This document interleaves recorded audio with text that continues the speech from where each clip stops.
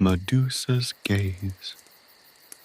For those who have felt the weight of impossible choices, the sting of unintended consequences, and the enduring power of empathy, this story is a testament to the resilience of the human spirit, to the capacity for growth even in the darkest of times, and to the enduring hope that blossoms even amidst the ruins of tragedy.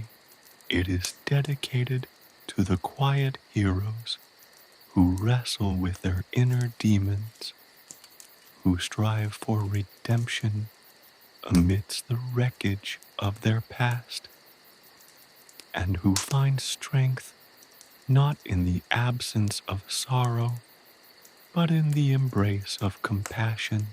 This reimagining of the Perseus and Medusa myth is not merely an exploration of ancient lore, but a reflection on the universal human experience of grappling with moral ambiguities, of bearing the weight of actions, both heroic and destructive, and of seeking solace and understanding in a world often devoid of both. It is for those who have dared to gaze into the abyss and, rather than succumbing to its darkness, have sought to illuminate it with the fragile but persistent flame of empathy. It is for those who, like Perseus, have found themselves caught between the monstrous and the human, between the demands of duty and the whisperings of conscience. It is for those who understand that even the most monstrous among us carry within them a flicker of something worthy of compassion, a spark of sorrow, a depth of loneliness that resonates across the ages. The act of slaying a monster is not always an act of heroism. Sometimes it is merely a tragedy enacted, a wound inflicted, a burden shouldered in the name of duty, leaving behind a legacy of sorrow and a relentless pursuit of redemption. It is dedicated to those who wrestle with such complexities. This work is also a dedication to the stories themselves, the enduring power of myths to reflect and refract our own human experiences, to illuminate the darkest corners of our psyches, and to remind us that even in the most ancient of tales, there lies a profound and timeless relevance to the human condition. It is an offering to those who recognize the enduring beauty and the raw, visceral power contained within these timeless stories, recognizing the power of art to transform and to heal. Chapter 1: The Gorgon's Gaze. The polished bronze of his shield became a lens, refracting the moonlight into 1,000 shimmering points that danced across Medusa's reflection. It wasn't the monstrous visage that assaulted his senses, that he had braced himself for, drilled into his very being through endless training and whispered prayers to Athena. No, it was the subtle, almost imperceptible tremor beneath the terrifying surface, the faintest suggestion of weariness etched into the stone-like skin. Her serpentine hair A writhing mass of shadows in the moonlight seemed to hiss softly, a sibilant whisper lost to the crashing waves. But Perseus heard it, felt it vibrate in the very marrow of his bones.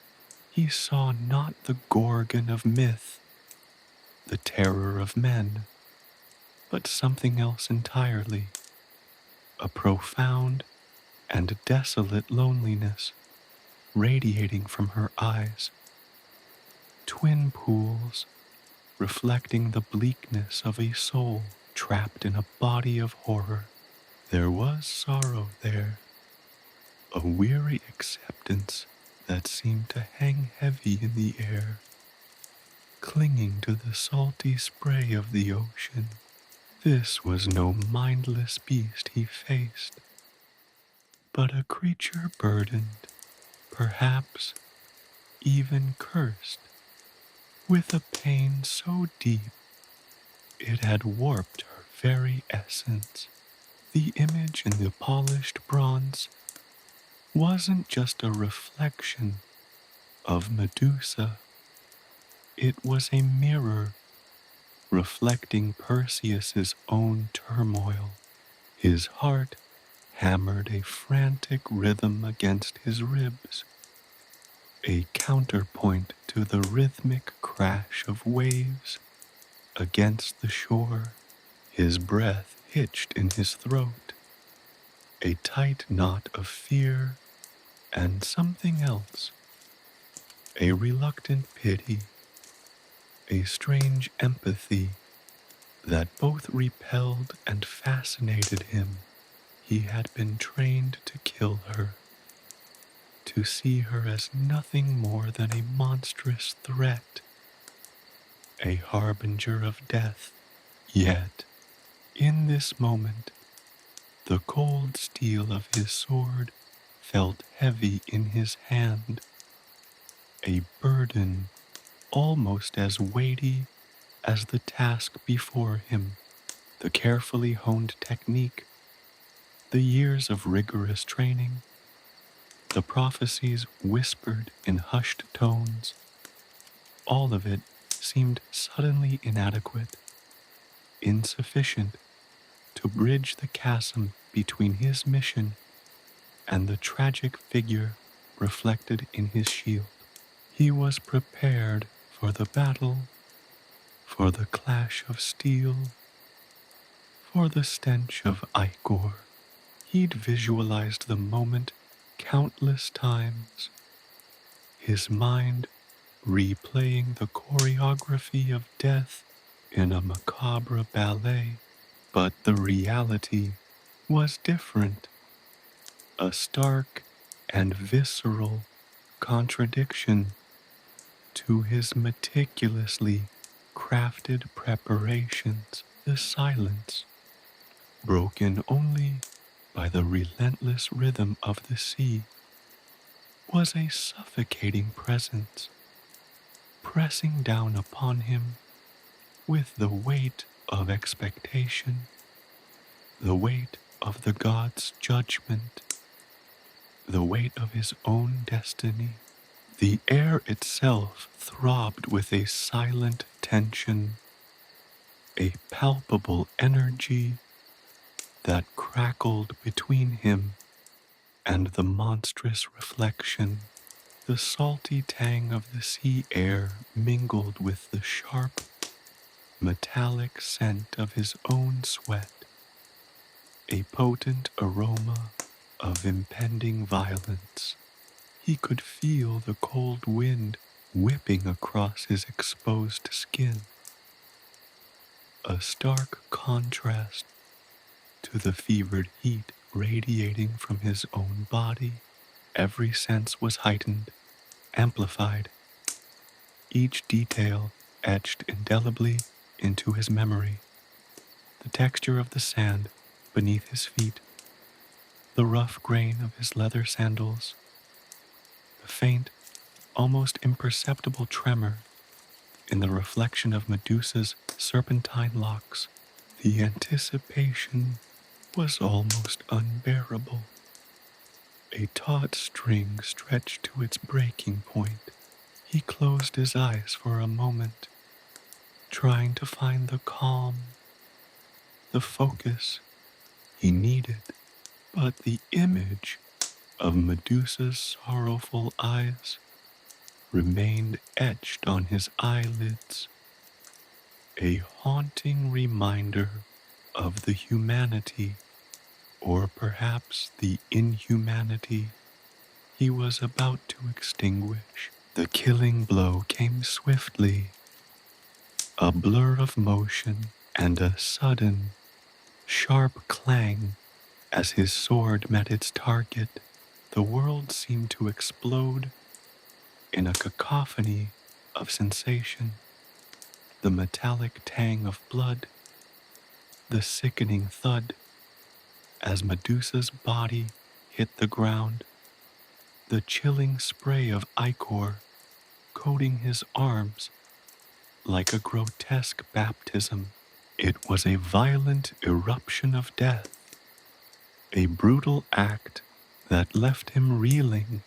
But even amidst the chaos, even within the overwhelming sensory assault, he noticed the subtlest shift, the imperceptible ripple, as Medusa's form began to harden, to petrify. The process of transformation, a slow and chilling metamorphosis. The world seemed to slow, the sounds fading into a muted background hum. The rhythmic crash of the waves became a dull roar, the wind a barely audible sigh. He stood there, frozen in the aftermath, the weight of his deed settling upon him like a shroud. His hands trembled, the bronze of his sword still slick with the ichor of a dying god.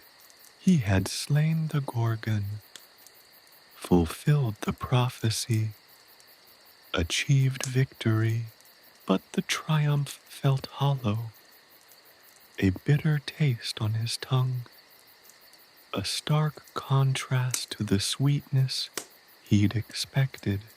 The severed head, heavier than he anticipated, felt strangely cold in his grasp, the scales rough and surprisingly smooth beneath his fingers. He wrapped it carefully in his cloak, the rough wool a clumsy comfort against the stark reality of what he held. The scent of salt and blood filled his nostrils, mingling with the sharp, petrifying odor of Medusa's essence. The stone-like coldness of the head seeped into his very being, a chilling reminder of the life he had snuffed out. He stood there for a long moment, alone on the desolate shore, the vast expanse of the moonlit ocean stretching before him, a mirror to the emptiness that had begun to bloom inside his heart. The transformation was complete. Where Medusa had stood moments before, a statue now rose, sculpted by death itself, her features forever frozen in an expression of silent, petrified agony, were a horrifying masterpiece, a grotesque monument to his triumph. It stood as a stark reminder of the life he had taken, a constant, silent accusation echoing in the desolate silence of the moonlit shore. The waves lapped at the base of the newly formed statue, a relentless rhythm that seemed to mock his victory. a constant reminder of the relentless march of time, the unyielding passage of mortality. He looked out at the ocean, the endless expanse of water reflecting the turmoil within. The moonlight, once a comforting beacon, now seemed to mock his triumph. He was alone, utterly alone, bearing the weight of a deed done, the burden of a life taken, the weight of a victory that left him feeling empty, hollowed out, his soul as barren as the desolate shore. The waves continued to crash, their ceaseless rhythm a relentless reminder of the cycle of life and death, the eternal ebb and flow of existence. He had faced Medusa, the Gorgon, the embodiment of fear and death, and he had emerged victorious. Yet, in this victory, he had found only a profound and unsettling emptiness. The silence pressed in on him, a suffocating blanket of solitude and doubt. The night pressed on, the silence deepened, the shore remained a silent witness, the ocean's relentless rhythm, a sad symphony of his profound loneliness. The act was done, but the reflection of that act in the polished bronze of his shield and the cold stone of his accomplishment remained, a haunting image seared into his very soul, a stark and chilling reminder that even in victory there could be only profound and chilling loss. His gaze lingered on the stone form of Medusa, a silent, unyielding monument to the tragic weight of his victory. The sea continued its endless song, a mournful dirge for a monster slain and a hero left to confront the stark reality of his triumph. He was left with only the echoing silence and the weight of his deed, alone on the shores of Sarpedon, under the cold, indifferent gaze of the moon. The sword sang, a high-pitched whine that cut through the oppressive silence. It was a sound born not just of steel on stone, but of years of training, of unwavering dedication, of a destiny forged in the fires of prophecy. Yet, even as the blade found its mark, a strange dissonance echoed within Perseus. The meticulously planned strike, practiced countless times in his mind, felt strangely detached, almost mechanical, a jarring contrast to the raw, visceral reality of the moment. The impact was a shock wave that resonated through his entire being. The metallic clang echoed off the unforgiving cliffs, a harsh counterpoint to the gentler rhythm of the waves. It was a sound that would forever be etched into his memory, a visceral reminder of the life he had extinguished. The force of the blow sent tremors up his arm, a brutal reminder of the raw power he wielded. His grip tightened on the hilt, the bronze cool and slick beneath his sweating palm. Medusa's body shuddered, not with pain, but with the agonizing process of transformation. The ichor, a viscous, dark fluid, exploded from the wound, coating his arms in a grotesque baptism. It was hot, sticky, and smelled faintly of sulfur and decay, a revolting perfume that clung to his skin, a physical manifestation of the deed he had just committed. The spray felt alien, disturbing, marking him indelibly with the brutal reality of his actions. He felt a strange detachment, watching it all as if through a fog, a hazy separation from the horrific beauty of the death unfolding before his very eyes. The thud as Medusa's body hit the ground was less a sound and more a profound vibration, a deep resonation that seemed to shake the very foundations of the earth. It was the sound of a life extinguished, a presence erased, a powerful force stilled. The weight of it settled heavily upon Perseus's shoulders, a physical burden that mirrored the profound emotional weight of his act.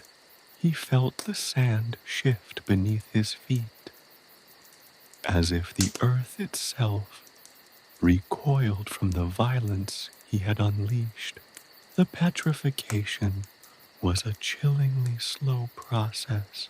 He watched, mesmerized and horrified, as Medusa's form hardened, her serpentine hair turning to cold, lifeless stone, her once vibrant skin slowly transforming into a cold, gray marble. The horror of it was not the grotesque finality, but the lingering agony, the slow, agonizing death captured in eternal stasis. Her expression, forever frozen in a mask of silent, petrifying pain, was a terrifying work of art, a macabre testament to his success. He felt a surge of nausea, a visceral wave of revulsion mixed with a cold, creeping dread.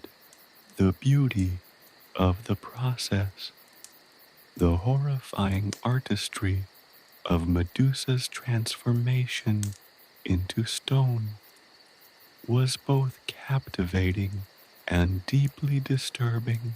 It was a testament to the raw power of the curse, a chilling demonstration of the destructive capacity of fate and the unforgiving nature of the god's will.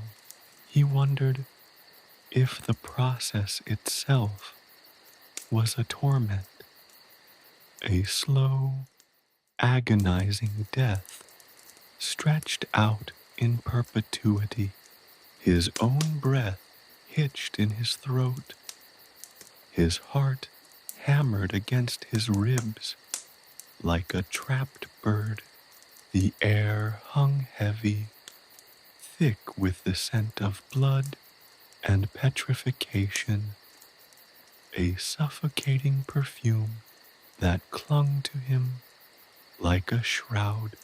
The polished bronze of his shield, previously a mirror reflecting Medusa's sorrow, now showed only his own grim reflection, a young man stained with the ichor of a monstrous being, haunted by the eyes that had once reflected the vastness of a tragic destiny.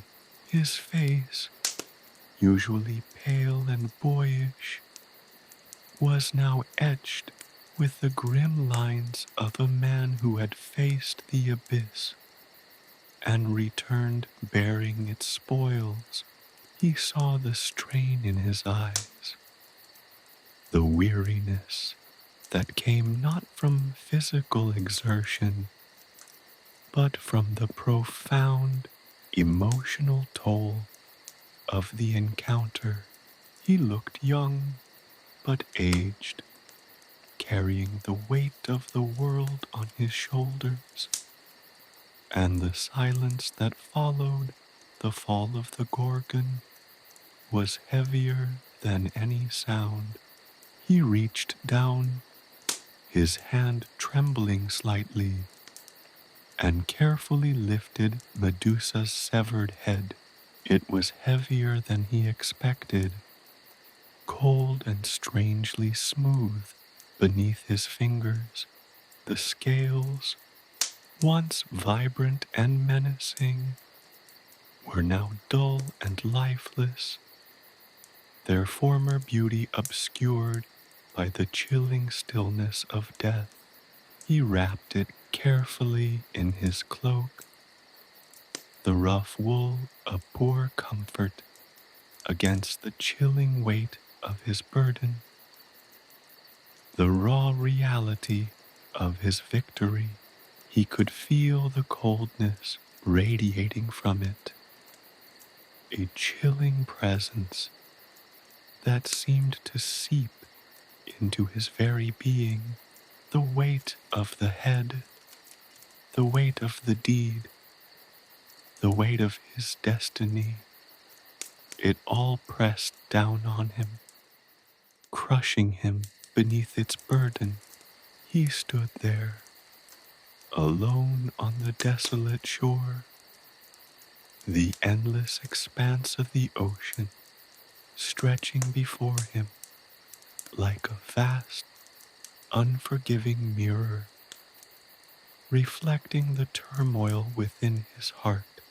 The moon, a cold, impartial observer, cast its pale light upon the scene, illuminating the grim tableau of his victory, the chilling monument to his triumph. The waves continue their ceaseless rhythm, their rhythmic crash, a mournful dirge for the fallen Gorgon and the young hero left to grapple with the profound loneliness of his success. The victory felt hollow, an empty shell, devoid of the satisfaction he had anticipated. He had slain the Gorgon, fulfilled the prophecy, but the triumph was overshadowed by a deep and profound sadness, a sense of loss that was both inexplicable and overwhelming. He had faced the monstrous and defeated it, but in doing so, he had also slain a part of himself, leaving a void where once there had been a naive belief in the clear distinction between good and evil. The clear-cut mission, once a guiding light, had been swallowed by the complexity of his experience. The weight of his victory pressed down on him, heavier than any physical burden. The silence of the night amplified the profound sense of isolation, and the vastness of the ocean seemed to echo the emptiness within his soul.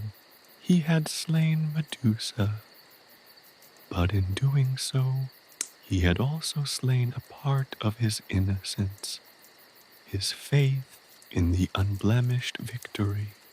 The cold comfort of the stone statue of Medusa before him offered no solace. The emptiness of his triumph, a chilling reminder of the moral complexities inherent in slaying a mythical monster. The sea whispered its relentless song, a mournful lament that echoed the turmoil within him. The moonlight, once a source of comfort, now felt cold and distant, reflecting the chilling emptiness that had taken root in his heart. He stood there, a solitary figure bathed in the pale moonlight, a young hero bearing the heavy burden of his victory, forever marked by the chilling reality of the Gorgon's gaze and the haunting weight of his deed. He was alone, utterly alone, his victory a bitter and chilling echo on the desolate shores of Sarpedon. Under the indifferent gaze of the moon, he was a hero.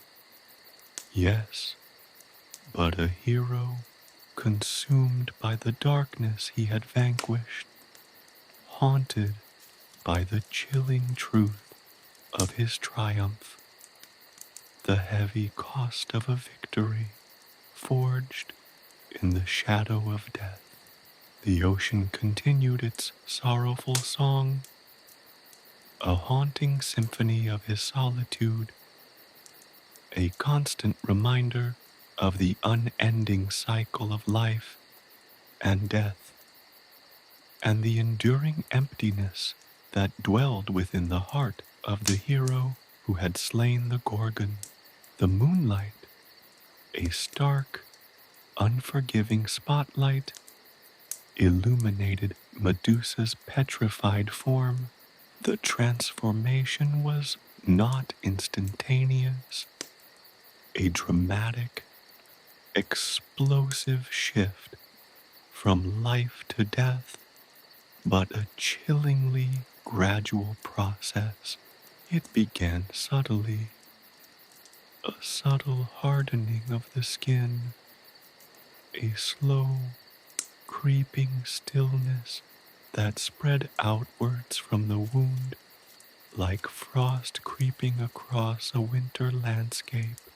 Her serpentine hair, once a vibrant, living mass, now resembled a frozen waterfall, each strand solidified into a cold, unyielding stone. Her face, once a mask of terrifying beauty and sorrow, was now locked in a silent scream, a grotesque tableau of petrified agony.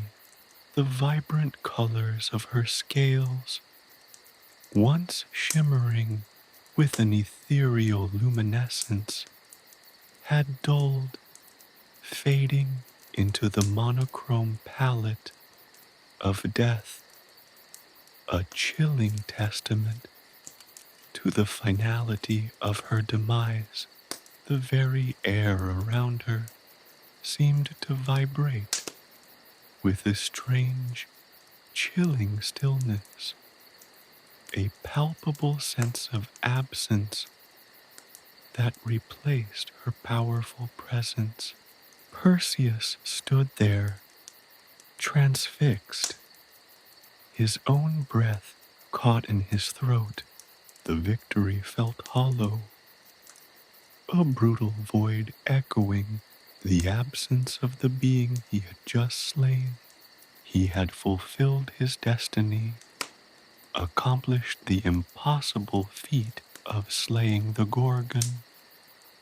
Yet a profound sense of loss washed over him, a chilling emptiness that mirrored the growing stillness of the Gorgon's form, the weight of his deed, the responsibility of his act pressed down on him, heavy and suffocating, a physical manifestation of the moral complexities inherent in his triumph. He was not merely a hero, but a vessel burdened by the consequences of a destiny thrust upon him. He approached Medusa's body cautiously, his footsteps sinking slightly into the soft sand. The earth itself seemed to recoil from the violence that had transpired, as if unwilling to accept the finality of her demise. He knelt beside her. The rough texture of the sand, a stark contrast to the smooth, cold surface of her slowly petrifying skin. He reached out, his fingers trembling slightly, and touched her cheek. The cold was immediate, piercing, an icy shock that sent a shiver down his spine. It was the chilling embrace of death, the cold, unyielding grip of eternity. He gently traced the outline of her face, feeling the transition from soft flesh to hard stone, the slow, inexorable march of petrification. The process felt both terrifying and strangely beautiful, a horrific masterpiece crafted by the cruel hand of fate. It was a macabre reminder of mortality, of the ephemeral nature of life, and the cruel permanence of death. He felt a sense of overwhelming sorrow, a deep empathy for the being he had slain, a recognition of the tragic fate that had befallen her, and the unavoidable weight of his own actions. He retrieved the severed head, its weight unexpectedly heavy in his hands. It was far heavier than it should have been, as if the weight of 1,000 lifetimes pressed down upon him. The scales felt strangely smooth under his fingertips, cold and lifeless, their once vibrant colors muted and dull. He could still smell the faint scent of ichor, mixed with the sharp, acrid tang of petrification, a suffocating perfume that clung to his senses, a haunting reminder of the violence he had perpetrated. The weight of the head wasn't just physical, it was a metaphysical burden, the weight of a life extinguished, the weight of a destiny fulfilled, the weight of the profound moral ambiguities he was now forced to confront. He carefully wrapped the severed head in his cloak, the rough wool a poor comfort against the chilling weight of his prize. The fabric felt inadequate, flimsy against the horrifying reality of what he held. He felt a strange sense of protectiveness towards the head, a paradoxical sentiment born from the complexity of his emotions. He had slain her, yet he felt a strange kinship with her, a shared experience born of fate and prophecy. The air hung heavy with the sense of salt, blood, and the sharp, almost metallic odor of petrification. The sea whispered its ceaseless song, a mournful lament that seemed to echo the turmoil within his heart. The moonlight, once a source of guidance and hope, now felt cold and distant, its pale light unable to penetrate the deepening darkness that had settled over him.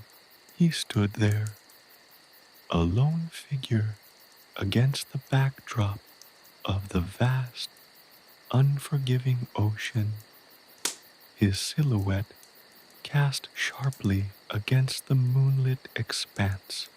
He was a hero, yes, but a hero draped in the shadows of his victory, burdened by the chilling reality of what he had done. He felt the slow, steady creep of petrification within his own heart, a chilling premonition of a future where his own emotions would harden into cold, unyielding stone. The Gorgon's gaze, even in death, continued to haunt him, a chilling reminder of the profound moral complexities of his deed.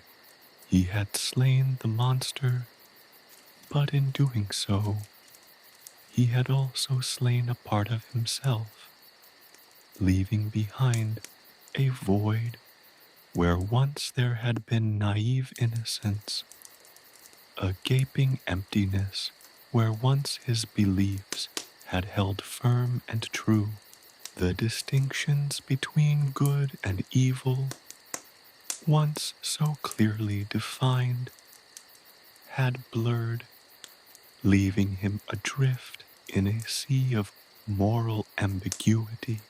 The silence was deafening, broken only by the relentless rhythm of the waves, each crashing wave a chilling reminder of the relentless march of time, the unstoppable current of fate.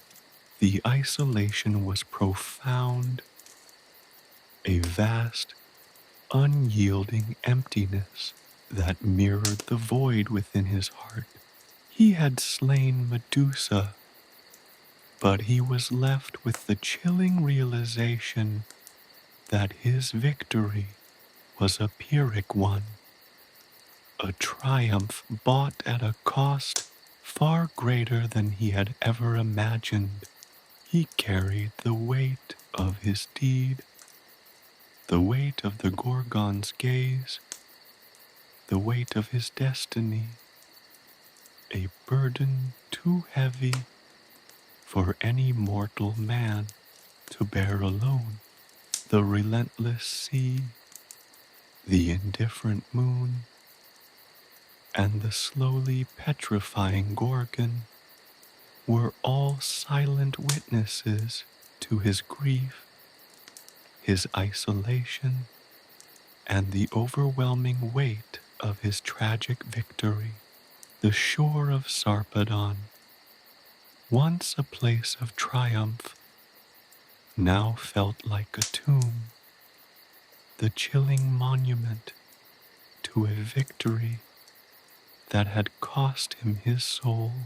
The echoes of his actions, the silence of his triumph, the weight of the stone, these were the grim companions of his lonely vigil, a haunting reminder of the profound moral ambiguities that shadowed his victory.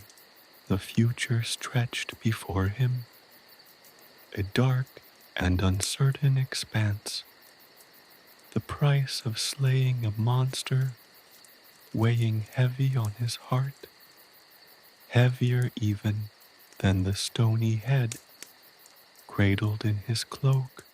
The world dissolved into a swirling vortex of shadows and scales, no longer the stark moonlight of Sarpedon, but an oppressive, suffocating darkness, punctuated by the slithering movements of countless serpents. Each coil was a whisper, a hiss, a silent scream echoing in the vast emptiness of his subconscious. He was no longer Perseus, the hero, but a disembodied observer, adrift in a labyrinth of Medusa's tormented mind.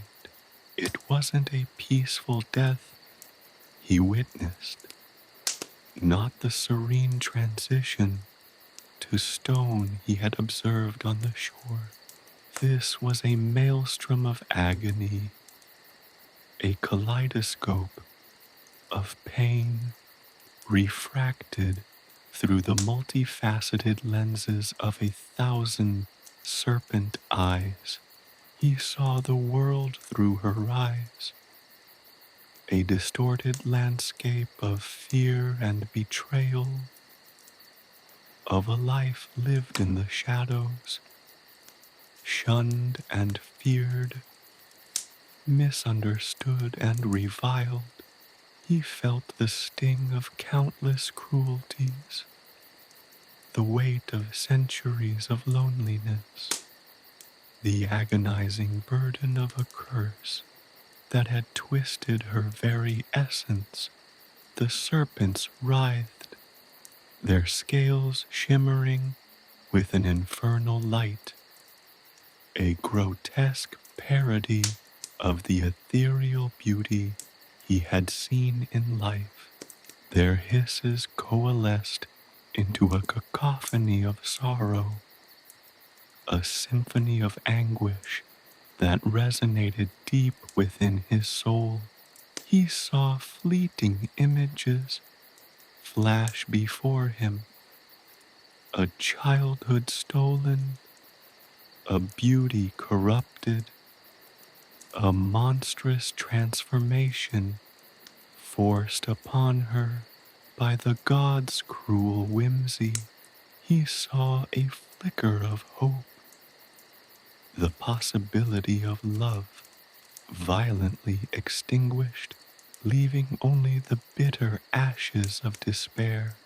The labyrinth twisted and turned, each corridor a reflection of Medusa's fragmented memories, her fractured identity. He saw moments of fleeting tenderness, of a connection that had been brutally severed. These glimpses, precious and fragile, were drowned out by the overwhelming tide of suffering. He saw the fear in her eyes as she faced those who sought her death, the desperation in her heart as she was driven further into isolation. The weight of her suffering pressed down on him, suffocating him with its intensity. It was not the cold, lifeless weight of the petrified body, but the living, breathing weight of a soul in agony. It was a burden far heavier than the severed head he carried, a burden that transcended the physical realm. The darkness pulsed and throbbed, mirroring the relentless beat of a tormented heart. The serpents, once individual entities, began to coalesce, their bodies twisting and merging into a monstrous serpentine form that reflected the multifaceted nature of Medusa's pain. This monstrous entity was not Medusa, but an expression of her pain, a horrifying embodiment of her suffering, a terrifying manifestation of her anguish. It was a creature of nightmare, a grotesque reflection of the horror she had endured, a terrifying embodiment of her fear and her rage. Its eyes burned with an infernal light.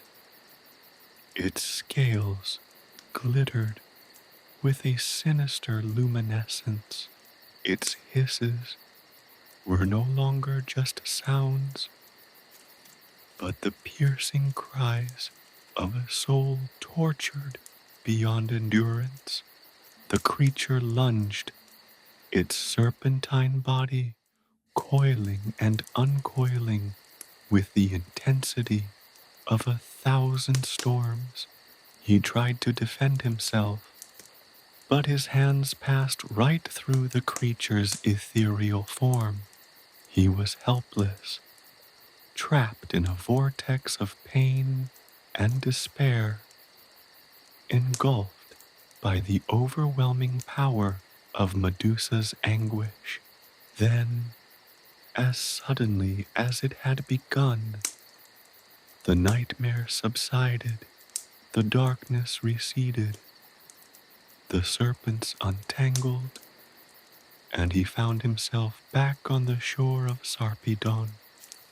The cool night air against his skin, the scent of salt and blood still heavy in the air.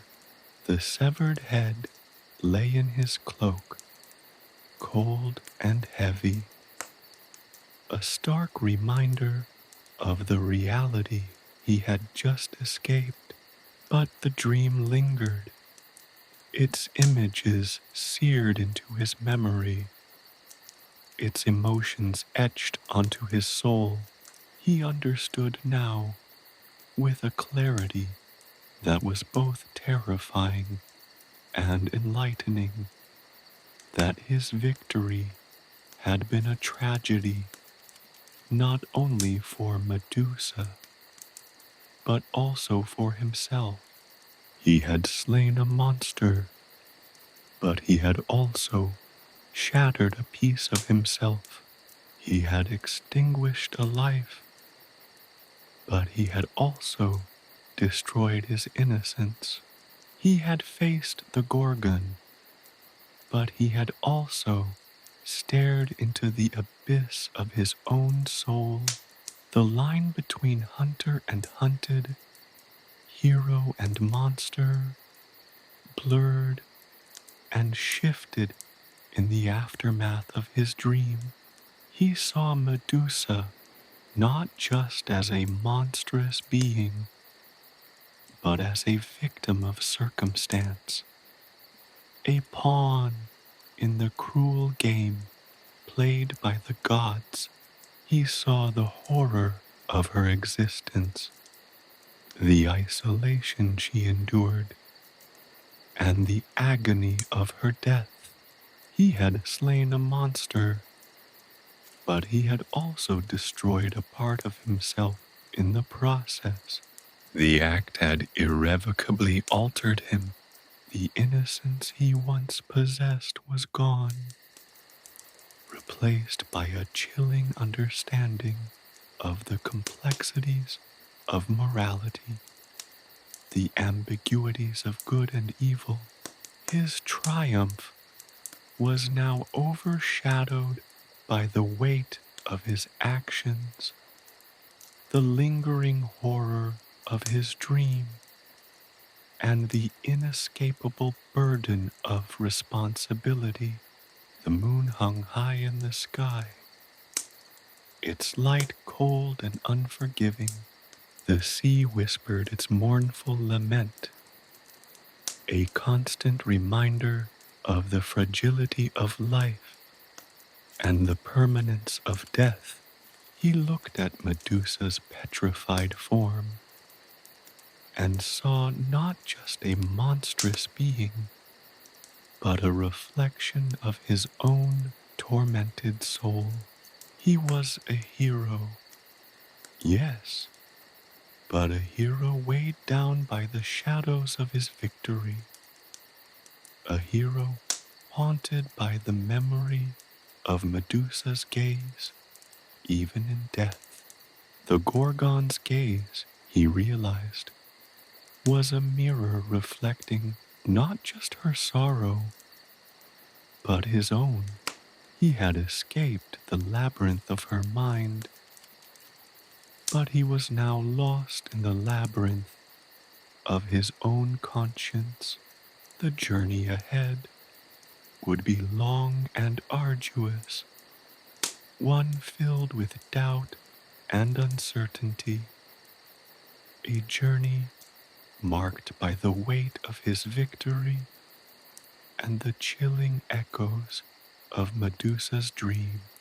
He was forever changed, forever bound to the memory of the Gorgon and the harrowing dream that had shown him the true cost of his triumph. He carried the weight of 1,000 serpents within his heart, a chilling testament to the moral ambiguities that now defined his very existence. The sea, the moon, and the silent stony Gorgon remained the solemn witnesses to his solitary vigil, a haunting testament to the price of his victory. The salt spray kissed his face, a cold caress against the lingering heat of the battle. The moon, a spectral eye in the inky sky, cast long, distorted shadows across the shore of Sarpedon. The waves, once churned into a frothy frenzy by the clash of steel and the monstrous thrashing of Medusa, now lapped gently at the sand, their rhythm a mournful dirge for the fallen Gorgon. The air, thick with the metallic tang of blood, moments ago was slowly being cleansed by the sea breeze, carrying away the last vestiges of the terrifying encounter. Yet, the scent of brine and death clung stubbornly to Perseus's cloak, a grim reminder of the deed he had just performed. He stood alone, the only living thing on this desolate stretch of coastline, the only witness to the transformation of a terrifying monster into a silent, stony monument. Behind him, Medusa lay petrified, her serpentine hair frozen mid-coil, her once vibrant eyes now dull, lifeless orbs of gray stone. Her very essence, the monstrous beauty that had both captivated and terrified him, had been brutally extinguished, replaced by the cold, unyielding hardness of rock. The polished bronze of his shield, still bearing the faint, shimmering residue of her gaze, felt strangely heavy in his hand, a tangible weight of the burden he now carried. The silence was profound, broken only by the rhythmic whisper of the waves and the distant cry of a seabird.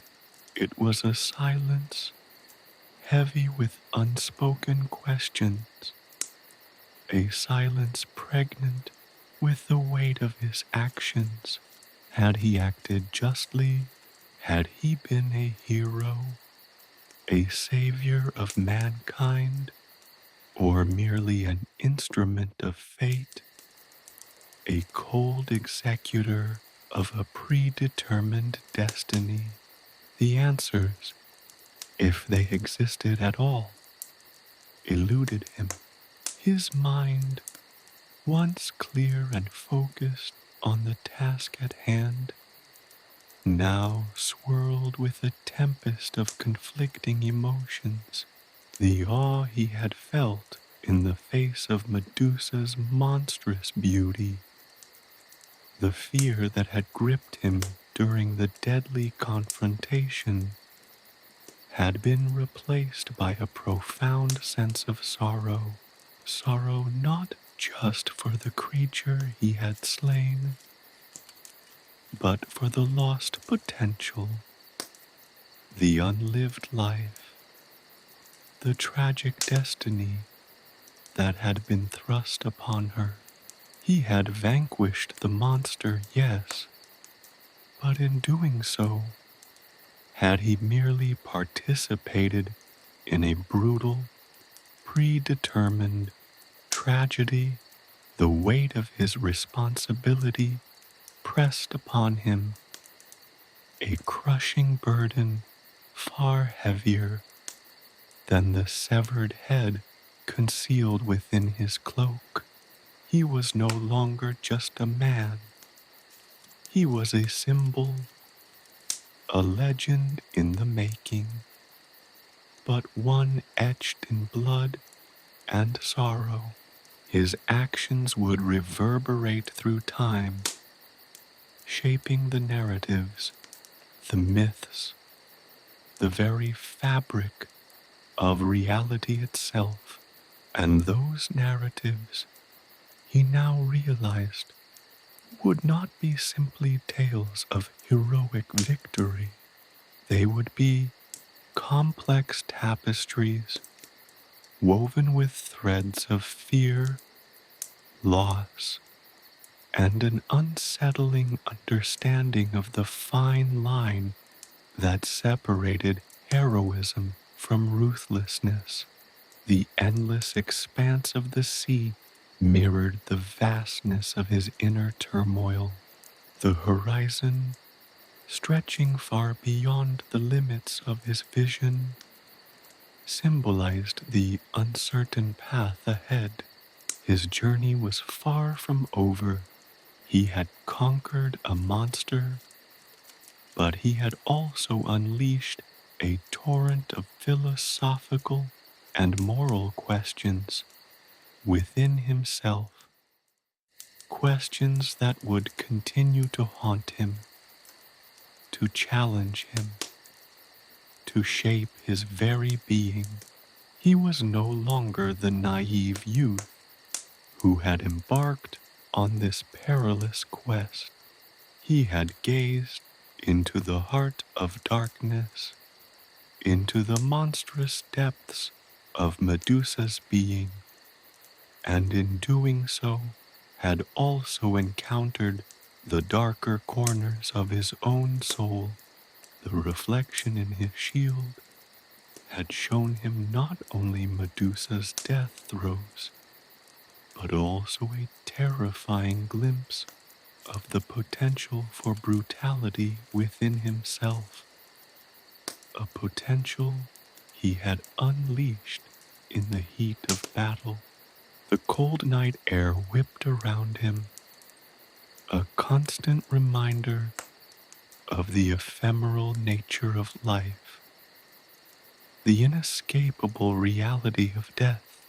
The waves continued their rhythmic murmur, a relentless counterpoint to the stillness of the petrified Gorgon.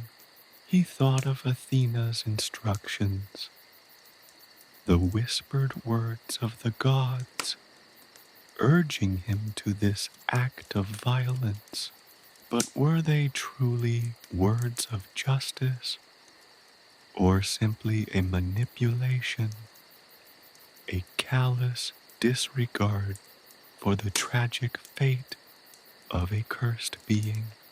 The moon, high above, seemed to mock his solitude, its cold light shining on the frozen tableau of the battlefield, a scene of both triumph and despair. He was alone, utterly alone, with the weight of his actions, the haunting memory of Medusa's gaze, and the gnawing questions of morality. The sea stretched out before him, a vast and unforgiving expanse, mirroring the uncharted waters of his own moral compass. The severed head, still warm against his chest, was a constant reminder of his act. Was this justice, or was it merely a cruel act perpetrated by a young man, driven by the desires and ambitions of gods? Was he the hero of this story, or just another pawn in a larger, more sinister game played out on the cosmic stage? The question echoed in the hollow space within his chest, a void as vast and deep as the ocean before him. The weight of his deed settled heavily upon his shoulders, a burden he felt he would carry for the rest of his days, a grim reminder of the cost of victory and the ambiguous nature of justice. The tide began to rise, slowly encroaching upon the shores of Sarpedon, its relentless advance a metaphor for the ever-shifting sands of morality and the lingering questions that would continue to haunt him. He had stared into the Gorgon's gaze, but what he had truly seen was the reflection of his own soul, a soul irrevocably altered by the act of violence. Perseus remained on the shore, a solitary figure silhouetted against the moonlit sky, his gaze fixed upon the endless horizon. The sea whispered its secrets, the wind sang its lament, and the petrified Gorgon stood as a silent testament to the tragic complexity of his victory, a victory that left him feeling anything but victorious. The shore of Sarpedon, once a stage for a brutal encounter, now became a solitary altar where Perseus wrestled with the lingering consequences of his actions, his victory overshadowed by an unsettling uncertainty about the price of justice. The moon watched on, a silent witness to his internal struggle, the sea echoing his unspoken questions, leaving the fate of Perseus and the true meaning of his deed hanging unanswered in the cold night air. The waves continued their ceaseless rhythm, washing away the blood, but not the haunting questions that now forever defined his existence. Chapter 2: The Burden of Victory. The Journey Home. was not the triumphant procession he might have imagined. The weight of Medusa's head, nestled within his cloak, felt less like a trophy and more like a millstone around his neck, dragging him down with its chilling weight. It wasn't just the physical burden. The severed head pulsed with a residual, unnatural warmth, a constant, unsettling reminder of the life, or rather, the monstrous existence he had extinguished. Each step was a struggle, each breath a ragged gasp against the oppressive weight of his deed. The path wound through a landscape that mirrored the turmoil within him. Initially, the sun-drenched hillsides of Sarpedon offered a deceptive beauty, their wildflowers a riot of vibrant color against the azure skies. But as he ventured further, the landscape began to shift, reflecting the growing darkness in his heart. The vibrant hues faded, replaced by a palette of muted browns and grays. The air, once fragrant with the scent of wildflowers, now carried the bitter tang of dust and the earthy smell of decay. Twisted, gnarled trees clawed at the sky, their branches like skeletal fingers reaching out to grasp him, mirroring the grasping tendrils of guilt that coiled around his soul. He found himself questioning the very nature of heroism. Had he truly saved anyone, or had he simply traded one monstrous threat for another, one born not of scales and venom, but of guilt and self-doubt? The faces of the villagers he had sworn to protect flickered in his mind's eye, but their expressions were indistinct, replaced by a hazy landscape of uncertainty. Their relief, if it even existed, was overshadowed by the lingering horror of what he had done. Had he slain a monster, or had he simply become one? The line blurred, becoming indistinguishable in the swirling vortex of his conflicted conscience. One evening, as the sun bled across the horizon, painting the sky in hues of blood orange and bruised purple, he stumbled upon a small, isolated village. The villagers, initially hesitant, watched him from behind barred windows, their eyes filled with a mixture of fear and awe. He offered no boasts of his triumph, no tale of heroic valor. Instead, he spoke of the burden he carried, the weight of the Gorgon's gaze still imprinted on his soul. He spoke of the sorrow, the chilling beauty of the monster he had slain. A wise old woman, her face etched with the wisdom of ages, listened intently. She didn't offer platitudes of comfort or praise. Instead, she spoke of the ancient myths, the intricate dance between heroes and monsters, the inescapable complexities of morality.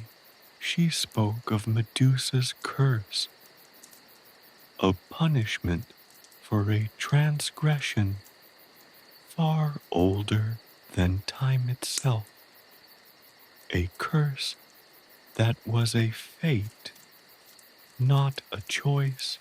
She questioned whether Perseus had truly broken the curse or simply transferred its weight to his own shoulders.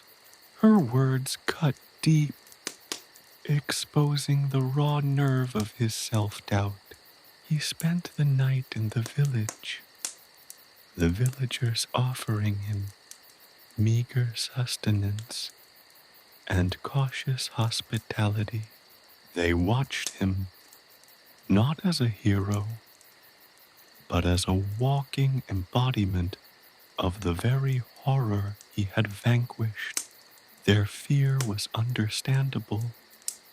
He had faced the Gorgon, but he had also returned bearing a part of her monstrous essence within him. The warmth of the Gorgon's severed head still felt against his chest, was a constant reminder of that. Sleep offered no respite. His dreams were haunted by visions of Medusa's serpentine hair, her eyes filled with a mixture of rage and unbearable sorrow. The following days were a blur of relentless travel. The landscape grew progressively more desolate, the vegetation sparse and stunted, the air thick with the scent of decay. He encountered travelers, wary and distrustful, who avoided his gaze, whispering about the man who carried the head of the Gorgon. His presence inspired fear, not admiration. He was no longer a hero, but a living testament to the darkness that lurked beneath the surface of the heroic ideal. He began to see reflections of Medusa everywhere, in the gnarled branches of the trees, in the jagged peaks of the mountains, in the swirling patterns of the clouds. He was a prisoner of his own victory, trapped in a cycle of self-recrimination and unrelenting doubt. The weight of his burden was no longer merely physical. It had sunk deep into his very being, shaping his thoughts, his feelings, his very perception of reality. One night, caught in a torrential downpour, he found shelter beneath the overhang of a cliff. The storm raged around him, mirroring the tempest within his soul. As the rain lashed down, a vision appeared before him, a shimmering figure, ethereal and indistinct. It spoke to him, not in words, but in images and feelings. He saw Medusa not as a monster, but as a victim, a pawn in a cosmic game of power. He saw the sorrow in her eyes, the pain in her heart, a pain that echoed his own. The vision shattered, leaving him alone once again, but with a profound sense of understanding, a glimmer of compassion amidst the darkness. He continued his journey, the landscape slowly changing once more. As he neared his destination, the harshness of the wasteland gave way to a landscape of gentler slopes and verdant valleys. The change in scenery did little to alleviate the burden within. The weight of his past deeds felt as heavy as ever. The journey home wasn't simply a return to a physical location. It was a journey into the depths of his own soul. It was a pilgrimage of self-discovery, a process of confronting the moral complexities of his act, accepting the burden of his victory, and finding a path towards redemption, a redemption that wouldn't erase his actions, but allow him to integrate them into the complex tapestry of his being, to transform the weight of his victory into a source of wisdom and empathy. The journey home was far from over. It was only just beginning. The whispers started subtly, like the rustling of dry leaves in a forgotten corner of his mind. Initially, they were easily dismissed, the fleeting doubts of a weary traveler. But as the days bled into weeks, the whispers grew louder, more insistent, weaving themselves into the fabric of his thoughts until they became a constant, gnawing presence.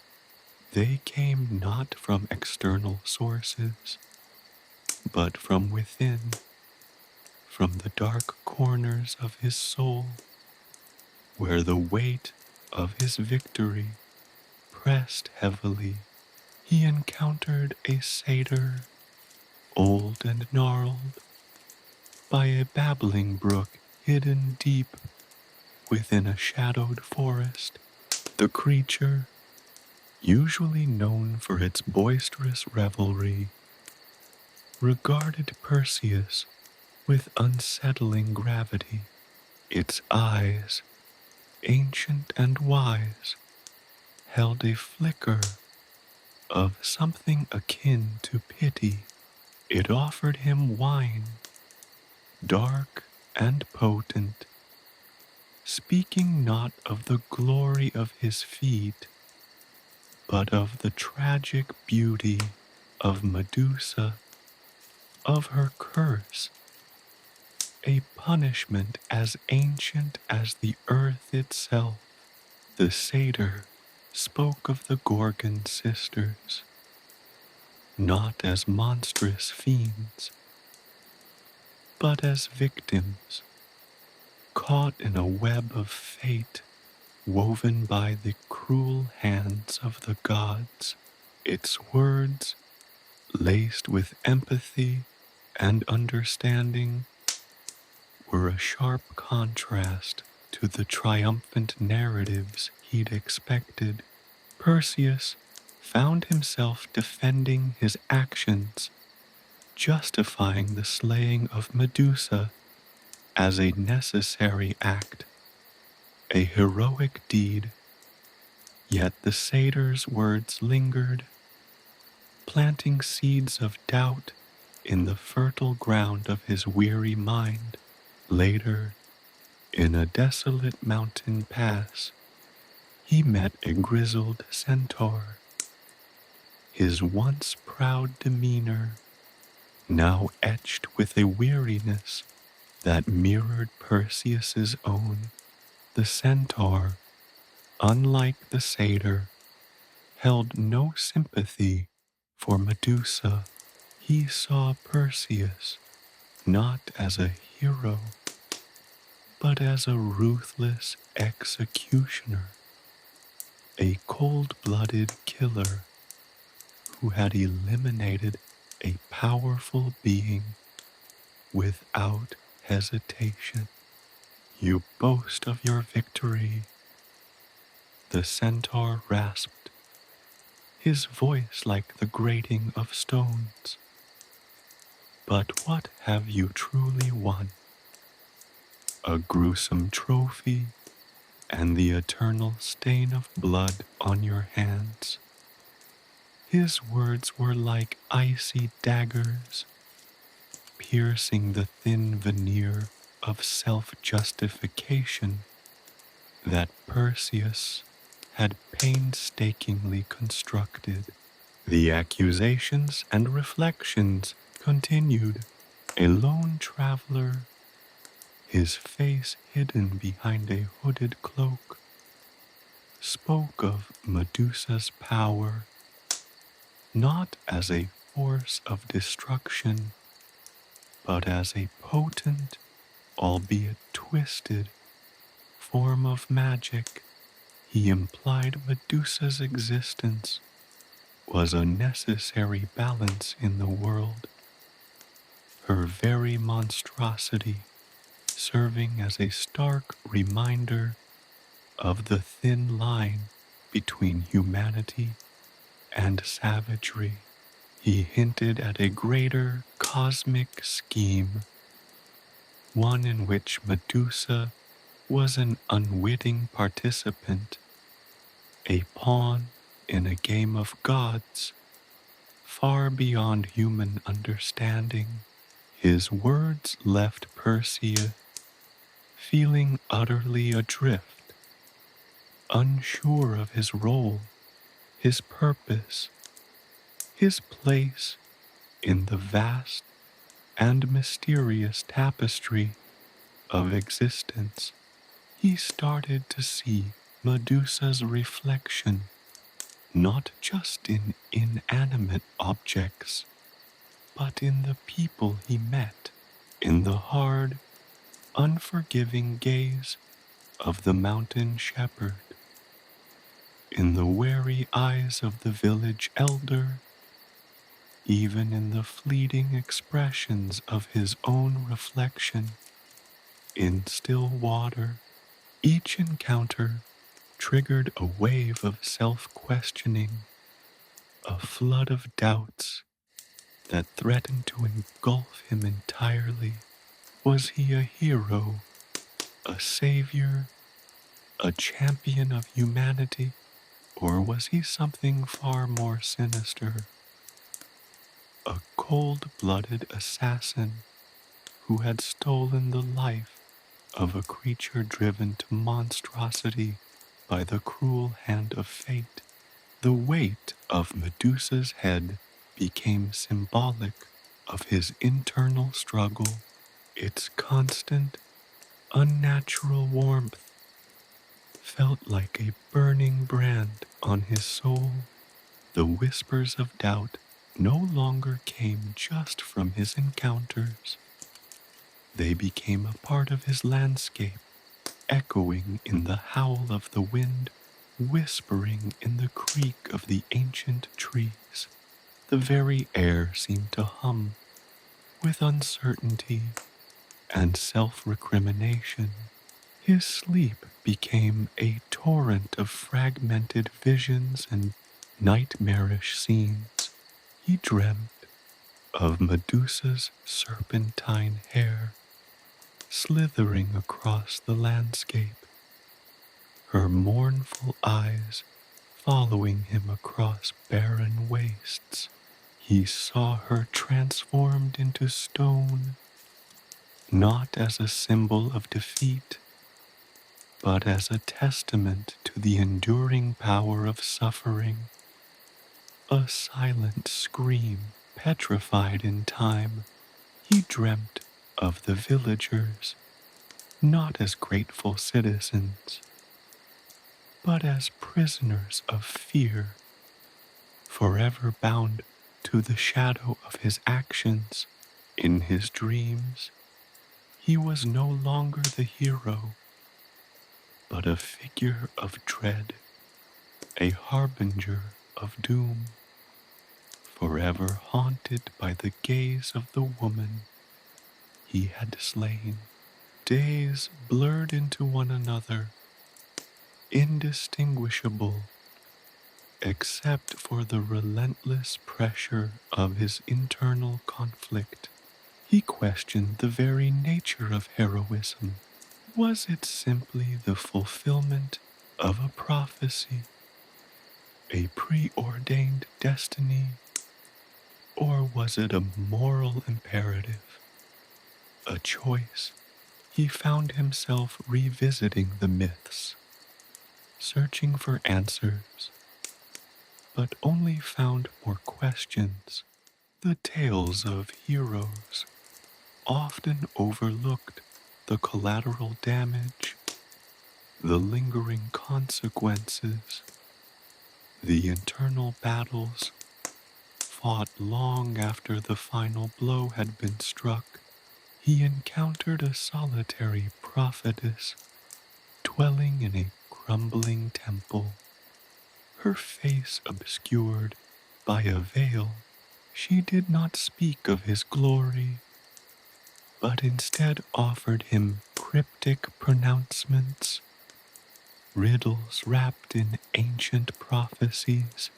She spoke of a balance, a delicate equilibrium between light and shadow, between hero and monster. She hinted that Medusa's power was intrinsically linked to the very fabric of reality, and by destroying her, he had altered that fabric in ways he could not comprehend. Her words left him more unsettled than before, forcing him to confront the potential far-reaching ramifications of his actions, far beyond the immediate relief granted to the villagers of Sarpedon. The weight of his actions pressed upon him, a crushing burden that threatened to shatter him. He was no longer just carrying Medusa's severed head. He was carrying the weight of his own doubts, the burden of his own choices, the consequences of his actions, both seen and unseen, tangible and intangible. He was a hero weighed down by his victory, a warrior trapped in a labyrinth of self-doubt, searching for a way out, a path to redemption, a meaning to the whispers that haunted his every waking moment and even invaded his dreams. The journey home wasn't just a physical trek. It was a descent into the deepest recesses of his own soul, a relentless confrontation with the darkness that had crept in alongside his hard-won victory. The path to redemption, if it existed at all, would require confronting this darkness head on. The journey had only truly begun. The wind carried whispers that weren't of the earthly kind. They were sibilant, like the rustling of unseen wings, and they seemed to emanate from the very fabric of the sky itself. Perseus, trudging through the desolate landscape, felt them brush against his skin, icy tendrils of divine scrutiny. He had expected celebration, accolades, perhaps even a quiet sense of peace. Instead, he was enveloped in a chilling silence, broken only by the relentless gnawing of his own conscience and the unseen presence of the gods. He looked up, straining to pierce the vast expanse of the heavens. The sun, A pale disk in the hazy sky offered no warmth, its light seeming to carry a judgmental chill. He had slain Medusa, fulfilled the prophecy, but the victory felt hollow, a Pyrrhic triumph purchased at a cost far greater than he could have ever imagined. The gods, it seemed, were not easily appeased. Their gaze, if it could even be called that, was less a direct observation and more a pervasive sense of scrutiny, an invisible weight pressing down on him. One evening, as the sun bled crimson into the horizon, a bolt of lightning, not of fury, but of pure, ethereal light, struck the earth a distance away. From the point of impact, a shimmering form coalesced, a being of pure energy, its features both human and utterly alien. It was a messenger, a manifestation of divine will, but its message was as enigmatic as its form. It spoke in riddles, its voice echoing across the landscape, its words weaving themselves into the fabric of the wind. The scales are balanced, the being whispered, its voice both ancient and impossibly young. Yet the weight remains. Can you discern the difference, mortal? Perseus, his heart pounding in his chest, could only offer a stammered reply.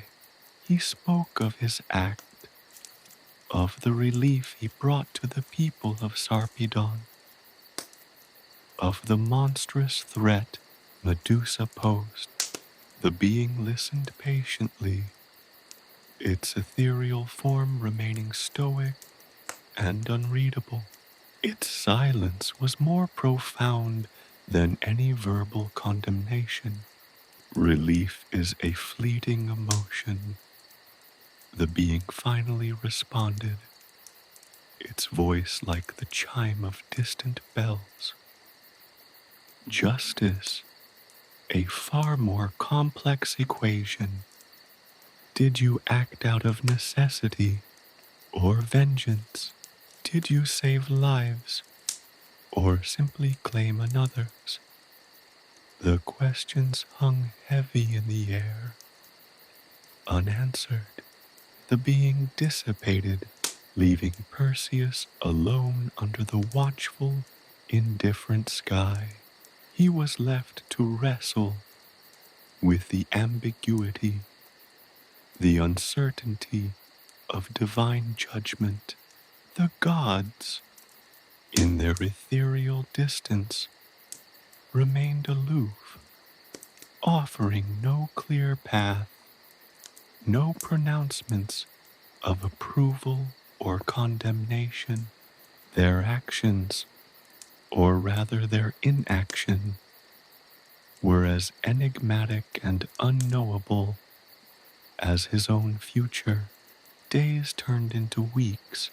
He encountered other manifestations of the divine, fleeting glimpses of godly power, a whisper of wind that carried the scent of ambrosia, a fleeting shadow across a sun-drenched field that seemed to bear the weight of ages, the sudden stillness of the air before a storm, heavy with an unspoken judgment.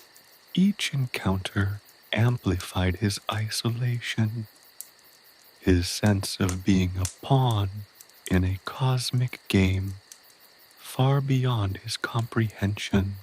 one time he found himself by a sacred pool, its waters shimmering with an unnatural light.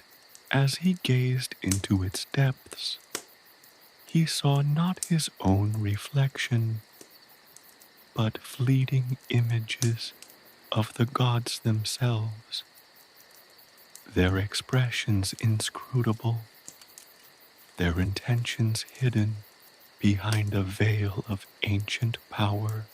He saw glimpses of the cosmic tapestry, of the intricate web of cause and effect, of the delicate balance that he might have inadvertently disrupted. The sight was both awe-inspiring and terrifying. It further emphasized the weight of his actions, the profound impact he had on a larger, more ancient order. He tried to seek solace in the company of men, but found only fleeting moments of connection. The villagers of Sarpedon, initially overjoyed at his victory, now viewed him with a mixture of fear and reverence. Their gratitude felt tainted, their awe tinged with a palpable unease, as if they were aware of the unspoken price he had paid. He consulted oracles, sought guidance from prophets, hoping for a clear sign, a sign of acceptance, or at the very least, some direction.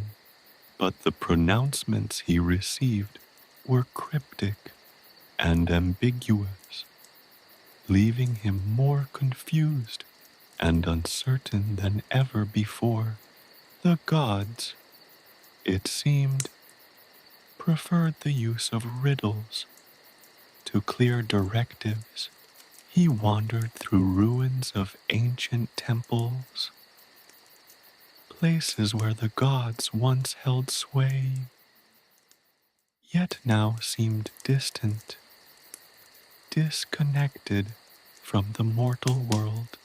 He felt the echo of their presence, the residual power, but he found no answers within the crumbling stones. The silence in these places felt deafening, highlighting the solitary nature of his burden. The gods had given him his task, but then retreated, leaving him to grapple with the consequences alone. The weight of Medusa's head, both literal and metaphorical, felt heavier each day. He began to see patterns, or perhaps he just imagined them. The weather itself seemed to mimic his emotional state. Days of blinding sunshine, followed by torrential rains. Periods of calm, punctuated by violent storms, reflecting the turmoil within him. Was this another subtle form of divine judgment, or was it simply his own psyche manifesting itself into the physical world? He could no longer tell. The journey to redemption, if it existed, was proving to be a labyrinthine, internal affair. He wasn't fighting monsters anymore. He was fighting his own doubts, his own internal demons, battling the insidious whispers of uncertainty that the gods themselves seemed to have sown into his very being. The weight of his victory had become a crushing burden, a constant reminder of the moral ambiguity that lay at the heart of his deed. The moon, a cold eye in the night sky, seemed to reflect his own inner turmoil. Was he a hero, or was he a villain? Had he saved the world, or had he destroyed a vital part of its delicate balance? The gaze of the gods, distant, unreadable, remained his constant companion, a silent witness to his struggle, a haunting reminder that the consequences of his actions were far from over. His journey was far from over. His victory was merely the beginning of his trial. The gods were silent judges, leaving the judgment and the ultimate price to be borne solely by Perseus. The city of Seriphos, usually a vibrant tapestry of bustling markets and cheerful chatter, greeted Perseus with a chilling silence. The initial joyous uproar, the wild celebrations that had followed news of Medusa's demise, had faded, replaced by a cautious hush, a nervous expectancy hanging heavy in the air.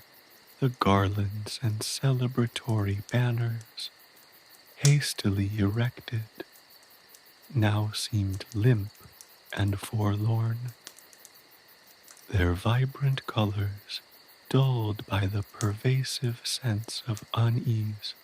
Perseus had expected relief, a sense of closure. Instead, he found himself navigating a sea of shifting emotions, a tide of whispers and sidelong glances that spoke volumes more than any outright accusation. He had returned a hero, or so he thought. The reality was far more nuanced, far more brutal. As he walked through the city's familiar streets, the faces of his former friends and neighbors were a mask of uncertainty. Some offered hesitant smiles, tinged with fear. Others averted their gazes altogether. The children who had once flocked around him now kept a respectful distance, their eyes wide and questioning. The very air seemed to vibrate with unspoken judgments. The initial euphoria had been short-lived. The celebratory fervor had given way to a sobering assessment of the cost of victory. Medusa, after all, had been a monstrous being. Yes, but she was also a creature of myth, a force of nature, a being as much a product of the god's design as Perseus himself. The whispers started subtly at first, a murmur here, a hushed conversation there. These murmurs grew louder, bolder, coalescing into a tangible cloud of doubt that hung over him. A hero, some whispered, their voices laced with a bitter irony, or a cold-blooded murderer. The accusation, though unspoken, was a stark reality. Perseus had slain a monster, but in doing so, Had he not also committed an act of unspeakable violence? Had he merely delivered justice, or indulged in a ruthless act of vengeance? The line, once so clearly drawn, had become blurred, indistinct, almost invisible.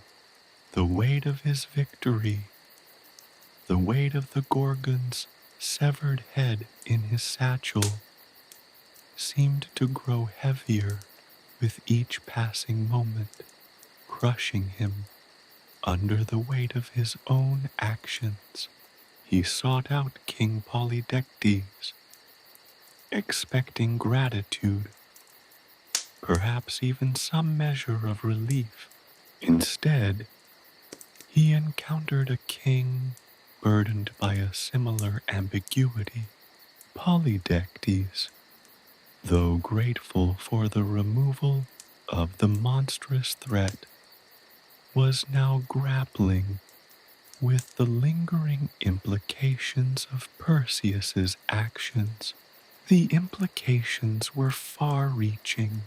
Medusa was a creature of legend, her existence part of a complex web of mythology, and her death an act that had shattered the delicate balance of the world. The king's gratitude was laced with an unnerving hesitancy, a palpable unease that mirrored the city's mood. He spoke of the relief, yes, but also of the anxieties that now plagued the kingdom. Anxieties that Perseus's triumph had inadvertently unleashed. Whispers spoke of divine wrath, of a cosmic imbalance caused by the death of a creature so deeply woven into the fabric of the world. The accusations grew more pointed. Some claimed that Perseus had acted not out of necessity, but out of a thirst for glory, a reckless ambition that had overshadowed any sense of moral responsibility. Others whispered of a pact with darker forces, suggesting that Perseus had sought power through unholy means to defeat Medusa, making him no better than the Gorgon herself. The voices of the accusers were insidious, weaving their poison into the minds of the people, subtly turning the tide of public opinion. Perseus found himself isolated, a stranger in his own city, the very city he had saved. He sought solace in the temples, hoping for divine guidance, for some sign of acceptance or forgiveness, but the oracles remained silent, their cryptic pronouncements offering little comfort. The gods, it seemed, had withdrawn their support, leaving him to face the consequences of his actions alone. He tried to engage in reasoned discourse, to explain his motivations, to remind them of the imminent danger Medusa posed. But his words fell on deaf ears. The doubt, once a whisper, had grown into a roar, a cacophony of accusations that drowned out his pleas for understanding. He attempted to defend himself, to explain the horror of facing Medusa, The sheer terror of the moment, the agony of a choice made under duress, the sheer relief at surviving. His words, however, were lost in the swirling tide of public opinion. The once reverent awe had been replaced by a chilling uncertainty. Perseus was no longer a hero, but a symbol, a pawn in a dangerous game of perceptions. The reality was far more complex than a simple tale of good versus evil. His victory had opened a Pandora's box of moral ambiguities and shifting perceptions. He found himself walking the tightrope of perception. Every action, every word was scrutinized, judged, dissected. He was condemned not only by the whispers of the people, but also by the chilling silence of the gods. The weight of Medusa's head was nothing compared to the crushing burden of the city's judgment. He was caught in a web of his own making, a web woven from the very threads of his own victory, the victory that had become his ultimate burden. The city he had saved was now his judge, jury, and executioner. His fate, it seemed, was not decided on the battlefield, but in the heart of the city he had so desperately fought to protect. The future, once a beacon of hope, now loomed uncertain and dark. He had vanquished a monster, but the true monsters, it seemed, were the doubts and accusations that festered within the hearts of his fellow man. The polished surface of the shield, still faintly reflecting the moonlight, lay discarded in the corner of his sparsely furnished chamber. It had been a beautiful weapon, a mirror reflecting not only Medusa's horrifying visage, but also his own terrified face, frozen in the moment of the strike. Now it was just a cold, metallic reminder of the price he had paid.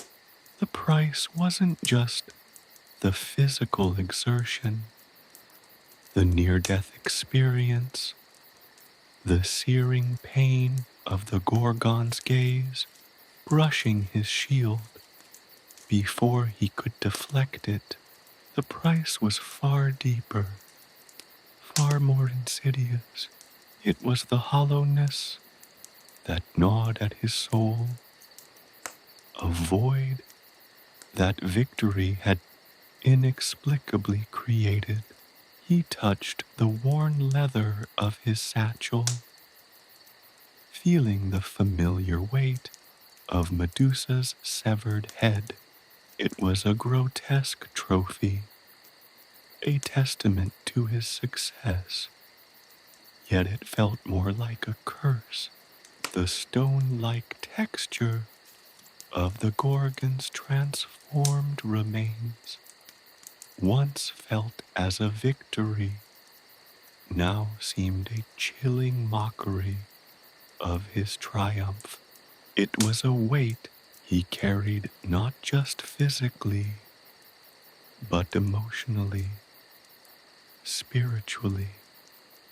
The weight of 1,000 unspoken accusations, the sounds of Seriphos, once a symphony of life, now seemed muted, distant.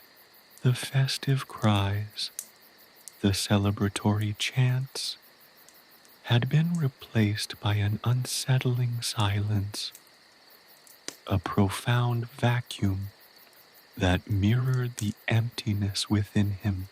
He could hear the city's faint murmurs, distant whispers that carried accusations like poisoned darts. But the sounds seemed to come from another world, a world separated from his by an impassable gulf of grief and self-doubt. Sleep offered no respite. His dreams were haunted by the Gorgon's eyes, those serpentine eyes filled with a strange mixture of rage, sorrow, and an unsettling wisdom that seemed to transcend mortal understanding. In his dreams, Medusa's lifeless gaze followed him, her petrification not of flesh, but of spirit, her silent judgment more potent than any mortal condemnation. She was no longer a grotesque monster in his dreams, but a figure of profound loneliness, a creature of ancient power unfairly and brutally struck down. Her final moments echoed in his mind, not a monstrous roar, but a silent, heartbreaking sigh, the sound of a life extinguished before its time. He rose, pacing his room, the rough-hewn stone floor cold beneath his bare feet, the walls, stark and unforgiving, seemed to close in on him, mirroring the suffocating burden of his own solitude. The weight of the Gorgon's head pressed down on him, a physical manifestation of the moral weight he carried. He had been hailed as a hero, a savior, a champion who had liberated Seraphos from a terrible threat. Yet, in the quiet solitude of his chamber, stripped of the accolades and the adulation, he felt nothing but a crushing sense of failure. He had slain a monster, yes, but in doing so, had he not become one himself? The act, once justified by necessity, now felt like a senseless act of violence. He had ended a life, a powerful, ancient life, without fully understanding the consequences, the ripples his action would send across the world, both the visible and the unseen. The whispers of the populace, once a background hum, became a deafening chorus. He wasn't just fighting against the city's doubt. He was battling against the weight of his own actions, the unyielding weight of his conscience. The celebrated victory, once a source of pride, now felt like a poisoned chalice, its sweet taste replaced by the bitter taste of regret. The act itself was etched onto his mind, the reflection in his shield, the serpentine gaze, the swift, decisive strike, the final, terrible silence. The memory wasn't just a visual record. It was a visceral experience that played in his mind on a continuous loop, each replaying, bringing with it a fresh wave of guilt, a fresh wave of self-loathing. He had vanquished the Gorgon, but he had also vanquished a part of himself in the process, leaving behind a vacant space in his soul that no amount of praise could ever fill. The accolades meant nothing. The praise of the crowds, once so intoxicating, now fell upon him like icy rain, unable to penetrate the frost of his despair. He attempted to find solace in prayer, seeking guidance from the gods, but the temples felt empty, cold, the idols silent and uncaring. Their silence seemed to mirror his own isolation, his profound loneliness in the aftermath of this great victory. He had expected divine validation, a sign of approval, but was met instead with an echoing void. He had saved his people, or so he thought. He had rescued them from Medusa's wrath, but at what cost?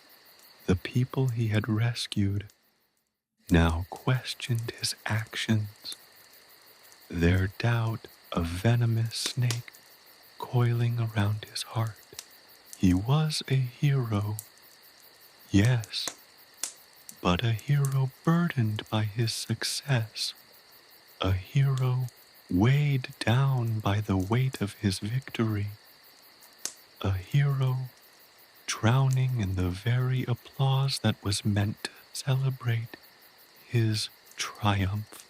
The city, once a haven, had become a prison, its walls built not from stone, but from his own guilt and despair. The city's murmurs turned into a constant, low hum, a cacophony of doubt and suspicion, a relentless onslaught against his weary spirit. He tried to reason, to explain, to justify his actions, but his words fell on deaf ears. His pleas for understanding were drowned out by the unrelenting tide of public opinion, a tide as powerful and relentless as the Gorgon's own gaze. The very act of self-defense was now twisted and misinterpreted. His bravery labeled as ruthless ambition, his sacrifice portrayed as a cold-blooded murder. The burden was unbearable. The weight of the Gorgon's head was insignificant compared to the weight of the city's judgment. The applause, once the soundtrack to his victory, was replaced by a relentless chorus of doubt, an ever-present reminder of the profound moral ambiguity of his actions. He was no longer a hero, but a symbol of a victory that had somehow become a curse. He was alone, truly alone. The once vibrant city, teeming with life and joy, now felt like an empty wasteland. His victory had severed him from the world, leaving him adrift in a sea of guilt and despair. The once bright horizon of his future now was obscured by a thick fog of uncertainty, and the path ahead was as treacherous and uncertain as the path that led him to his supposed victory. He had slain a monster, but the real monsters, it seemed, were far more insidious, far more devastating than anything he could have imagined. The monsters of his own making, living in the darkness of his heart. The echoes of Medusa's silent sorrow followed him, a constant, haunting reminder of the heavy price of victory, the price of a hero's lament. Chapter 3. Echoes of the Gorgon. The flickering lamplight cast long dancing shadows across his chamber, mimicking the serpentine movements of Medusa's hair in his memory. He tried to sleep, to find refuge in the oblivion of dreams, but even slumber offered no escape.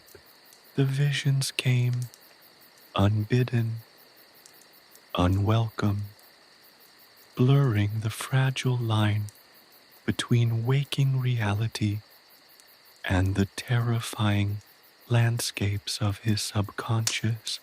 Sometimes Medusa appeared as she was in the final moments of her life, a horrifying figure, her face a grotesque mask of snarling fury and serpentine dread.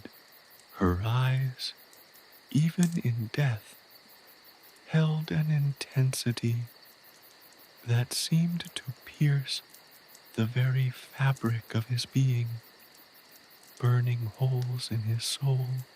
These were the visions that most resembled the memory, the raw, visceral recollection of the battle, the terror, the swift, brutal end.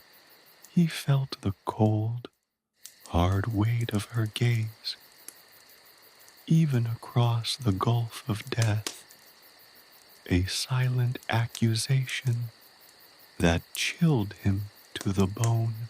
In these moments, the polished shield became a mirror, reflecting not his own fear, but Medusa's monstrous fury, a reflection so vivid it felt like a physical blow.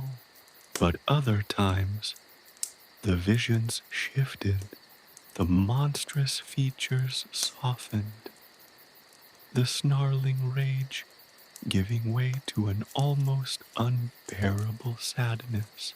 In these altered visions, the Gorgon was not a terrifying creature of myth, but a woman, broken and alone, her serpentine hair a symbol not of malice, but of a sorrow so profound it stretched across millennia. Her eyes, once filled with the incandescent fury of a creature wronged, now held a depth of despair that mirrored the emptiness gnawing at Perseus's own soul. In these moments, the cold, metallic surface of his shield dissolved, replaced by a vision of Medusa's vulnerability, a profound loneliness that echoed the desolation in his own heart. He saw not a monster, but a victim, her suffering somehow more potent, more real than his own self-inflicted torment. The transitions were seamless, instantaneous, terrifying. One moment, he was facing the monstrous visage, feeling the chilling weight of her gaze, her death rattle a scream echoing in the chambers of his mind. The next, he was cradling a broken, weeping woman, her serpentine locks a tangled mess of grief, her tear-filled eyes a reflection of his own despair. The vividness was overwhelming, blurring the lines between dream and reality, turning his waking hours into a nightmarish panorama of guilt and self-recrimination. He would often find himself staring at his hands, expecting to find them stained with the petrifying ichor of the Gorgon, the phantom touch of her skin still lingering on his fingertips. The visions would morph further, becoming symbolic representations of his deepest fears and anxieties. Medusa's severed head, the grotesque trophy of his victory, would transform into a ghastly reflection of himself, his own face twisted into a mask of horror, his eyes mirroring Medusa's own despair.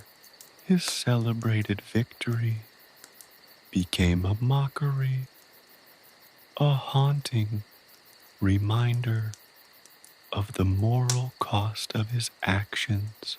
His reflection in the polished shield shattered, becoming a kaleidoscope of fragmented images.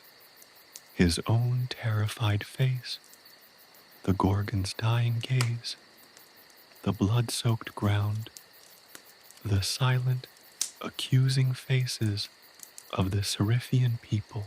He became a prisoner in the labyrinth of his own mind, lost within the twisting corridors of guilt and remorse.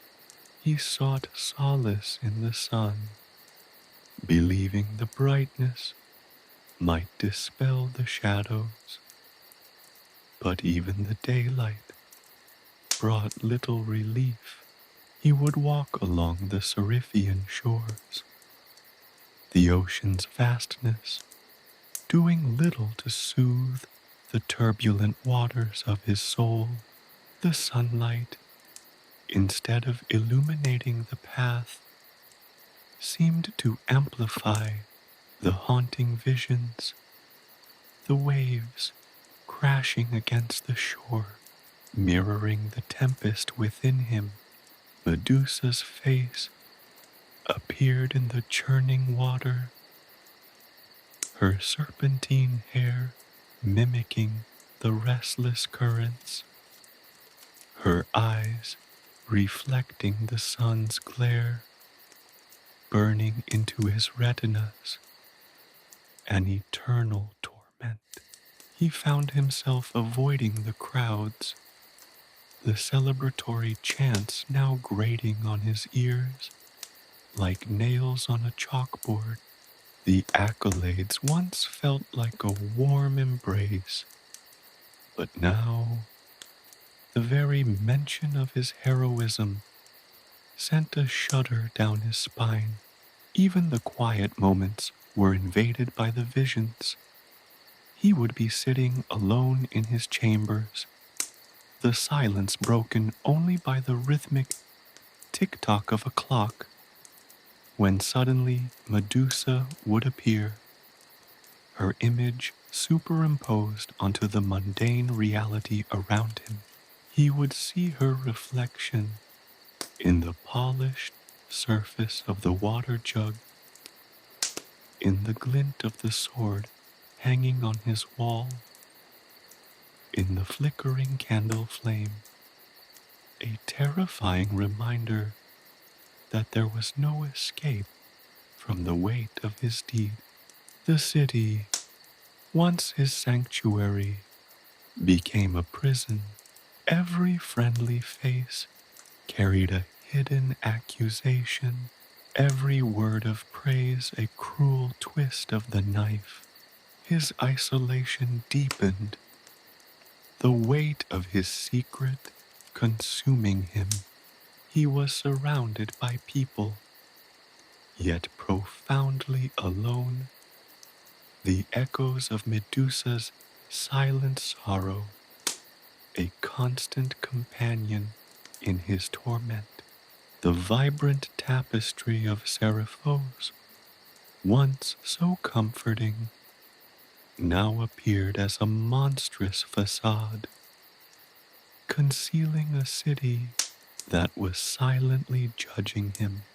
He was a hero, in name only, a victor burdened by a victory he no longer desired.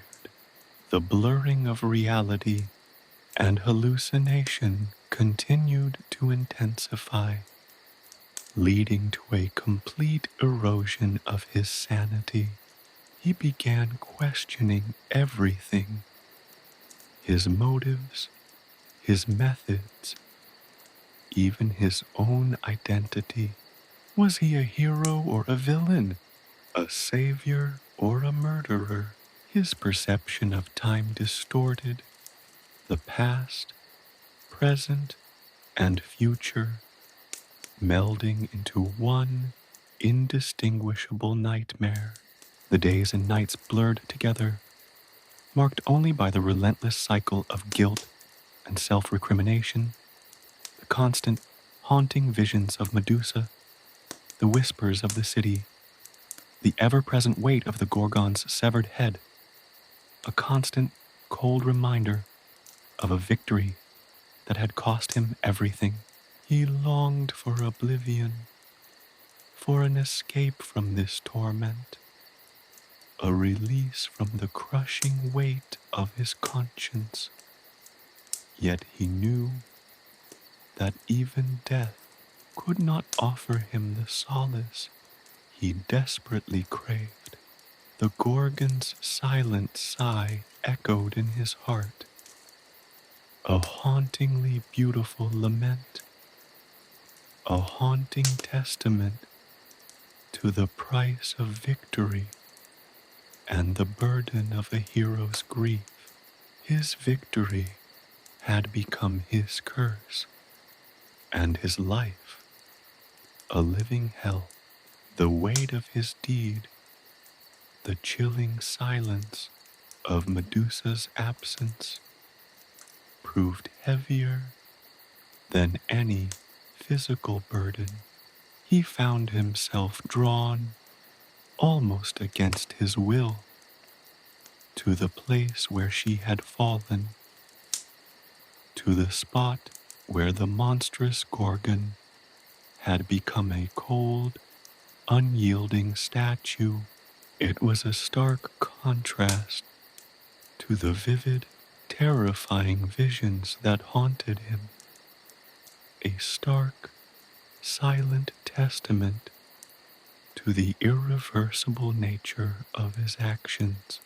The moon, a spectral eye in the inky sky, cast long shadows that danced around the stone, giving it an ethereal, almost mournful quality. He approached cautiously, his steps hesitant, his heart pounding a frantic rhythm against his ribs. He had expected revulsion, a visceral recoil from the petrified horror he had created, but instead, a strange, almost perverse sense of calm settled over him. Perhaps it was exhaustion, the final draining of his emotional reserves, Or perhaps it was something else entirely, something deeper. The stone was cold to the touch, smooth and strangely comforting against his skin.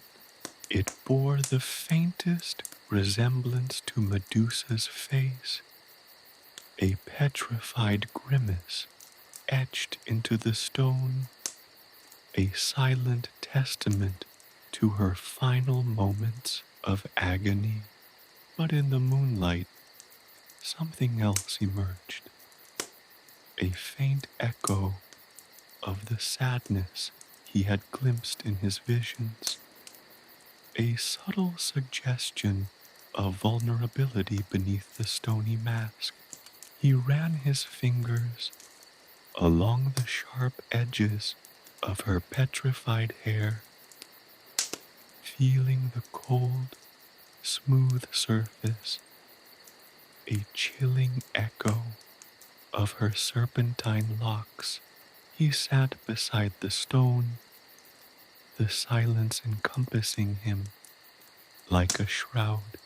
The city's noise, the incessant whispers of judgment, seemed to fade away, replaced by the profound quietude of the night. In this stillness, he found a strange kind of solace, a freedom from the relentless barrage of self-recrimination. And then he spoke. He spoke not to the stone itself, but to the essence of Medusa, to the spirit, or whatever remained of the being he had slain. He poured out his heart, his voice a low, trembling murmur in the night air. He confessed his doubts, his fears, the gnawing guilt that had become his constant companion. "I did what I had to do," he whispered, his voice barely audible above the whispering wind. "I saved my people, but at what cost?" His words hung heavy in the air, unanswered, echoing only in the vast emptiness of the night. He felt the stone's coldness seeping into him, a mirroring of the chill that had settled in his heart. He continued, his voice growing stronger with each confession. He described the visions, the terrifying transformations of the Gorgon's image in his mind, the blurring of lines between dream and reality. He spoke of the monstrous visions, the fury, the death-like stare, but also the others, the sorrowful visions, the weeping woman, the overwhelming sense of loss and loneliness that had consumed him. The weight of his actions pressed down on him. "I saw your sorrow, Medusa," he confessed, his voice breaking. "I saw the woman beneath the monster, and I cannot forgive myself for what I did." The words were a torrent, a release of the pent-up emotions that had been tearing him apart. He spoke of his heroic facade, the accolades, the public celebration, contrasting it with the immense personal suffering and guilt he carried within. He revealed the hypocrisy, the sickening sweetness of the praise that was completely at odds with the pain of his actions. The silence of the stone was deafening, a stark counterpoint to the emotional tempest raging within him. It offered no judgment, no condemnation, only a cold, unyielding presence that seemed to absorb his words, his pain, his remorse. He had expected condemnation, retribution, even a curse, but the stone remained impassive, a silent witness to his confession. He spoke of his isolation, his growing madness, the erosion of his identity. The hero had become a shell, a hollow vessel, haunted by the ghost of his actions, the weight of his choice, the irreversible nature of his actions had become almost unbearable. He described the haunting nature of his victory. Was I a hero? He asked, his voice barely a whisper. Or was I merely a butcher, a murderer, cloaked in the mantle of heroism? The question hung unanswered, a chilling reflection of his own internal conflict. The moon seemed to hold its breath, the wind ceasing its whispers, as if even nature itself was holding its breath, waiting for an answer that wouldn't come. He continued, his words tumbling over one another, desperate to release the burden that weighed so heavily on his soul. He spoke of the impossible choices, the moral ambiguities that had plagued him. There was no easy answer, no simple solution to the ethical dilemma he faced. He had slain a monster, but in doing so, had he become one? As the night wore on, the confessions continued.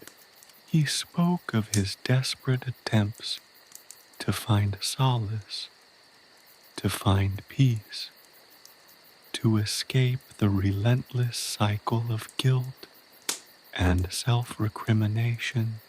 He spoke of his shattered reflections, of the fragmented images that haunted his waking hours, the nightmares that plagued his sleep.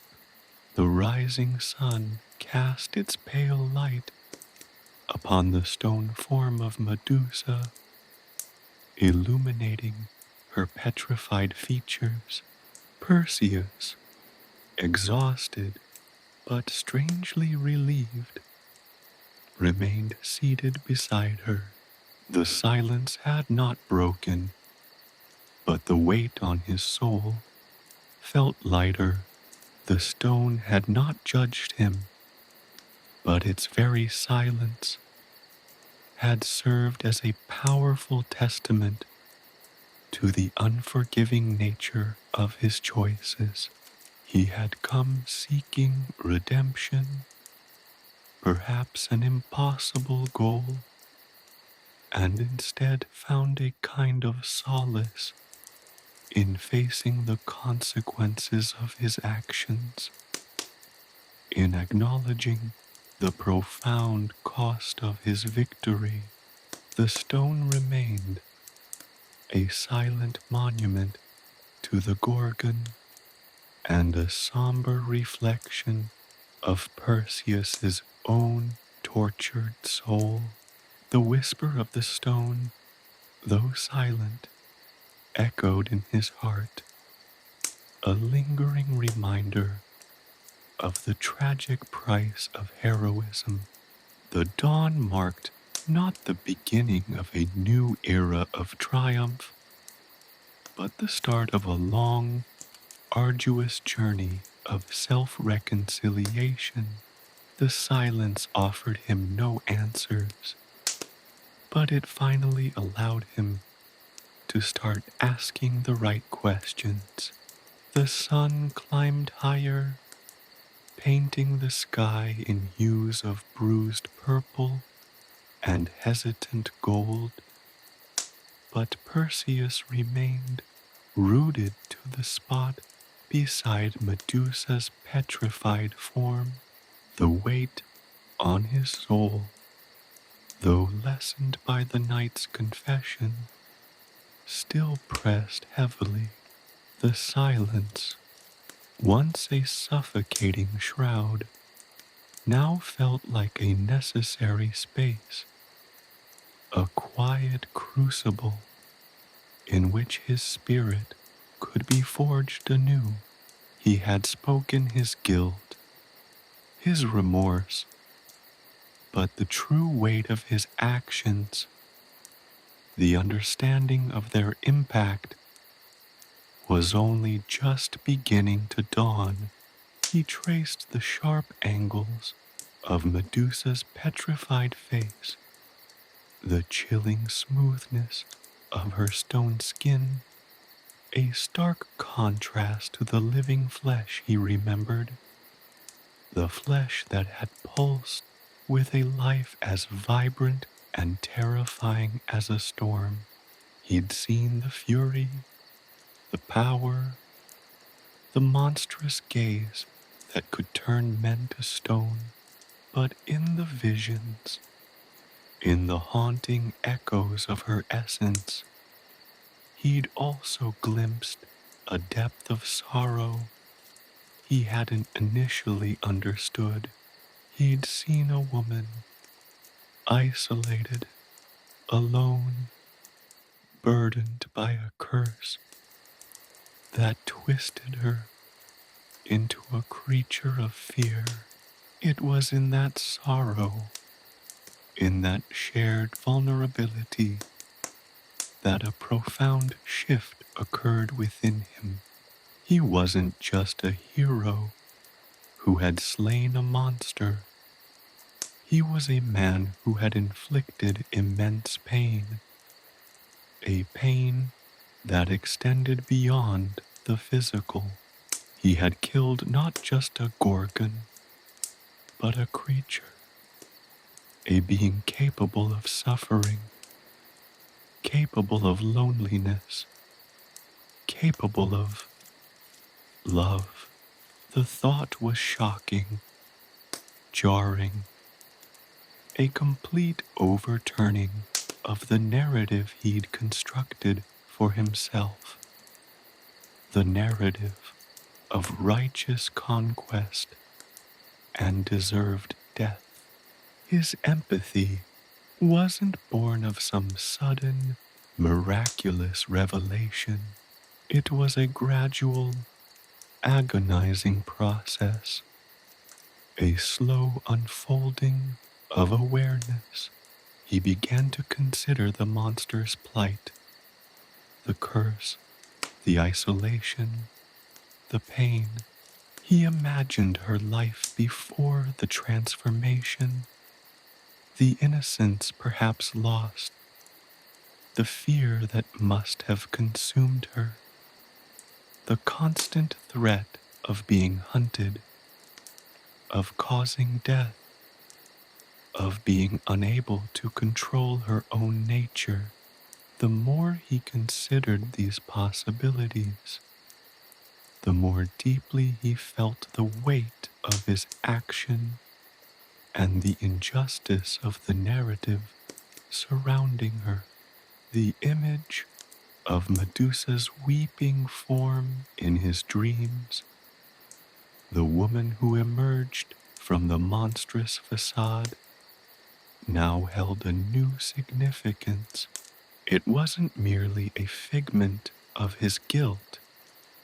It was a glimpse of the truth, a recognition of the humanity that lay beneath the monstrous exterior. She wasn't simply a symbol of evil. She was a victim, a tragically flawed being, and he, Perseus, the celebrated hero, had become her executioner. This realization wasn't accompanied by a sudden wave of peace. Rather, it intensified his internal struggle. The guilt remained a constant companion, but it was now infused with a deeper layer of understanding. The grief he had felt for her wasn't merely pity, it was genuine empathy, a connection born of shared suffering, a recognition of the tragic intersection of their fates. He thought of his own life, the burden of his heroism, the isolation, the constant pressure to maintain a facade of invincibility. He was trapped in his own gilded cage, a prisoner of expectation and public perception. He found a strange parallel between his own life and Medusa's existence. Both were trapped, both were misunderstood, both were victims of circumstances beyond their control. He, the celebrated hero, found himself sharing a profound level of isolation and alienation with the monstrous being he had slain. The rising sun cast long shadows, stretching and distorting the image of Medusa's petrified form, creating a surreal tableau of light and darkness.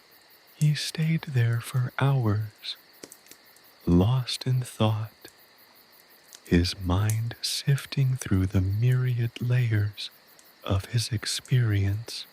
He examined his own motivations, his own actions, his own internal landscape.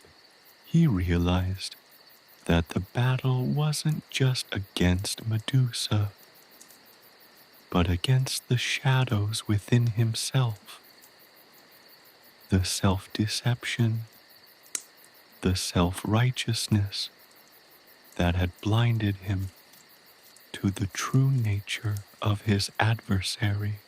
The empathy he felt for Medusa wasn't a license to excuse her actions. He still understood the threat she posed, the danger she represented to his people, but his understanding had shifted from one of pure fear and animosity to one of complex sorrow and regret.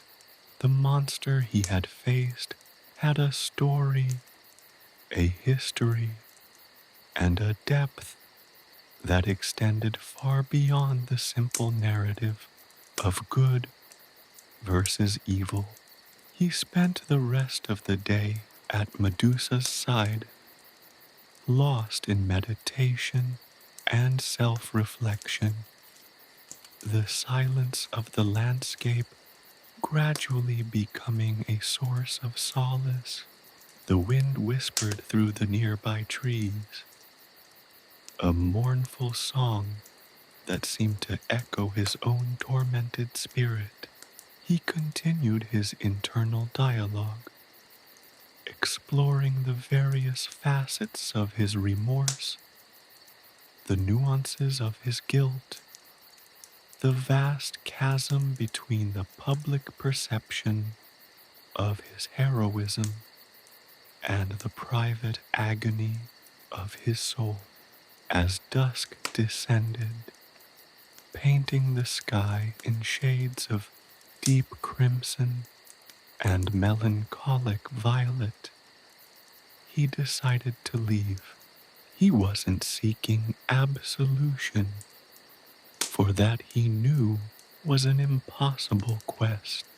He was simply seeking a path towards understanding, a way to integrate this profound experience into his own narrative, into his own existence. He knew his journey toward healing wouldn't be easy, that the weight of his deed would continue to haunt him, but he felt, for the first time since the confrontation, a flicker of hope, the gift of empathy, a painful yet transformative gift, had opened a new path before him, a path towards self-acceptance, self-forgiveness, and spiritual growth.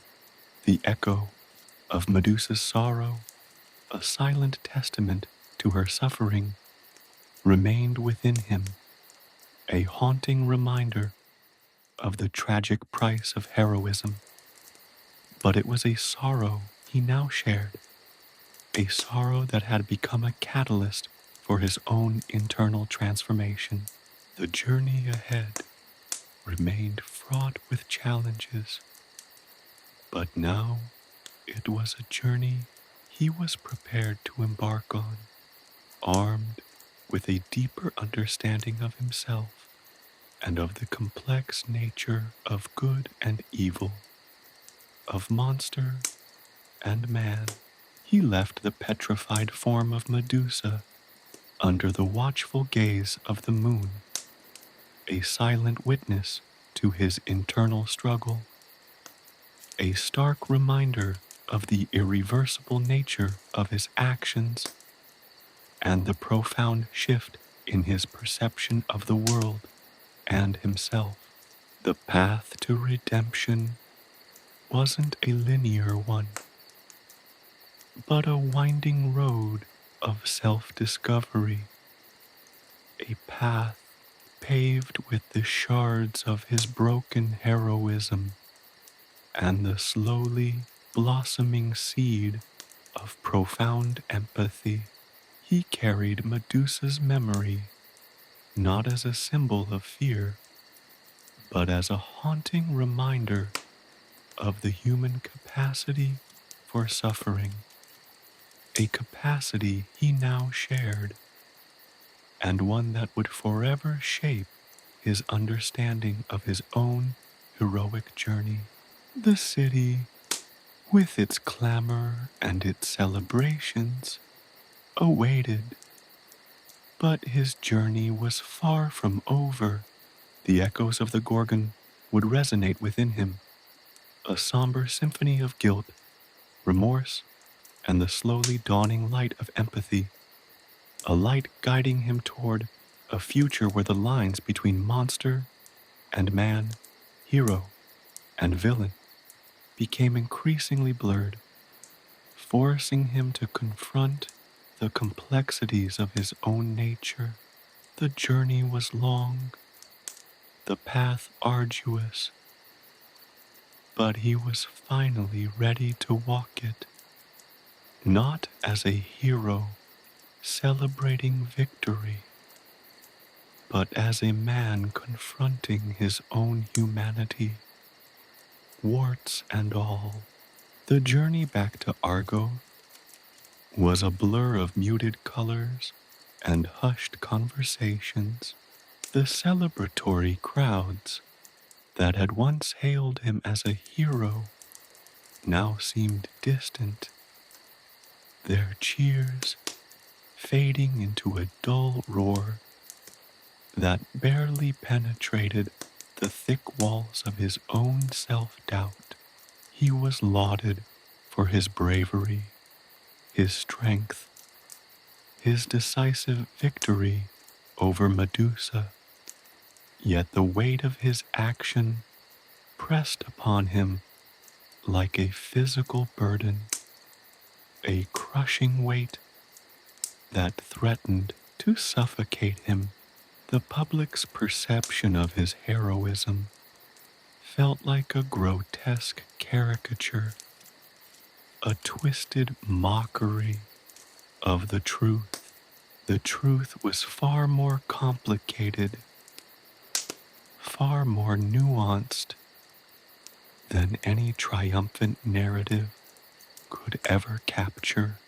He found himself retreating into solitude, seeking refuge in the quiet corners of his palace, the opulent chambers echoing with the silent screams of his conscience.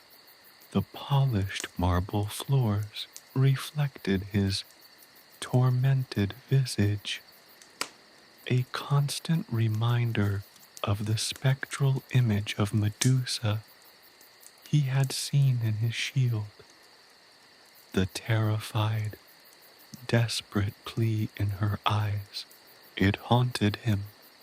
That look, a burning brand etched into his very soul. Sleep offered no escape.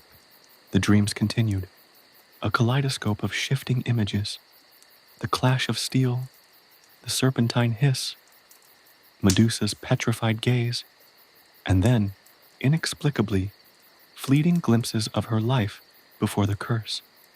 A girl laughing amidst wildflowers, a young woman's longing gaze directed toward a distant horizon, a hint of love, of potential, of a life cruelly stolen. These visions were not merely figments of guilt. They were fragments of a reality he was only beginning to comprehend. Fragments that shattered the simplistic narrative of good versus evil, hero versus monster. His interactions with others felt strained, dissonant. The celebratory toasts felt hollow, the words of praise falling on deaf ears. He tried to engage in conversation, to participate in courtly life, but his mind drifted constantly, circling back to the events on Sarpedon, to the chilling smoothness of Medusa's petrified skin, to the silent scream trapped within the stone.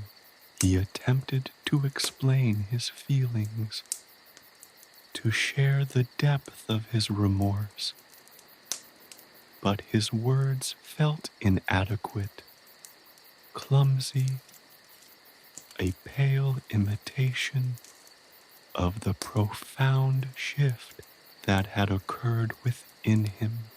The burden of his actions extended beyond his own internal turmoil. He noticed the subtle shifts in the demeanor of those closest to him, the hesitant smiles, the averted glances, the underlying tension in their interactions. He sensed a growing unease, a fear born not of Medusa's curse, but of Perseus himself, the hero who had returned bearing the weight of a guilt so profound it threatened to consume him. He wondered if the very people he had sworn to protect now saw him as a threat, a shadow looming over their lives, a reminder of the monstrous darkness that lurked just beneath the surface of their seemingly peaceful existence. The once familiar comfort of his home now felt alien, an empty shell, a stark reflection of the emptiness he felt inside. The opulent furnishings, the carefully curated art, seemed to mock him, their beauty a stark contrast to the ugliness he felt dwelling within him. He found solace only in long walks along the deserted beaches, the rhythmic crash of wave against the shore, a melancholic counterpoint to the tempest raging within his heart. He began to question his own motivations, his own actions. Had he truly acted out of a sense of duty, of selflessness, or had his pursuit of glory, his desire to prove his worth, played a larger role than he had initially admitted? Had his ambition, his need for recognition, overshadowed his compassion, his empathy? These questions gnawed at him, creating a relentless cycle of self-doubt and despair. The narrative he had created for himself, the narrative of the brave hero vanquishing the evil Gorgon, collapsed under the weight of his burgeoning self-awareness.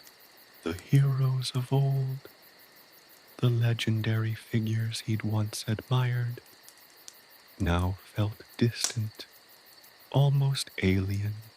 Their stories, once inspiring, now seemed simplistic, lacking the moral ambiguities, the complexities, the agonizing internal conflicts he was now forced to confront.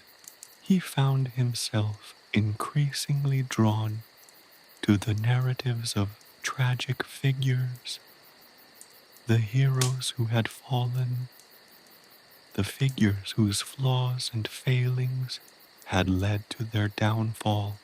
Their stories resonated with him, mirroring his own descent into the dark recesses of his own soul.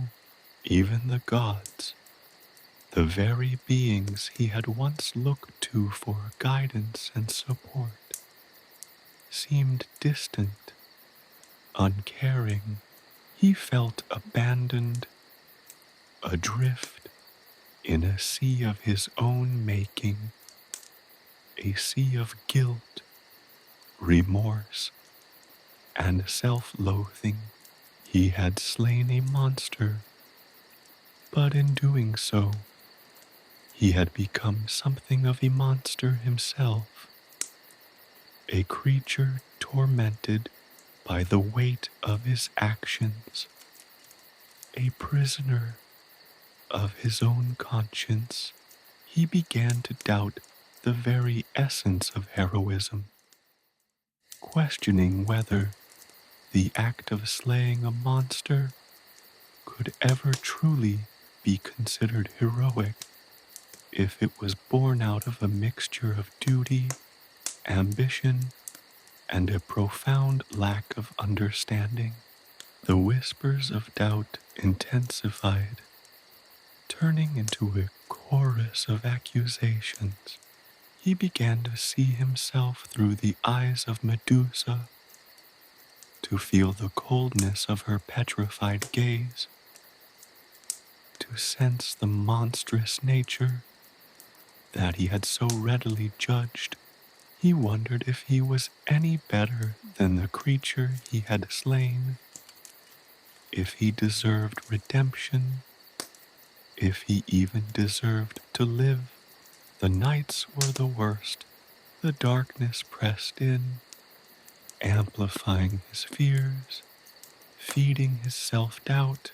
The moon, once a beacon of hope, now seemed a cold, uncaring eye, a silent witness to his suffering. He sought comfort in the flickering flames of his hearth, the dance of shadows, a macabre reflection of the turmoil within his soul. He tried to find solace in the ancient myths, searching for stories of redemption, But even the comforting narratives of the past offered little relief. The heroes, even those who had committed terrible acts, seemed to find a path towards absolution. But his path was shrouded in uncertainty, his future obscured by a fog of despair. The internal conflict raged on, a tempestuous sea of doubt and self-loathing, a battle that raged within the confines of his own tormented heart. Yet amidst the darkness, a flicker of hope remained, a fragile ember of understanding, a nascent capacity for empathy that was slowly growing, strengthening, preparing him for the long, arduous journey towards self-forgiveness and healing. The shadow of the past remained, a formidable foe, but he was slowly beginning to find the strength to confront it, to reconcile with his own flawed nature, and to accept the complex, uncomfortable truth of his actions. The path ahead was uncertain, but for the first time since that moonlit night on Sarpedon, he dared to believe that he might one day find his way out of the darkness into the uncertain, tentative light of self-acceptance. The dawn arrived, not with the usual fanfare of sunlight piercing the darkness, but with a slow, hesitant unveiling of light mirroring the tentative hope that began to bloom within Perseus. The echoes of Medusa's death still reverberated within him, a mournful symphony playing on the strings of his soul. But the incessant cacophony of self-recrimination was beginning to soften, replaced by a quieter, more introspective melody. The weight of his guilt remained, a constant companion, but it no longer felt entirely crushing. It had become strangely a catalyst. He spent weeks poring over ancient texts, not the heroic epics that once held his fascination, but the forgotten chronicles of healers, philosophers, and poets who explored the complex interplay between compassion and justice, between sorrow and redemption. He immersed himself in the study of medicinal herbs, learning to soothe the wounds of the body and the spirit. The process was both a penance and a form of self-discovery. Each successfully treated ailment a small step away from the shadowed abyss of his own self-loathing. His actions, once driven by a thirst for glory, now aimed at a different, more profound objective: healing. He established a clinic in a remote area outside Argos, a sanctuary for the afflicted, the neglected, and the forgotten. The clinic was not a palace. It was a simple structure built with humble materials, a testament to his rejection of the superficial grandeur that once defined his life. He treated the poor, the injured, the outcast, people shunned by society, people who mirrored in their own ways the monstrous creature he had slain. His skills, honed not only in combat but also through rigorous study, were now used to mend the wounds of his fellow human beings, both physical and emotional.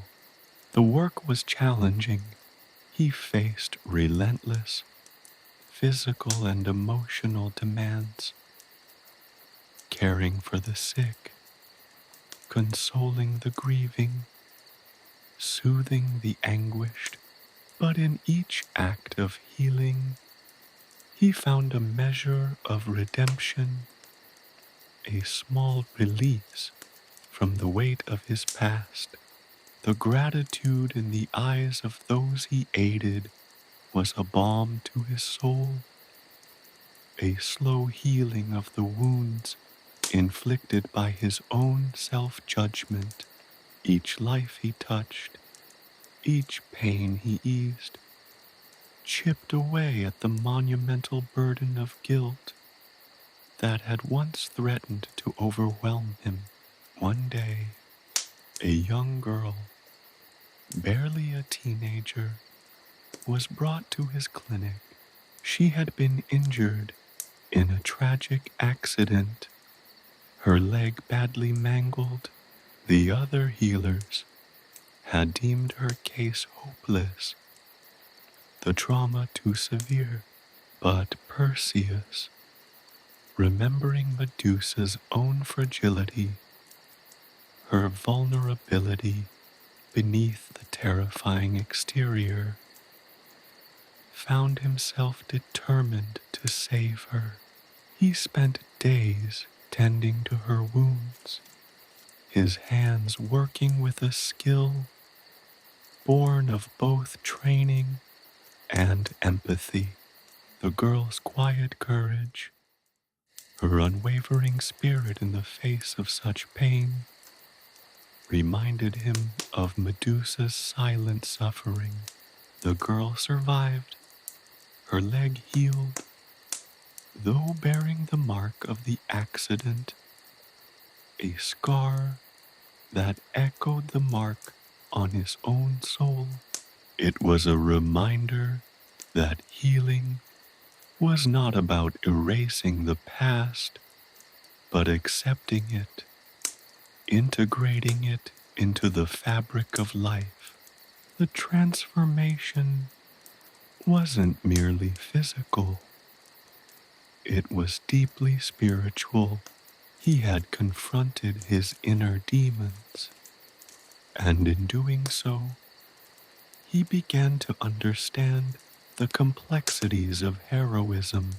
It wasn't about flawless virtue, but about striving for compassion, even in the face of horrific circumstances.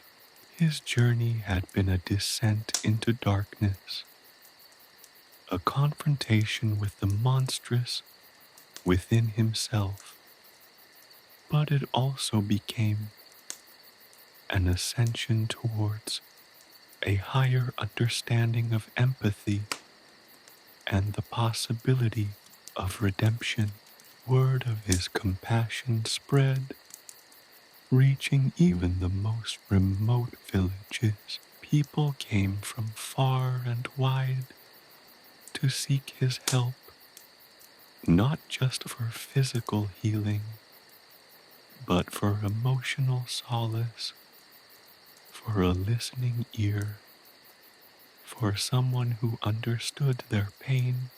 The recognition he received was different now. It wasn't the roar of a celebratory crowd, but the quiet gratitude of individuals whose lives had been touched by his compassion. His interactions with others had also undergone a profound change. He had learned to listen more, to observe more, to understand the hidden sorrows that people carried within them. The averted glances and hesitant smiles had been replaced by a newfound trust, a respect born not of fear, but of empathy. He had become a healer of souls, not just a slayer of monsters. The nightmares still came, but they were no longer the relentless onslaught of guilt. The visions of Medusa, once filled with horror, now revealed glimpses of her own humanity, her pain, her dreams. They had become less terrifying, more melancholic, more sorrowful. He accepted them as part of his story, a constant reminder of the burden he carried and the lessons he had learned. He still carried the weight of Medusa's death, but it felt different now. It was no longer a burden of guilt, but a heavy responsibility, a driving force behind his actions, a reminder of the fragility of life and the importance of compassion. It had become the foundation upon which he built his new life, a life dedicated to healing, to justice, and to the slow, arduous process of self-forgiveness. His path was far from easy. There were moments of doubt, of relapse, of the chilling return of self-recrimination, but he persevered, driven by an unwavering belief that even the most monstrous acts could not entirely erase the potential for redemption.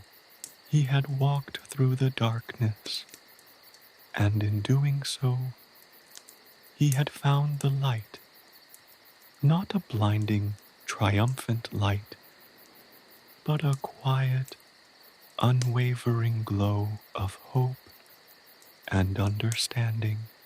He had forged a new path, a path paved not with glory, but with compassion, a path leading away from the shadow of the Gorgon and towards the healing of both himself and the world around him.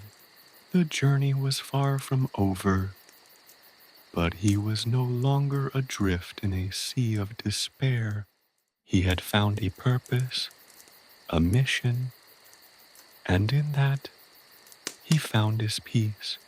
The echoes of the Gorgon still resonated, but now they were interwoven with the quiet hum of healing, a symphony of sorrow and redemption playing out against the backdrop of a life dedicated to the betterment of the world. One life, one heart, one healing touch at a time. Chapter 4: The Search for Redemption. The small village of Mycenae clung to the hillside like a stubborn weed, its weathered houses huddled together against the relentless wind. Perseus, his once gleaming bronze armor replaced by simple, worn leather, found himself drawn to its quiet desperation. He hadn't come seeking glory here. No trumpets heralded his arrival. He came seeking something else, a chance to quiet the insistent whispers of guilt that still haunted him, even after months spent tending to the sick and injured in his secluded clinic. His first act of compassion in Mycenae was almost accidental. A young boy, no older than 7, lay unconscious in the dusty town square, his leg twisted at an unnatural angle. The villagers, their faces etched with a mixture of fear and resignation, stood helplessly around him. Perseus, his instincts honed by years of battle, knelt beside the child, his hands gentle as he assessed the injury. He knew instinctively that the boy needed immediate attention. His expertise lay not in the flamboyant theatrics of slaying monsters, but in the quiet, painstaking work of healing.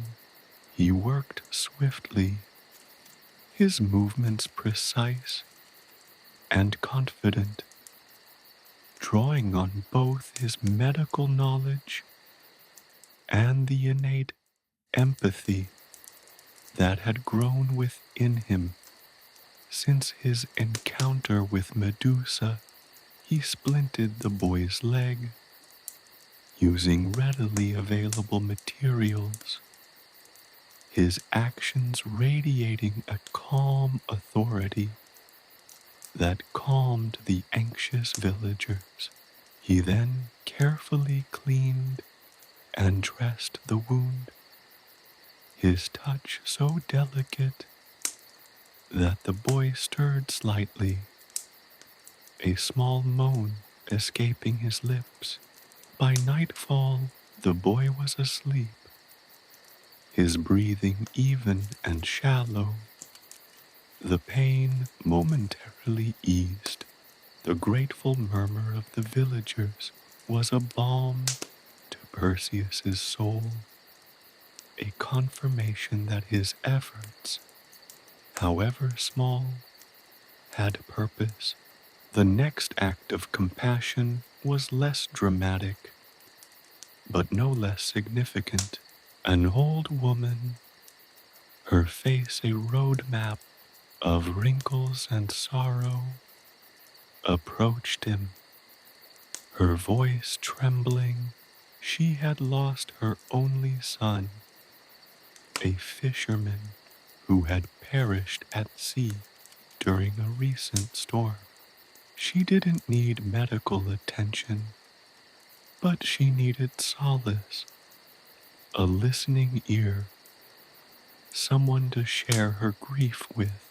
Perseus, remembering the unspoken sorrow he had witnessed in Medusa's eyes, sat beside her, his gaze compassionate and understanding.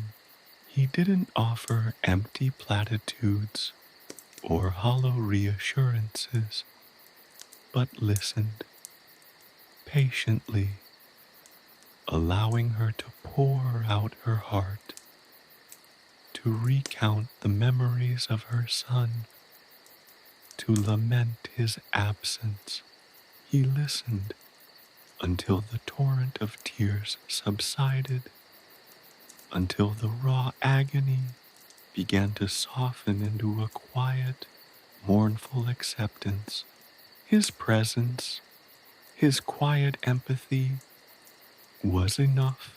He had offered no magical cure, no miraculous intervention, but he had provided something equally vital, a space for healing, a sanctuary for grief.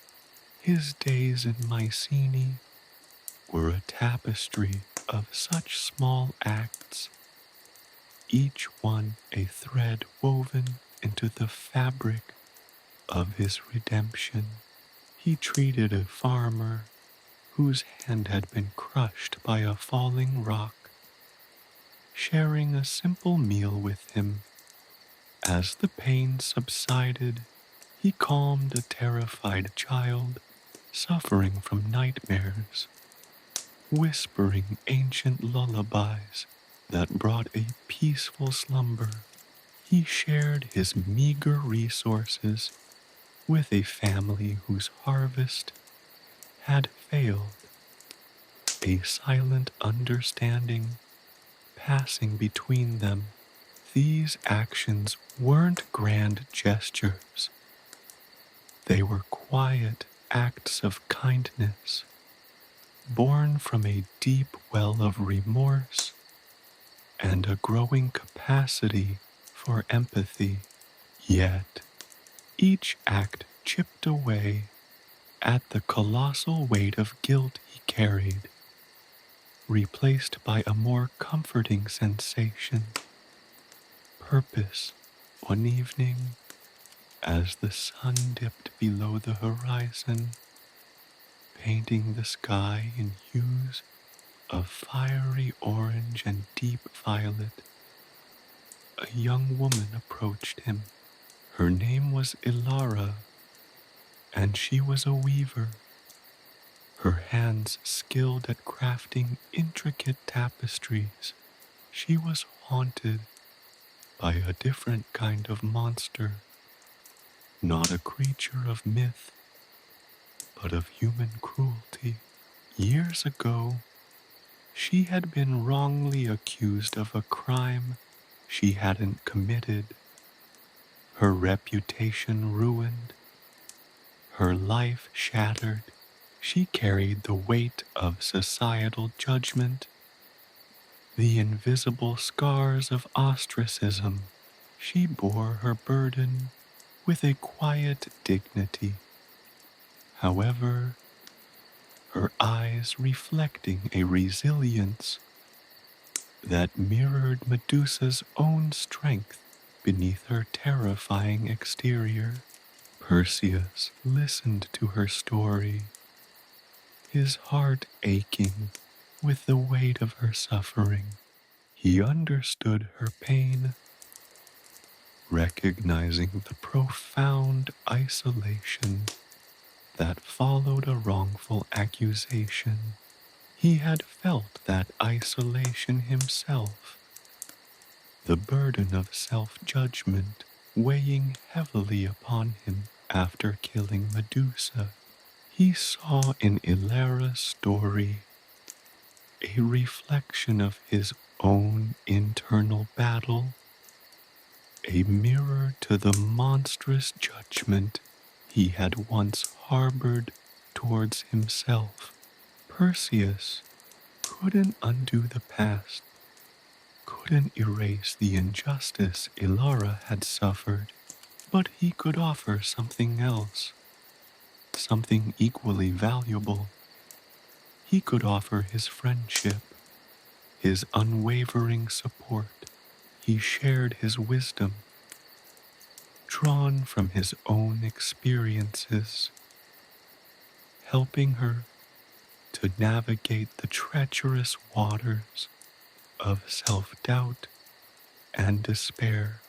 He encouraged her to find strength in her skills, to reclaim her identity through her art, to weave not only beautiful tapestries, but a new life for herself, one filled with purpose and self-respect.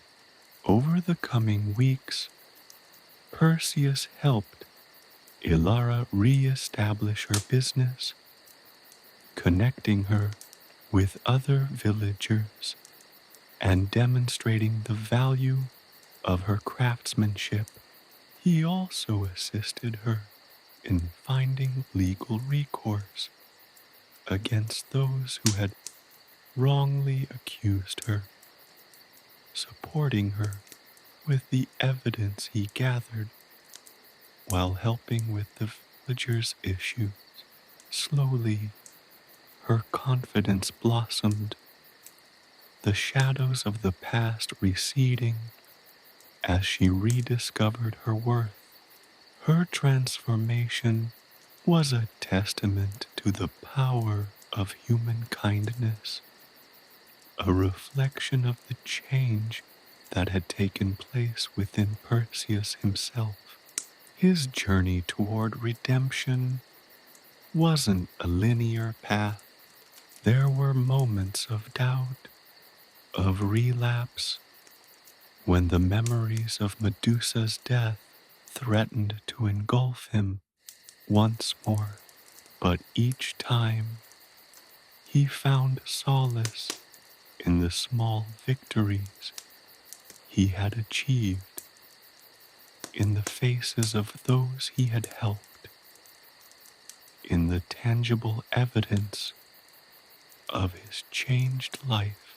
He had slain a monster, but in doing so, he had also found the monster within himself, and in confronting it, he had found a way to conquer it, not through violence, but through compassion, through empathy, through a selfless devotion to healing. The journey towards redemption was a lifelong pursuit. He understood now that there was no sudden end to the path, just the continuous act of choosing kindness in the face of darkness, one healing moment at a time. And in Mycenae, amidst the simple folk and their quiet struggles, he found his purpose. His quest wasn't finished, but he was no longer just a slayer of monsters, but a healer of hearts, a builder of lives, a testament to the possibility of redemption even after the darkest of deeds. The echoes of Medusa's demise would always resonate within him, a haunting reminder of the complexities of justice and mercy. But they were now interwoven with the quiet music of compassion, a melody that promised a future far brighter than the shadowed past. The quiet of Mycenae, once a balm to his soul, now felt like a suffocating blanket. The villagers, once symbols of his nascent redemption, now seemed to fade into the background, their needs overshadowed by the relentless tide of his own guilt. He found himself increasingly drawn to the solitary slopes overlooking the Aegean Sea, the wind whipping at his worn leather cloak, mirroring the turmoil within him. He wasn't merely confronting the villagers' physical ailments anymore. He was grappling with a deeper, more insidious illness, the disease of his own conscience, the image of Medusa not as the monstrous gorgon of myth, but as a creature of immense sorrow and unexpected vulnerability, haunted his waking hours and plagued his sleep. Her eyes, filled with a silent plea before the final blow, were etched into the very fabric of his being. The polished bronze of his shield, reflecting her agonized face, had become a monstrous mirror, reflecting his own inner demons. He saw not just the death of a monster, but the death of a possibility, the possibility of mercy, the possibility of understanding, the possibility of a different outcome. His nights were a torment. Sleep offered no escape, only a descent into a labyrinth of nightmares. He relived the moment again and again, each iteration more visceral, more agonizing. The clash of his sword, the guttural hiss of her dying breath, the heavy weight of her severed head in his hands. These sensory details, once tools of a narrative of heroic triumph, now served as instruments of self-flagellation. He would wake in a cold sweat, the taste of ash and despair coating his tongue.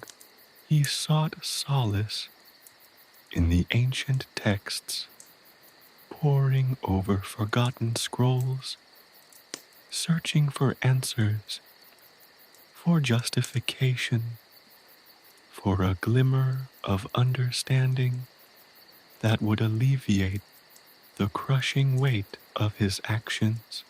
He studied the legends of other heroes, their triumphs and their failures, searching for parallels, for some measure of comfort in the knowledge that even the greatest figures stumbled and fell.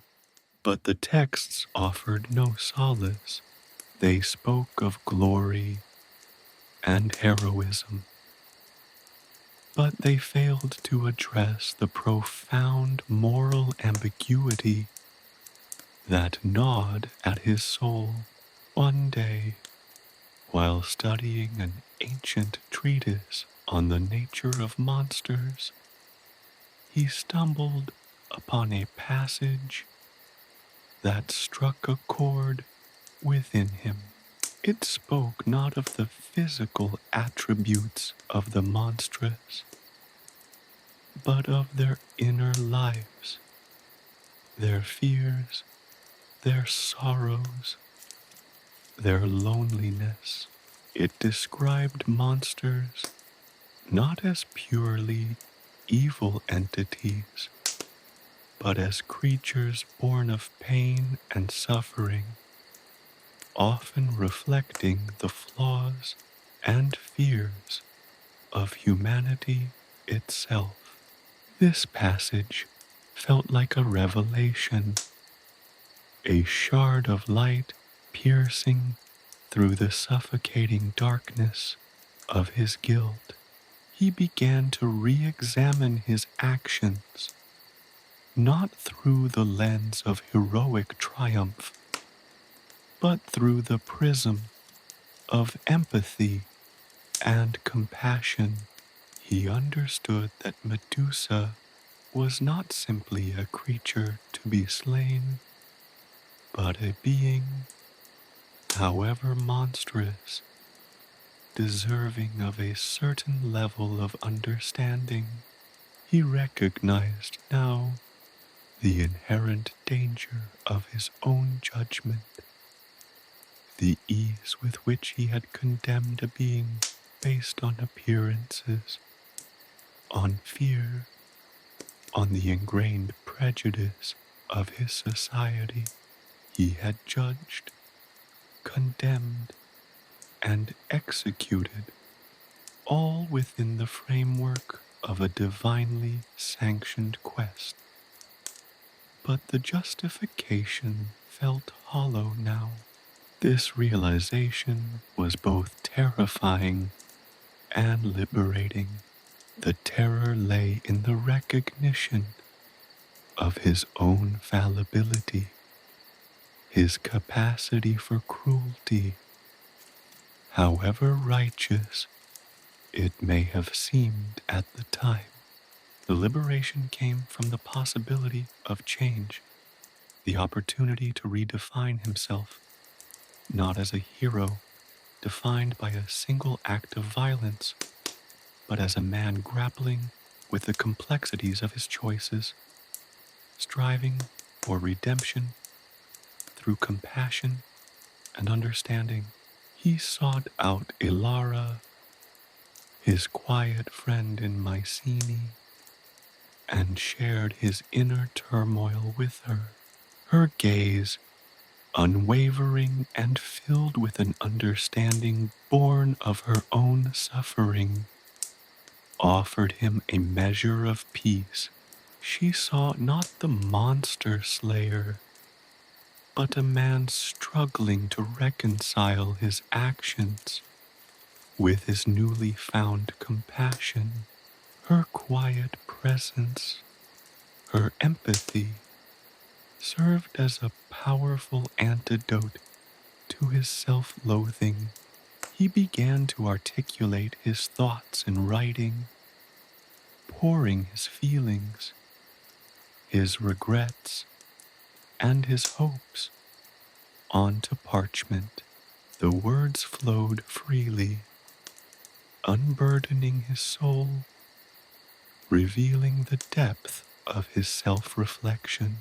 It wasn't a confession, a public admission of failure, but a personal exorcism, a cathartic release of the pain he had carried for so long.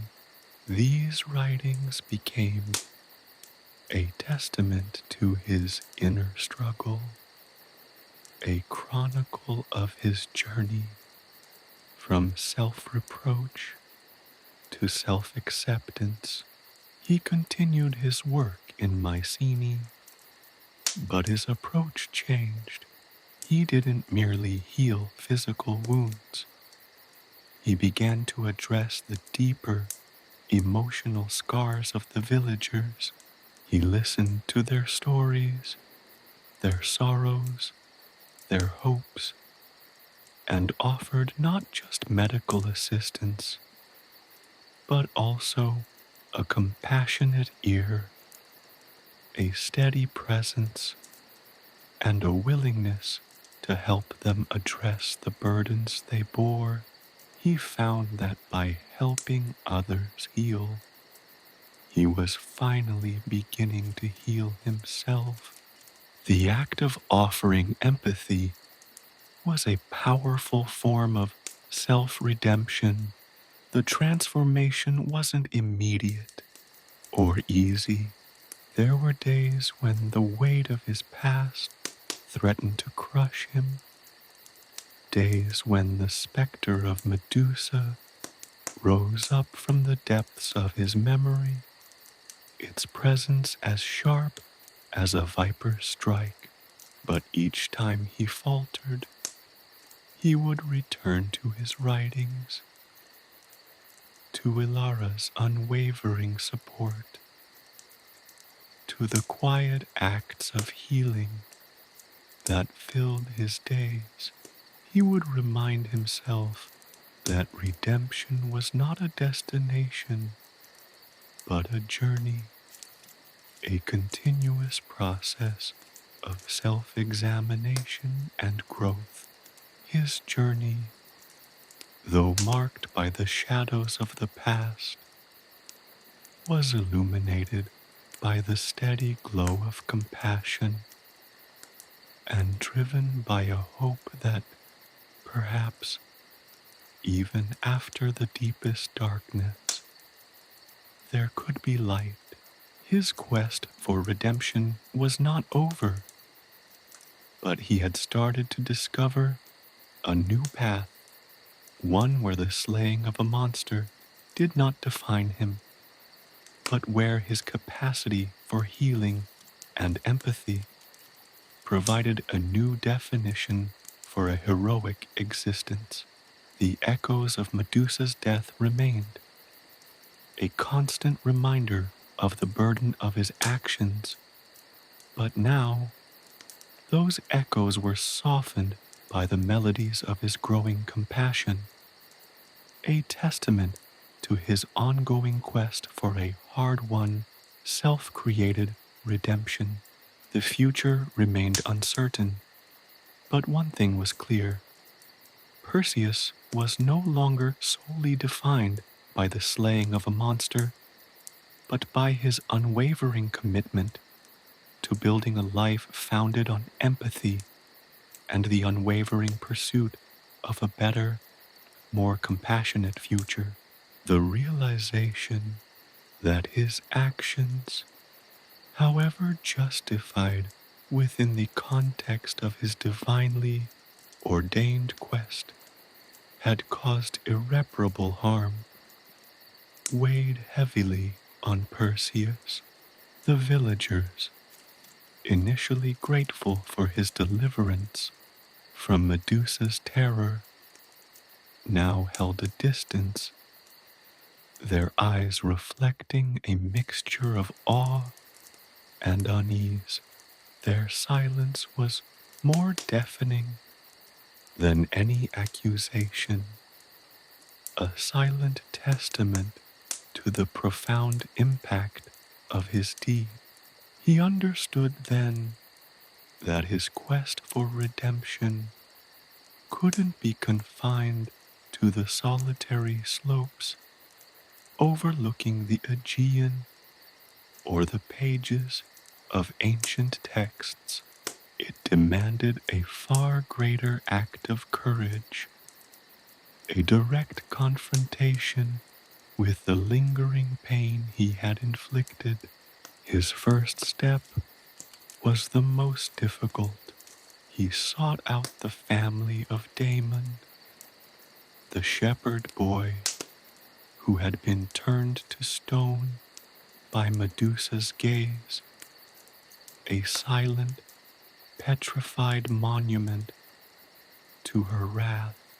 Their cottage, once vibrant with life, now felt like a tomb, its silence punctuated only by the mournful whisper of the wind. He found Damon's parents huddled by the hearth, their faces etched with grief, their eyes hollowed by years of unbearable sorrow. There was no grand gesture, no heroic speech, only a simple act of profound humility. He knelt before them, his head bowed, and spoke in a voice thick with remorse. He didn't offer excuses, justifications, or heroic tales of his triumph. He simply confessed the depth of his regret, acknowledging the pain he had caused, the void he had created in their lives. He spoke not as the hero of Mycenae, but as a man burdened by the weight of his actions, a man begging for forgiveness. Their response was unexpected. It wasn't the anger or resentment he had anticipated. Damon's mother, her eyes still brimming with tears, reached out and touched his arm. Her touch wasn't one of condemnation, but of a shared sorrow, a recognition of their collective pain. She spoke of Damon, not of the boy lost to stone, but of the boy who had loved the sun and the sheep, of the boy who had laughed and dreamt of a future cruelly snatched away. Her words, filled with a grief that resonated deeply with his own, broke through the barrier of his self-imposed isolation. In that shared sorrow, in their mutual acknowledgement of the tragedy, he found a glimmer of hope for healing, a beginning to the long process of mending broken hearts and broken trust. Damon's father, initially stoic, spoke only a few words, but they held the weight of years of silent grief. He acknowledged the inevitability of Medusa's threat, the fear that had gripped the village, but also the indelible mark left by the violent end to a young life. His words were not an absolution, but an acceptance of the irreversible nature of loss, a recognition of the complex emotions that followed the slaying of the Gorgon. He didn't forgive Perseus, not yet, but he acknowledged the sincerity of his remorse, the genuine nature of his grief. This simple act of recognition, this understanding that his remorse was not merely a performance but a genuine struggle with his conscience, offered a measure of peace, a small step towards the arduous climb of seeking genuine redemption. Emboldened by this unexpected act of compassion, Perseus continued his journey of seeking forgiveness. He visited the families of others, touched by Medusa's reign of terror, those who had lost loved ones, those whose lives had been shattered. Each encounter was a test of his humility, a trial by fire, forged in the crucible of his guilt. He spoke of his internal conflict, of the battle between duty and mercy, of the agonizing realization that the glory of slaying the monster came at an unbearable cost. He didn't shy away from the details, from the visceral reality of Medusa's death or the agonizing guilt he still carried. In fact, he found that the explicit acknowledgement of the horror he witnessed, the horror he inflicted, was often the key to opening the hearts of those who had suffered. It was an act of vulnerability that disarmed their anger, replacing it with empathy and a shared recognition of the tragedy. His journey wasn't about gaining absolution. It was about acknowledging the profound impact of his actions and accepting the consequences. It was about facing the truth of his own capacity for both heroic acts and horrific choices. Each conversation served as a painful but necessary step towards self-understanding and a form of atonement. Some families found solace in his words. Others remained stoic, their grief too deep for immediate healing. But in each encounter, Perseus felt the weight of his responsibility, the imperative of offering not just hollow words, but genuine remorse and a commitment to contributing to the healing process. As he traversed the village, seeking out those touched by Medusa's shadow, he discovered a new kind of heroism.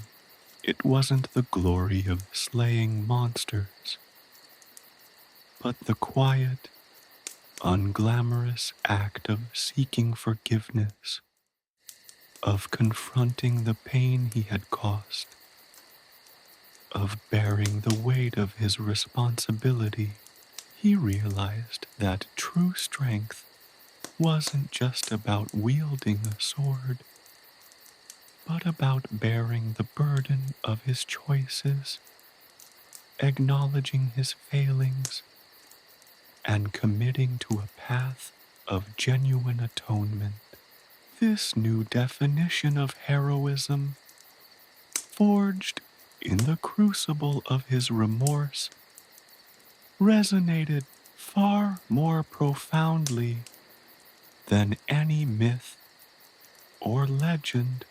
He found himself spending more and more time with the villagers, not merely as their healer, but as a companion, a friend, a listener.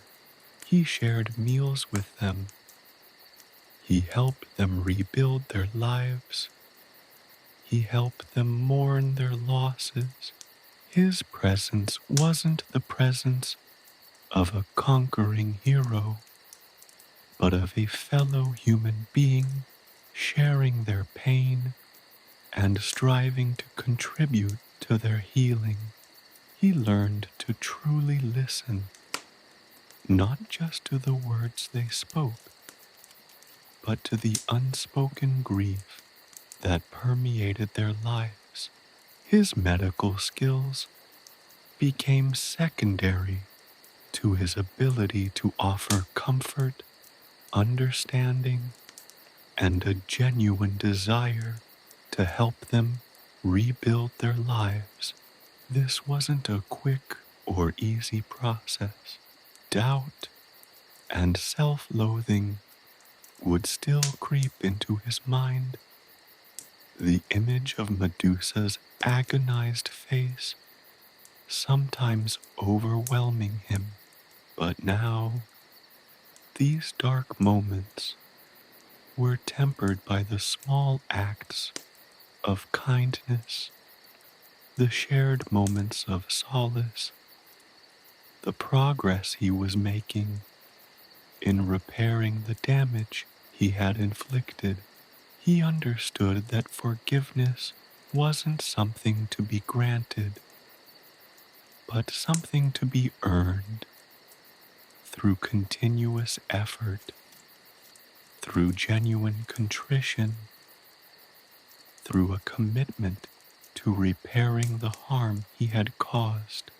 His quest for redemption was not about absolving himself of guilt, but about making amends, however imperfectly, for the tragedy he had played a part in.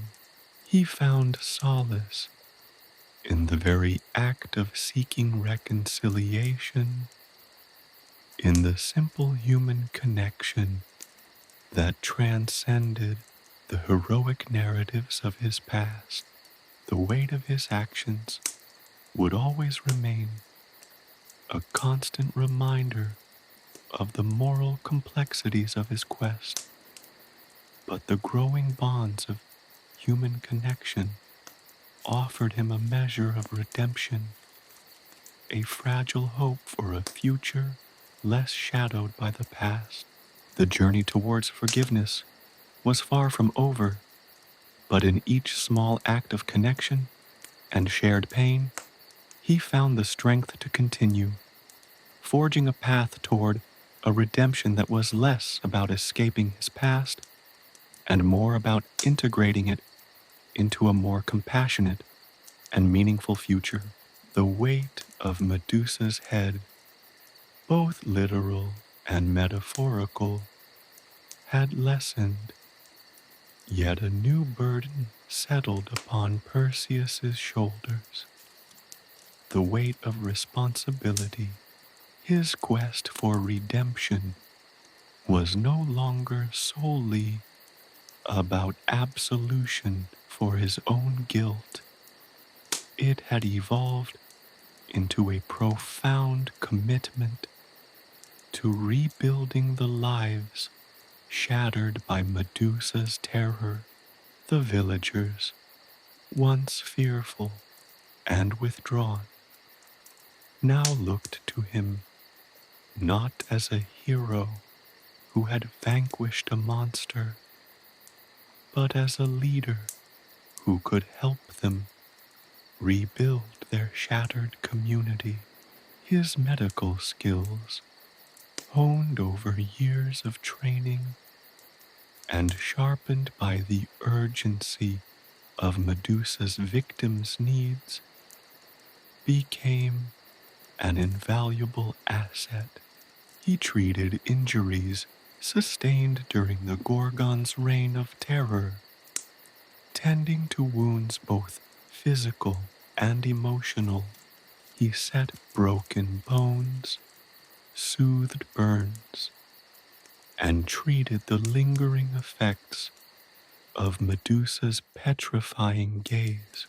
But more than healing physical ailments, he offered a balm for the deep wounds of grief and trauma. He listened patiently to the stories of loss, offering not platitudes, but genuine empathy, understanding the depths of sorrow from his own experiences. He organized the villagers, assigning tasks based on their skills and abilities. Some focused on repairing the damaged homes, others on tending the neglected fields, and still others on caring for the livestock that had been scattered during the chaos. Perseus, relinquishing the role of solitary hero, became a coordinator, a facilitator, ensuring that every task was undertaken with care and efficiency.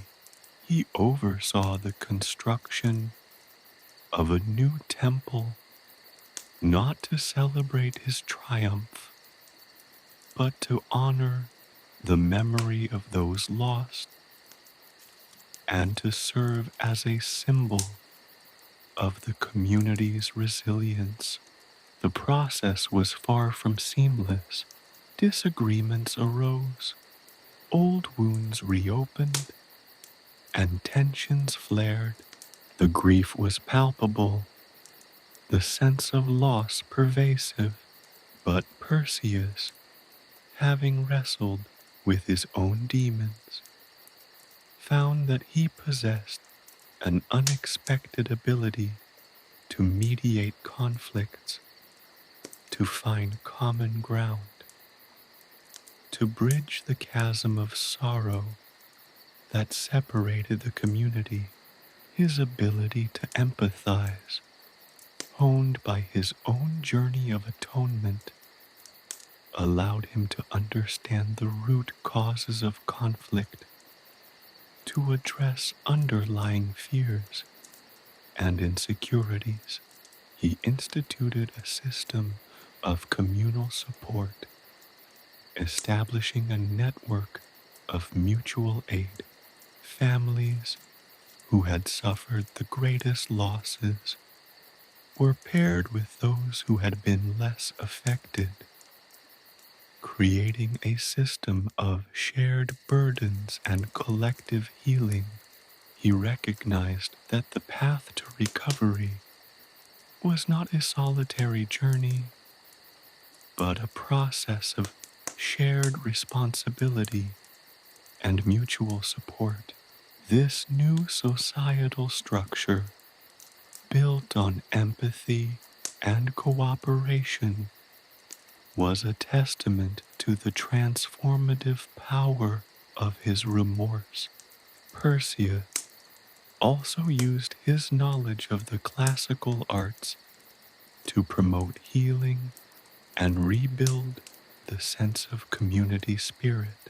He commissioned sculptures to memorialize those lost to Medusa, creating powerful depictions of their lives, not their deaths.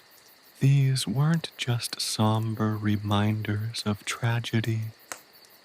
They were vibrant celebrations of lives lived fully before the Gorgon's shadow fell.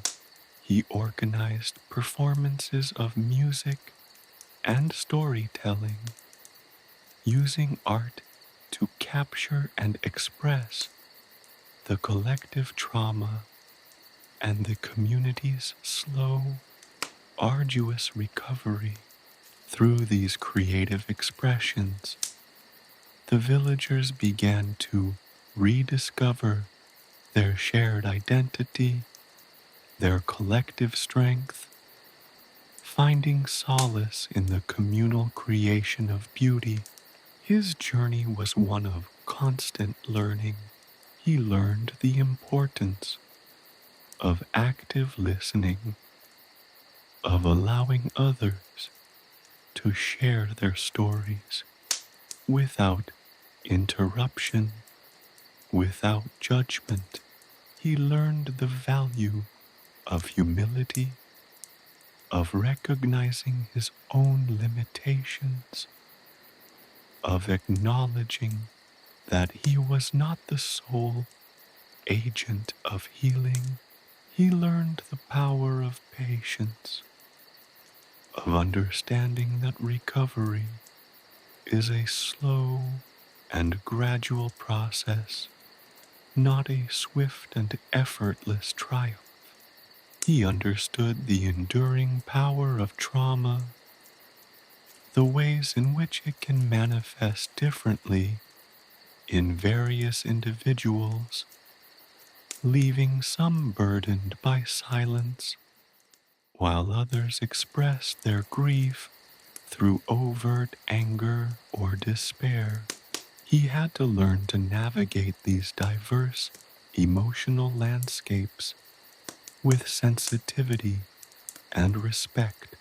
He learned to understand the nuances of grief, its unpredictable ebb and flow, its persistent ability to resurge unexpectedly.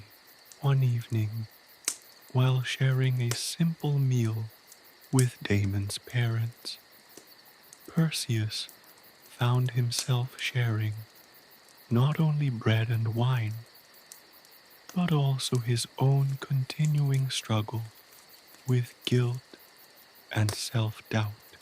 He found that their shared vulnerability had deepened their bond, fostering a kinship built on mutual understanding and compassion. Their acceptance, though not an immediate forgiveness, was a silent acknowledgement of his sincerity, a recognition that his journey of atonement was a genuine one, unburdened by self-serving motives. He realized then that true redemption was not about erasing the past, but about integrating it into the fabric of a present transformed by empathy and compassion. As the months turned into years, Perseus witnessed the slow but steady rebuilding of Sarpedon. The homes were repaired, the fields flourished, and a newfound sense of community spirit permeated the village. His work was far from complete, the scars of Medusa's reign still visible, but the palpable sense of hope and resilience was a testament to the power of collective healing. He had found a purpose far greater than the slaying of a monster. He had become a builder of a better world, a shepherd of a wounded community, leading them toward a future less shadowed by the horrors of the past. The weight of responsibility had shaped him, forged him into something stronger, more compassionate, and ultimately more human than the mythical hero of legend. His legacy wouldn't be etched in stone, but in the vibrant lives he helped to rebuild, a testament to the enduring power of redemption earned not through heroic deeds, but through the quiet, unassuming act of making amends. The weight of responsibility, initially a crushing burden, had become his guiding star, illuminating a path towards a more meaningful, more compassionate life. His story was no longer one solely of slaying monsters, but of healing hearts and nurturing a community's recovery, a far more profound and enduring form of heroism. The journey toward redemption was ongoing, a continuous process of learning, growth, and service, a life less defined by the heroic act of killing a gorgon, and more by the countless acts of kindness and compassion that helped rebuild a community and heal a broken world. The sun, a molten orb sinking below the horizon, cast long shadows across the rebuilt village of Sarpedon. The air, once thick with the stench of fear and decay, now carried the scent of wood smoke and freshly tilled earth. Perseus, his gaze fixed on the setting sun, felt a profound sense of stillness settle over him, a quietude that had been absent for years. The weight of Medusa's head, once a physical and emotional burden, was now a distant memory, a heavy stone that had been meticulously, painstakingly chipped away at over time. He had carried it, not as a trophy, but as a constant reminder of the choices he'd made, the life he'd taken. He had rebuilt Sarpedon, brick by painstaking brick, but more importantly, he had rebuilt the spirits of its people. The laughter of children, once muted by fear, now echoed through the newly constructed houses. The faces, once etched with terror, now bore the gentler lines of healing and hope. He had tended to their wounds, both physical and emotional, stitching together not just flesh and bone, but also the tattered threads of their shattered lives. He had become a living testament to the power of redemption, a beacon of hope illuminating the path from darkness to light. Yet, a quiet question lingered, a persistent whisper in the quiet moments. Could he truly find peace, knowing the shadow of his past actions would always follow? The answer, he realized, wasn't a simple yes or no. It lay in the acceptance, not of forgiveness, but of the inherent duality of his nature, the hero and the slayer, the healer and the destroyer. He had slain a monster, an act that could never be undone. Yet, from the ashes of that act, he had built something beautiful, something enduring. He had learned to live with the paradox, to integrate the darkness into the light, transforming his guilt not into self-flagellation, but into a potent catalyst for positive change. He had found a way to weave the threads of his past, the horrific encounter with Medusa, the crushing weight of responsibility, the arduous journey of healing, into the rich tapestry of his present. The scars remained etched onto his soul as indelibly as the Gorgon's petrifying gaze had been imprinted on those she had cursed.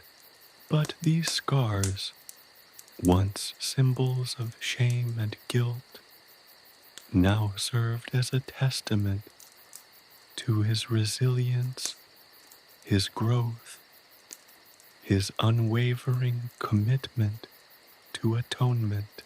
He spent his days amongst the villagers, sharing their laughter, their anxieties, their joys. He no longer saw himself as a solitary hero, a figure set apart. He was one of them, a member of this community he had helped forge from the ruins of tragedy. He had learned to appreciate the small moments, the quiet gestures of connection, the unspoken understanding that binds a community together. He had learned the importance of being present, not in the grand gestures of a mythic hero, but in the quiet, everyday acts of kindness and compassion. One evening, under the soft glow of the moon, he sat by the newly constructed temple, dedicated to those who had perished under Medusa's reign. He traced the delicate carvings on a memorial stone, each one depicting the life and spirit of an individual lost. He felt no pang of guilt, no crushing weight of responsibility. There was a profound sense of peace, a gentle acceptance of his role in this tapestry of life and death, loss and renewal. He had not erased his past, but he had learned to live with it, to integrate it into the fabric of his present. He continued to nurture the community, his guidance subtle yet essential. He taught the children, sharing not just the practical skills of survival, but also stories of heroism, of empathy, of the indomitable human spirit.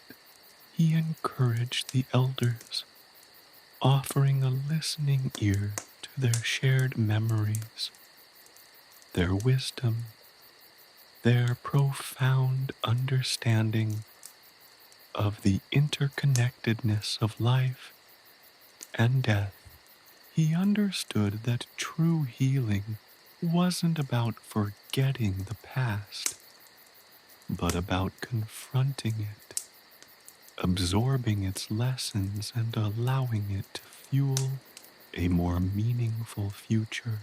He began to paint, capturing the beauty he saw around him, the vibrant hues of the blossoming fields, the radiant smiles of the children, the steadfast gaze of the villagers who had overcome so much.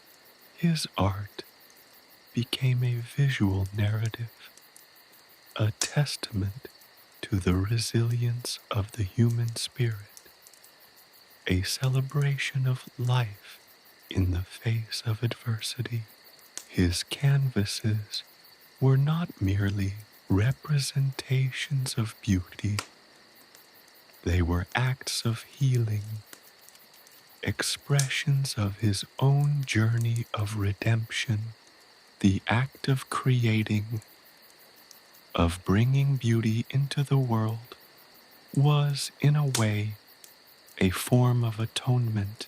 It was a tangible expression of his desire to make amends, to repair the damage inflicted by Medusa's reign of terror.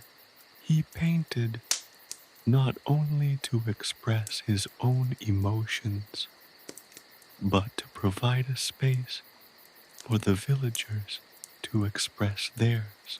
His art became a mirror, reflecting not only the landscape, but also the emotional landscape of Sarpedon, its scars, its wounds, and its growing resilience.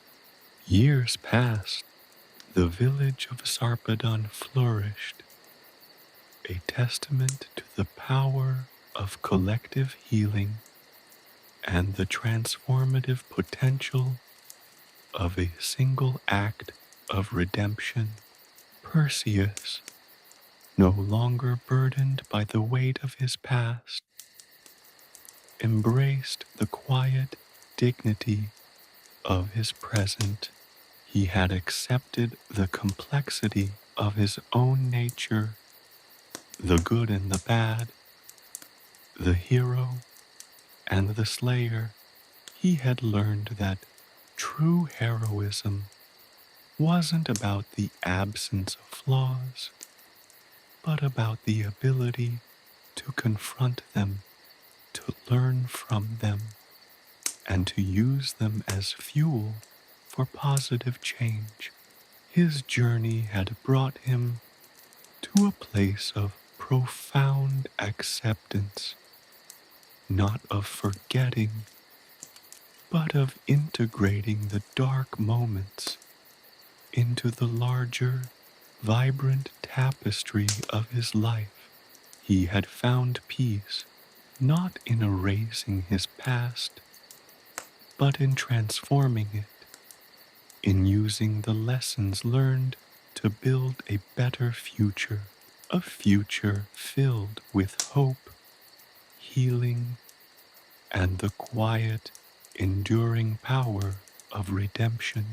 His story served as a reminder that even the darkest deeds could be redeemed, not through a magical eraser of the past, but through the relentless pursuit of a better future, a future built not on forgetting, but on understanding and learning from the past. The scars remained, subtle reminders of a journey fraught with darkness and conflict, but they were not badges of shame, but rather markers of resilience, visible evidence of a journey of transformation. He had achieved a form of acceptance, a recognition that while his past actions could never be erased, they did not define him. He was more than the slayer of Medusa. He was the builder of Sarpedon, a community forged from sorrow, a testament to the enduring power of human resilience and the profound capacity for healing and redemption.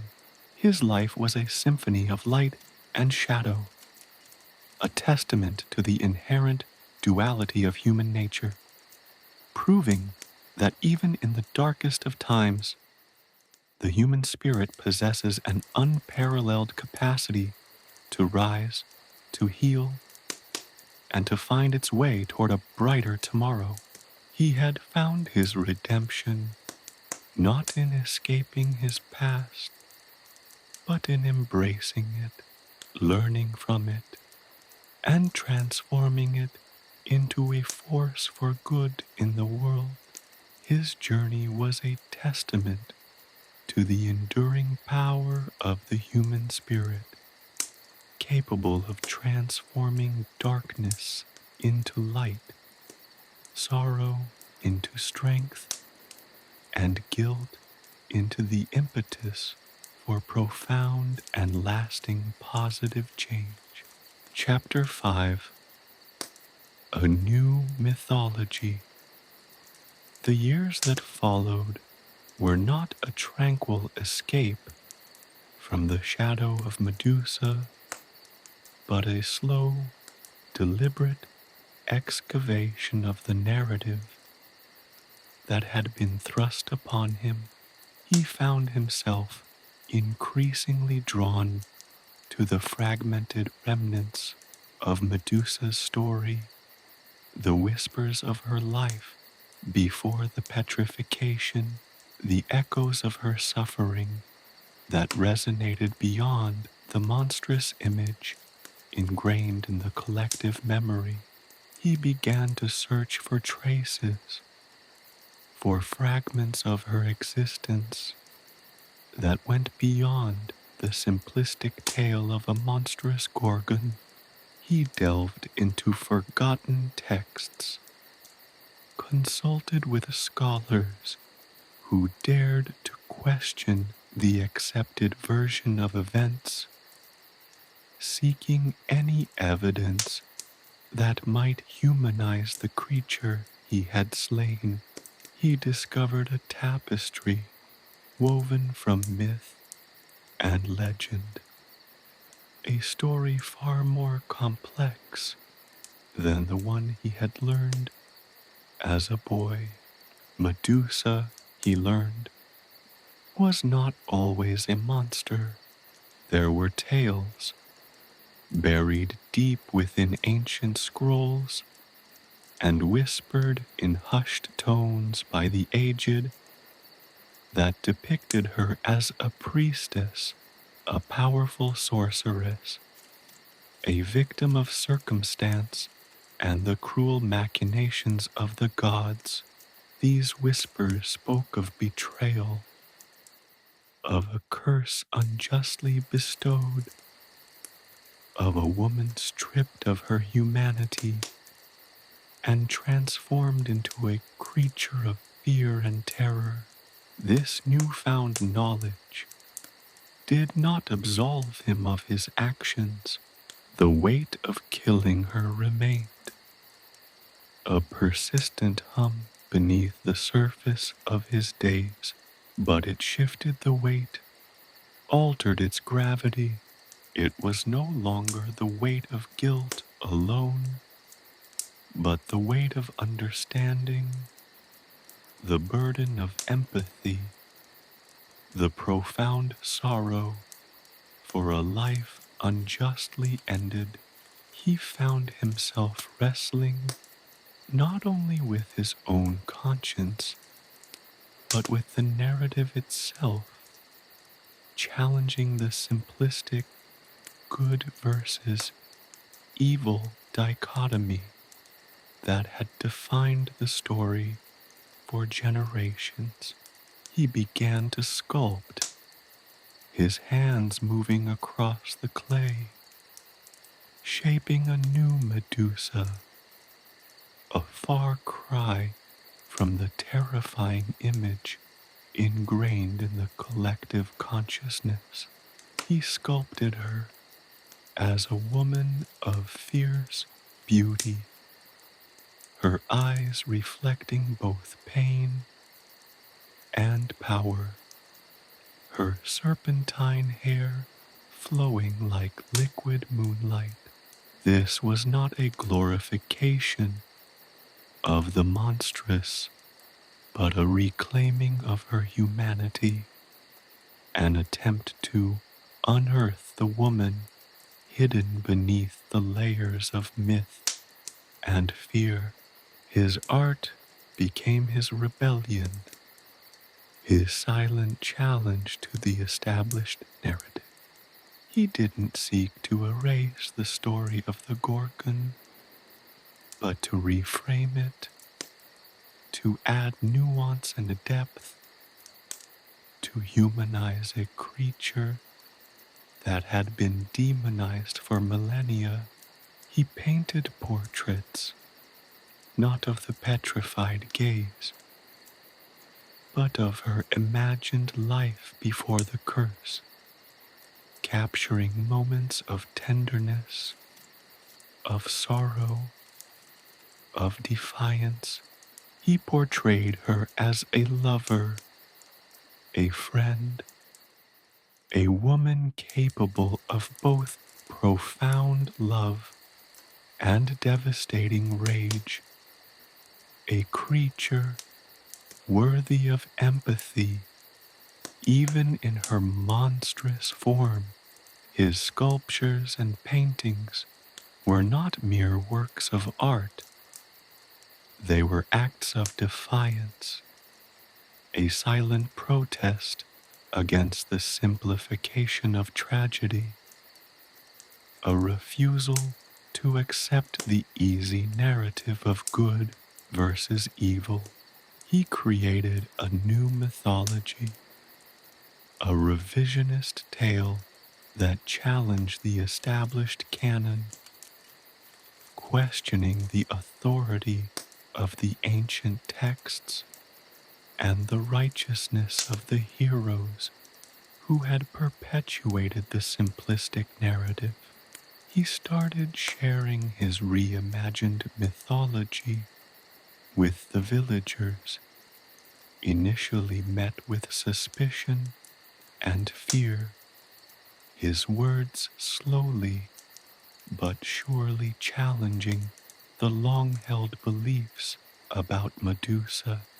His art became a tool for discourse, sparking conversations, prompting questions, encouraging a re-evaluation of a myth that had shaped their collective understanding of the world. He wasn't imposing his version of events, but instead presenting a new perspective, allowing them to grapple with the complexity and ambiguity of the story. He challenged them to look beyond the surface, to understand the layers of betrayal, sorrow, and the potential for redemption that existed even within the most monstrous of tales. The temple, once dedicated to the victims of Medusa, slowly transformed. New carvings appeared, not just commemorating the dead, but also depicting the stages of Medusa's life, showcasing her humanity, her struggle, her pain. This was not a whitewashing of her actions, but a multifaceted portrayal of a complex being caught in the web of fate and circumstance. Perseus's actions extended beyond the realm of art. He researched the history of Sarpedon, unearthing accounts of Medusa's origins, of the circumstances that led to her transformation. He discovered that the original curse was not a spontaneous act of divine wrath, but the result of a complex web of political intrigue, betrayal, and jealousy within the pantheon of gods. He unearthed evidence suggesting that Medusa had been unjustly punished, a pawn in a divine game of power. This new understanding of Medusa's story didn't erase the violence she had inflicted, but it shifted the focus. It wasn't about absolving her, but about understanding the circumstances that led to her becoming a monster. It was about recognizing the complexity of good and evil, the blurred lines between victim and perpetrator. It was a nuanced understanding that transcended the simplistic narratives of old. He started weaving these revelations into the stories he shared with the children, teaching them not to judge hastily, to seek a deeper understanding of the circumstances behind actions, to recognize the shades of gray that existed in every situation. The new mythology he created wasn't a rejection of the old, but a revision, an expansion. It was a layered narrative that incorporated the traditional tale but added new dimensions, enriching the story with empathy, understanding, and a more profound understanding of human nature. He didn't erase the monster, but he humanized it, giving voice to the silenced, a face to the nameless fear. He presented the complexity of the divine, the fallibility of gods, and the far-reaching consequences of their actions, thereby demystifying the divine and offering a more human-centric perspective on the interplay between gods and mortals. The changes weren't immediate. There were those who clung to the traditional narrative, resistant to a reinterpretation that challenged their established beliefs. But slowly, as Perseus's art and stories resonated, the villagers began to question their own assumptions. They began to see Medusa not as a purely evil entity, but as a complex being whose actions were the result of a curse, of betrayal, of forces beyond her control. Perseus's reinterpretation wasn't simply about changing the story of Medusa. It was about reclaiming his own agency, about re-evaluating his role in the narrative. He had been cast as the hero, the slayer of the monster, but he had begun to question the morality of his own actions, acknowledging the complexities of his choices and the lingering sorrow they evoked. He was no longer just the hero of the myth, but the narrator, the rewriter, the one who dared to challenge the very foundations of the story he had been instrumental in creating. His new mythology was a testament to his own journey of self-discovery, a reflection of his evolving understanding of good and evil, and a testament to his capacity for growth and change. He understood that even heroes could make mistakes, that even acts of heroism could have unintended consequences. His journey, then, was not simply about slaying a monster, but about understanding the depths of his own humanity, about accepting the complexities of his past actions, and about using his experiences to create a more just and empathetic future. His retelling of the myth of Medusa was not an attempt to rewrite history, but to enrich it, to add layers of understanding, to bring a human heart to a story that had long been devoid of one. The new mythology he created was a reflection not only of his own evolution, but also of the evolving consciousness of the community he had saved, a testament to their capacity for empathy, understanding, and a profound appreciation for the intricate tapestry of human experience.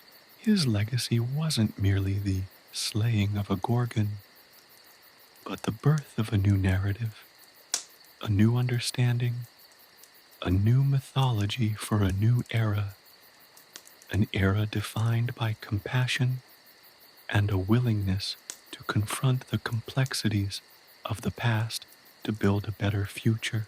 The whispers of dissent began subtly, like the rustling of leaves in a forgotten grove. It wasn't a shout of rebellion, but a quiet questioning, a thoughtful examination of the narratives that had shaped his world. Perseus, having wrestled with the complexities of Medusa's story, found himself increasingly drawn to the larger tapestry of mythology, its interwoven threads of power, cruelty, and injustice. The gods, once revered as infallible, now seemed flawed, their actions often motivated by petty jealousies and unchecked ambition. He started with small things, initially focusing on the inconsistencies within the established myths. Why, he pondered, were some heroes celebrated for actions that mirrored those condemned in others? Why were the gods, capable of such immense power, so often capricious, their judgments arbitrary and cruel? He began to see the cracks in the facade of divine perfection, the blemishes that revealed a flawed and often tyrannical system. His questions were not born out of anger or resentment, but from a deep-seated desire for justice and fairness. He had witnessed the consequences of unchecked power, both in Medusa's tragic story and in the countless other tales of suffering inflicted by the gods. He had seen how easily a flawed narrative could perpetuate injustice, how simplistic tales of good versus evil obscured the nuances of human experience and the complexities of moral decision-making. His journey led him to the forgotten libraries of ancient scholars, to dusty scrolls containing alternative versions of the myths, whispers of dissent that had been silenced for centuries. He unearthed accounts of gods who had abused their power, who had manipulated mortals for their own amusement or gain.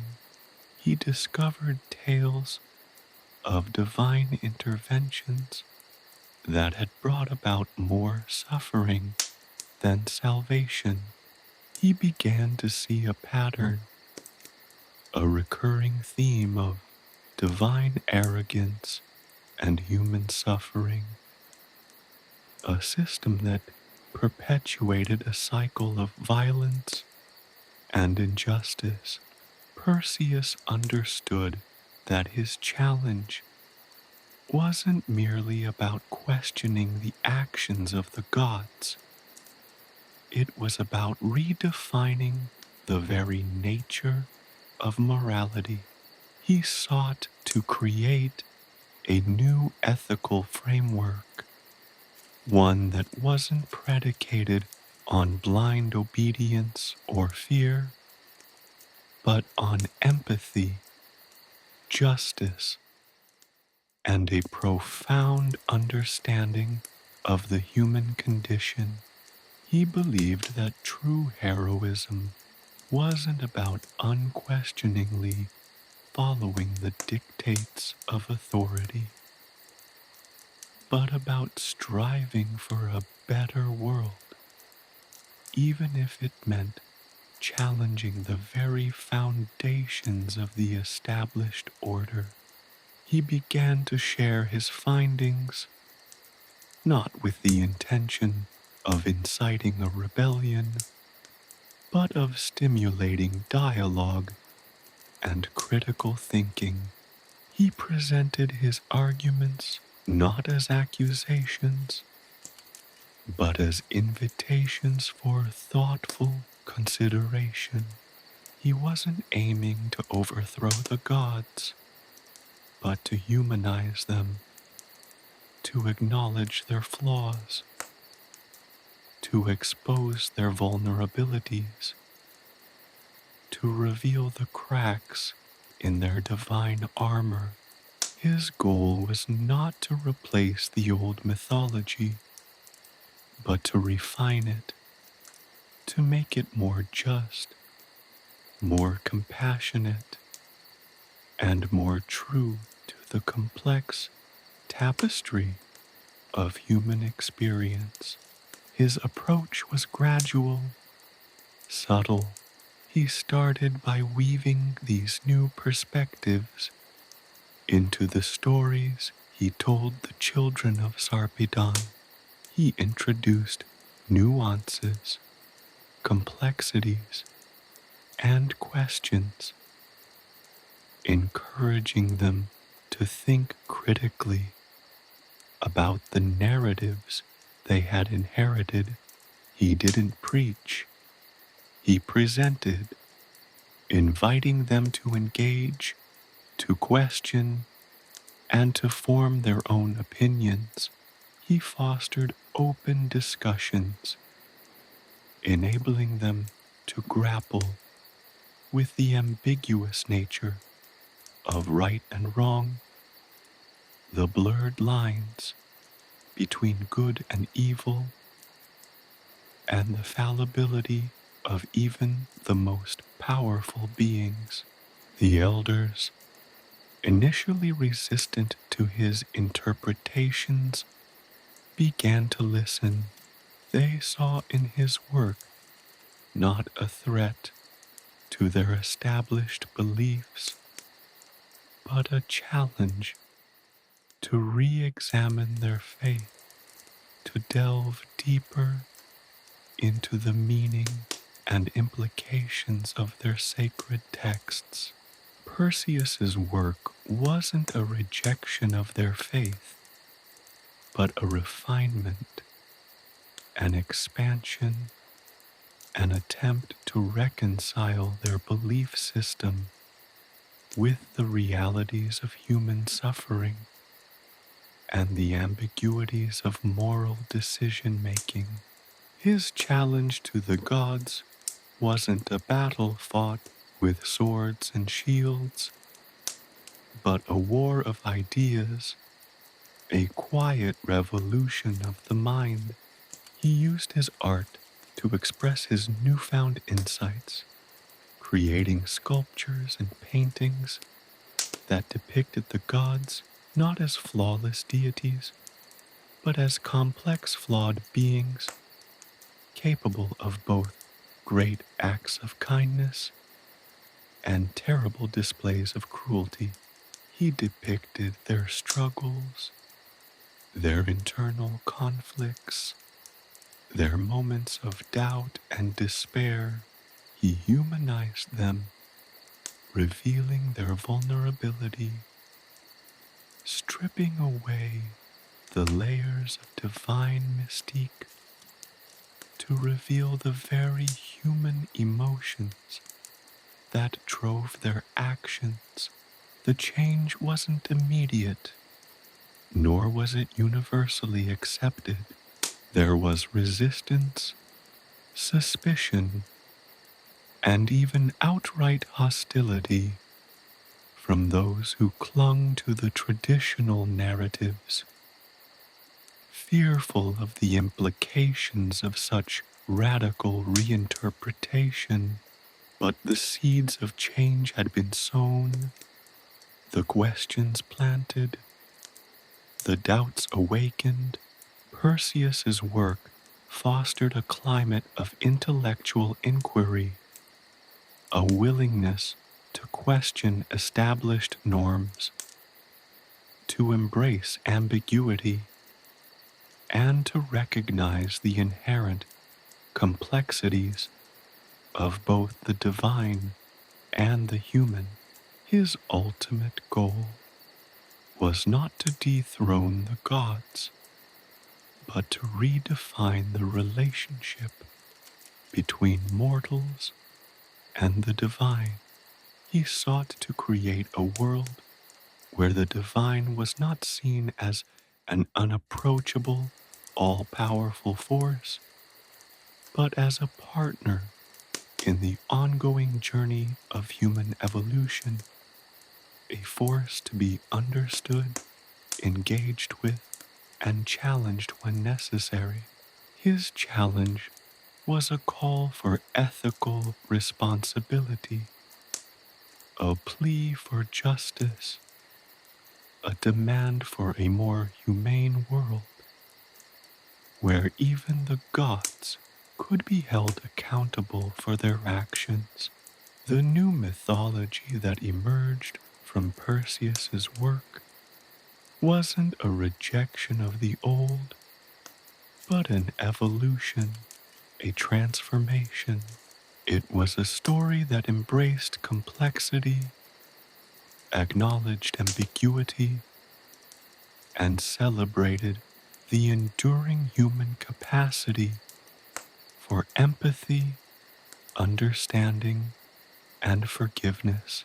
It was a story that challenged the traditional dichotomy of good versus evil, recognizing the existence of moral gray areas and the inherent flaws within even the most revered figures.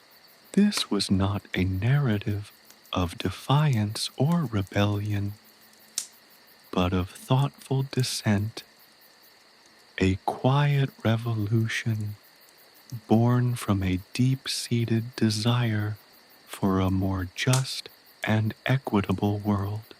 It was a testament to the power of individual action, the potential for change, and the enduring strength of the human spirit in the face of both divine and human imperfections. The polished surface of his shield, still faintly stained with the remnants of Medusa's petrified blood, reflected not just his own weary face, but the moonlit expanse of Sarpedon's shore. The act was done, the Gorgon slain, but the echoes of her screams, the lingering weight of her sorrowful eyes, haunted his dreams. He had been a hero, the slayer of a monster, yet the victory felt hollow, the triumph tinged with a profound sense of loss.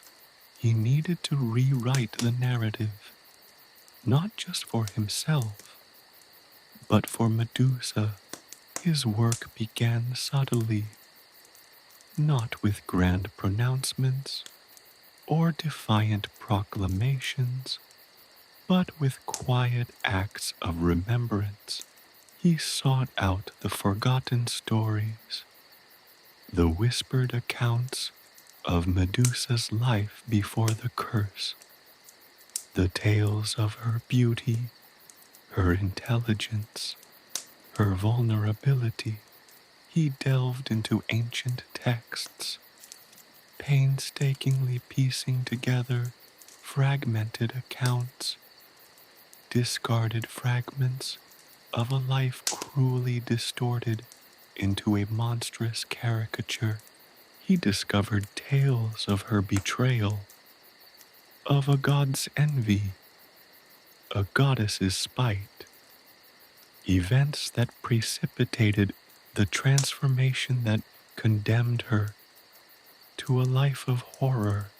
He unearthed accounts of her kindness, of fleeting moments of compassion hidden beneath the layers of fear and hatred that society had woven around her. His first act was the creation of a statue, not the traditional representation of a monstrous, serpentine-haired fiend, but a figure of quiet sorrow, her face a mask of grief etched in stone. He sculpted her not as a symbol of terror, but as a tragic victim, a woman undone by forces beyond her control. He captured the anguish in her eyes, the pain in her posture, the lingering remnants of beauty that time and cruelty could not entirely erase. This statue, unveiled in the town square, became a point of contention, a focal point for the ongoing debate about Medusa's legacy. Some villagers recoiled in fear and disgust, clinging to the old myths, unwilling to question the narratives that had defined their world for generations. They saw in his statue not a work of art, but a sacrilegious act, a betrayal of their heritage. They whispered accusations of heresy, of blasphemy, of disrespect for the ancient gods, but others, drawn to its poignant beauty and profound sadness, began to see Medusa not as a monster to be feared, but as a woman to be pitied. Perseus responded not with anger or defensiveness, but with patience and empathy. He organized gatherings, storytelling sessions where he shared the fragments of Medusa's story that he had uncovered, emphasizing her humanity, her suffering, her innocence in the face of unimaginable cruelty. He spoke of the injustices she had endured, the unfairness of her fate, the cruel irony of being punished for a curse she had not chosen. He wove her story into the larger tapestry of mythology, highlighting the patterns of divine tyranny, the abuse of power, the manipulation of mortals by gods who were themselves flawed and often vengeful. He didn't preach. He simply told her story. He used his words, his art, to challenge the traditional narrative, to reframe the familiar tale in a way that highlighted the complexities of good and evil, of victim and aggressor. He showed how easily the narrative of monsters could be used to justify oppression, to silence dissent, to perpetuate cycles of violence and injustice. He subtly shifted the focus from Medusa's monstrous appearance to the monstrous actions of the gods who had brought this upon her. His work extended beyond Medusa. He began to reinterpret other myths, revisiting the stories of heroes and villains, gods and mortals, always seeking to find the humanity within, to uncover the shades of gray that often obscured the simplistic moral judgments of the traditional narratives.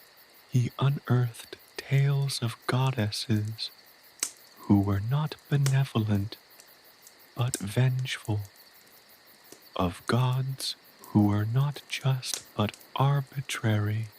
He uncovered stories of heroes whose actions, viewed through a different lens, revealed a profound moral ambiguity.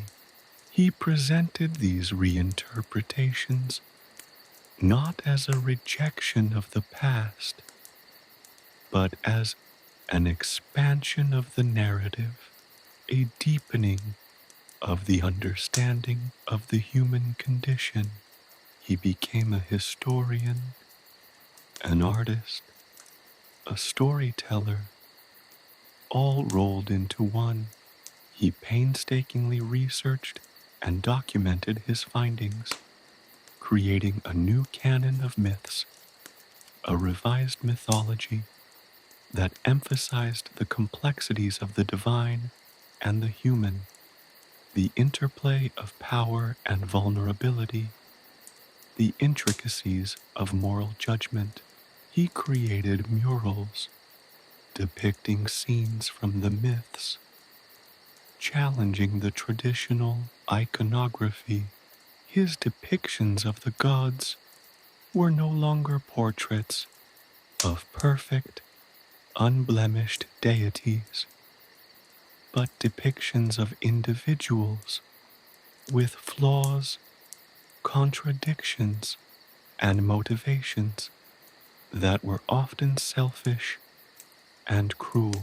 His work sparked heated debates, intellectual battles fought not with swords and shields, but with words and ideas. Some embraced his new interpretations, finding in them a new perspective, a fresh understanding of the world around them. They found solace in the acknowledgement of humanity's flaws and imperfections, the recognition that even the gods were not immune to error and cruelty. They saw in his work a pathway toward empathy, understanding, and ultimately forgiveness. Others remained steadfast in their allegiance to the traditional narratives, clinging to the familiar comfort of simplistic moral certainties. They resisted his new interpretations, accusing him of undermining their faith, of corrupting the youth, of threatening the very fabric of their society. They saw his efforts as an act of rebellion, a challenge to their authority, a threat to their power, the conflict escalated, but Perseus remained steadfast in his commitment to truth, to justice, and to a more accurate and compassionate representation of the human condition. His new mythology was not simply a retelling of old stories. It was a revolution of the mind, a quiet revolution that sought to transform not just the way people understood the past, but the way they lived their lives in the present and shaped their future. It was a testament to the power of storytelling, the power of empathy, and the enduring power of the human spirit in the face of adversity. It was a testament to the idea that even the most entrenched narratives could be challenged, could be rewritten, could be reimagined in a way that reflects a deeper, more nuanced, and more compassionate understanding of the world. The seeds of change had been sown, and whether they would blossom into a new era of justice and understanding remained to be seen. The future, unlike the past, was unwritten, and it was in the hands of those who dared to challenge the old narratives, those who dared to create a new mythology, a mythology that embraced the complexities of life, acknowledged the shadows along with the light, and ultimately sought to create a more just and compassionate world. The years that followed saw Perseus not as a conquering hero, basking in the glory of his victory, but as a tireless scholar, a meticulous artist, and a patient teacher. His revised account of Medusa initially met with resistance and fear, slowly began to permeate the collective consciousness.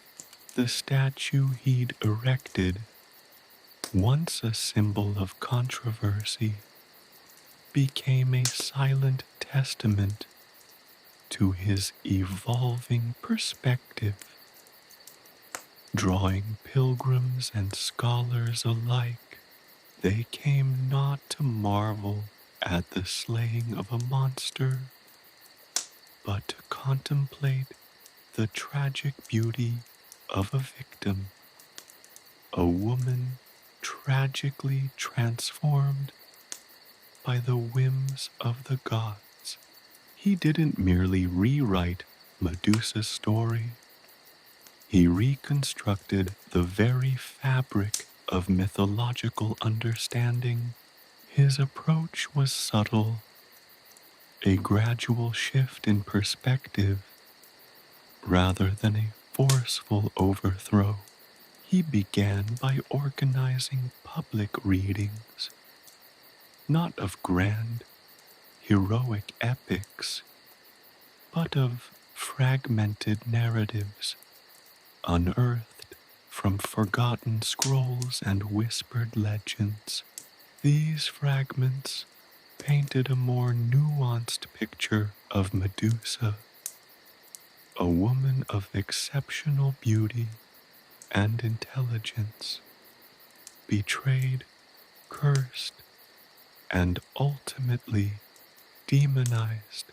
He spoke not of her serpentine hair and venomous gaze, but of her kindness to creatures of the forest, her love for the natural world, her despair at her fate. His storytelling was not didactic, it was evocative. He painted vivid pictures with words, allowing the audience to draw their own conclusions. to feel the weight of Medusa's suffering, to question the simplistic morality of traditional narratives. He would weave into his tales the stories of other wronged figures, goddesses unjustly punished, heroes whose actions were motivated by complex desires, gods whose arrogance and cruelty led to untold suffering.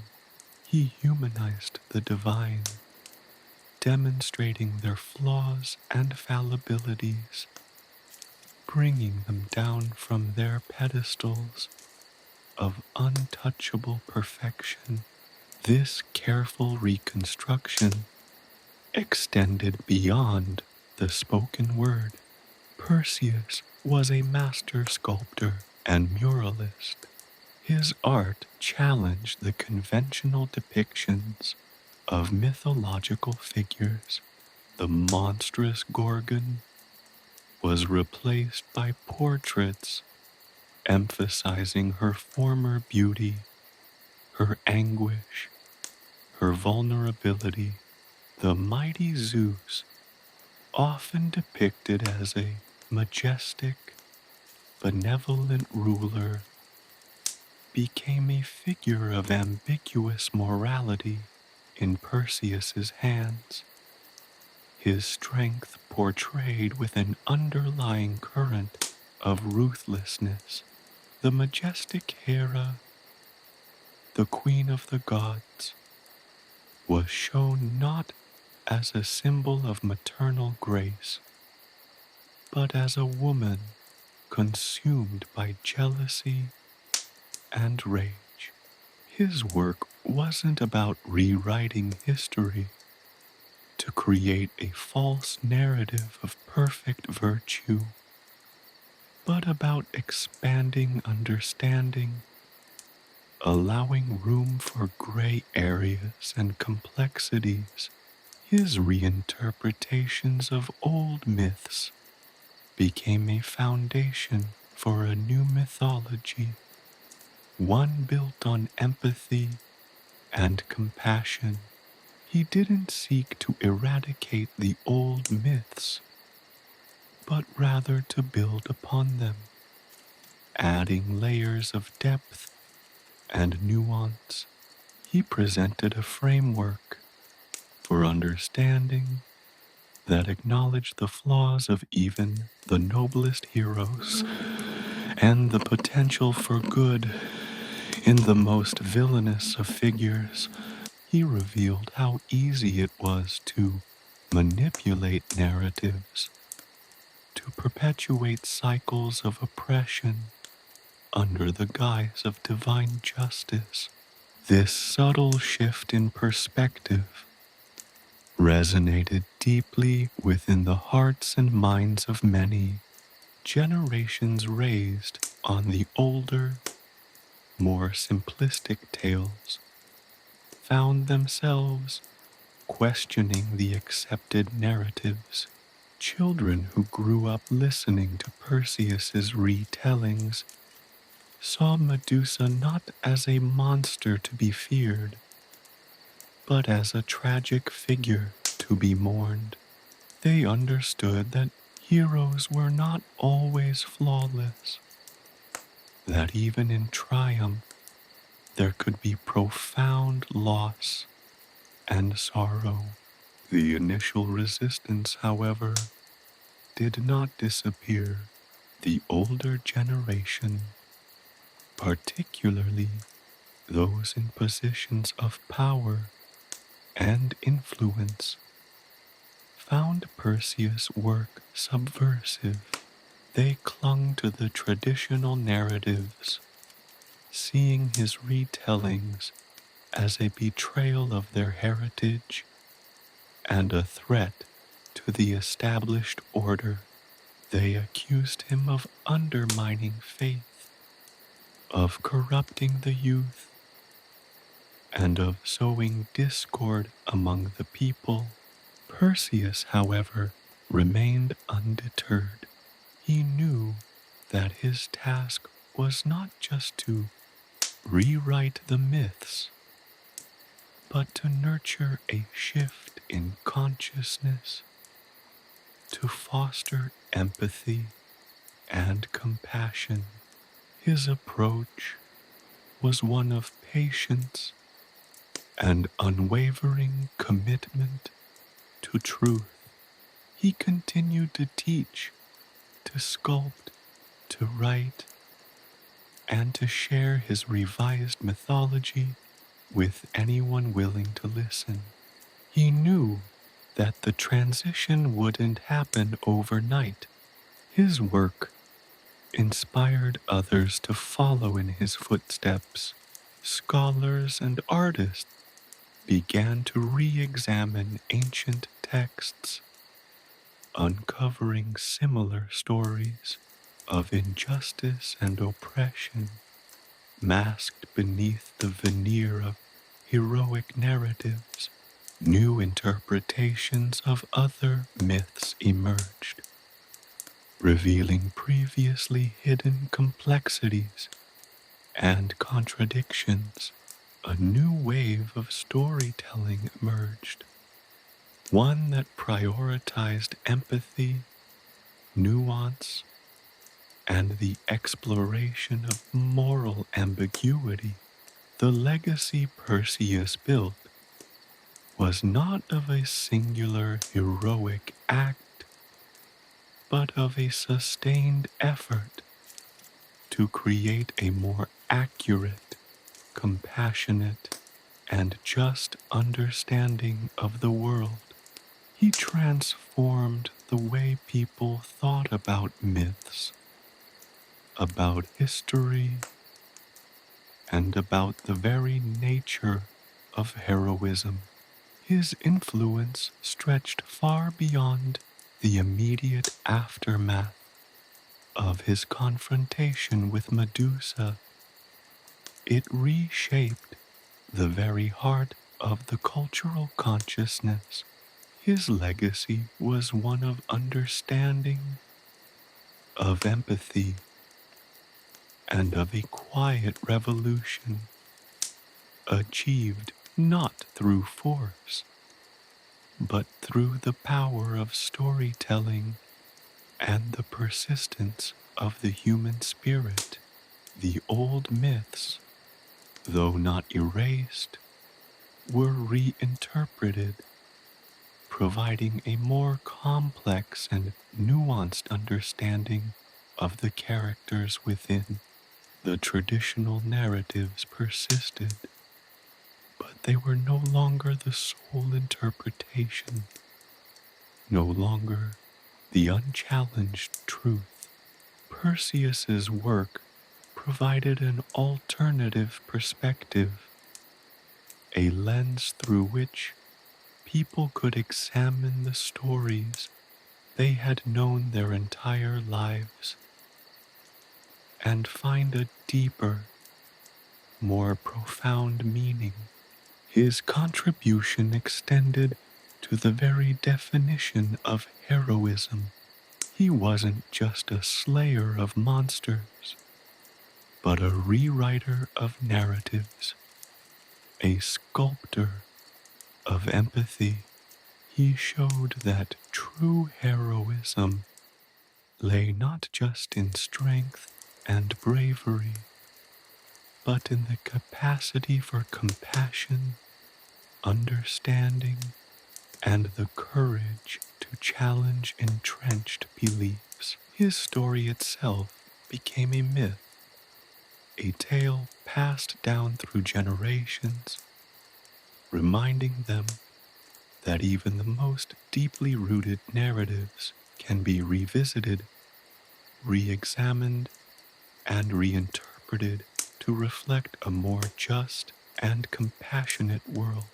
His legacy was a living, breathing mythology, constantly evolving, always reflecting the human condition in all its messy and magnificent complexity.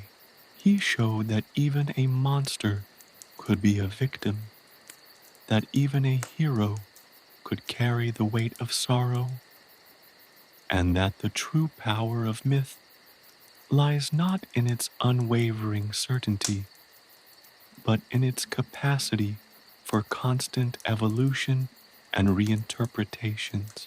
His was a testament to the ever-changing nature of truth and to the enduring power of the human spirit to strive for a better world, one story at a time.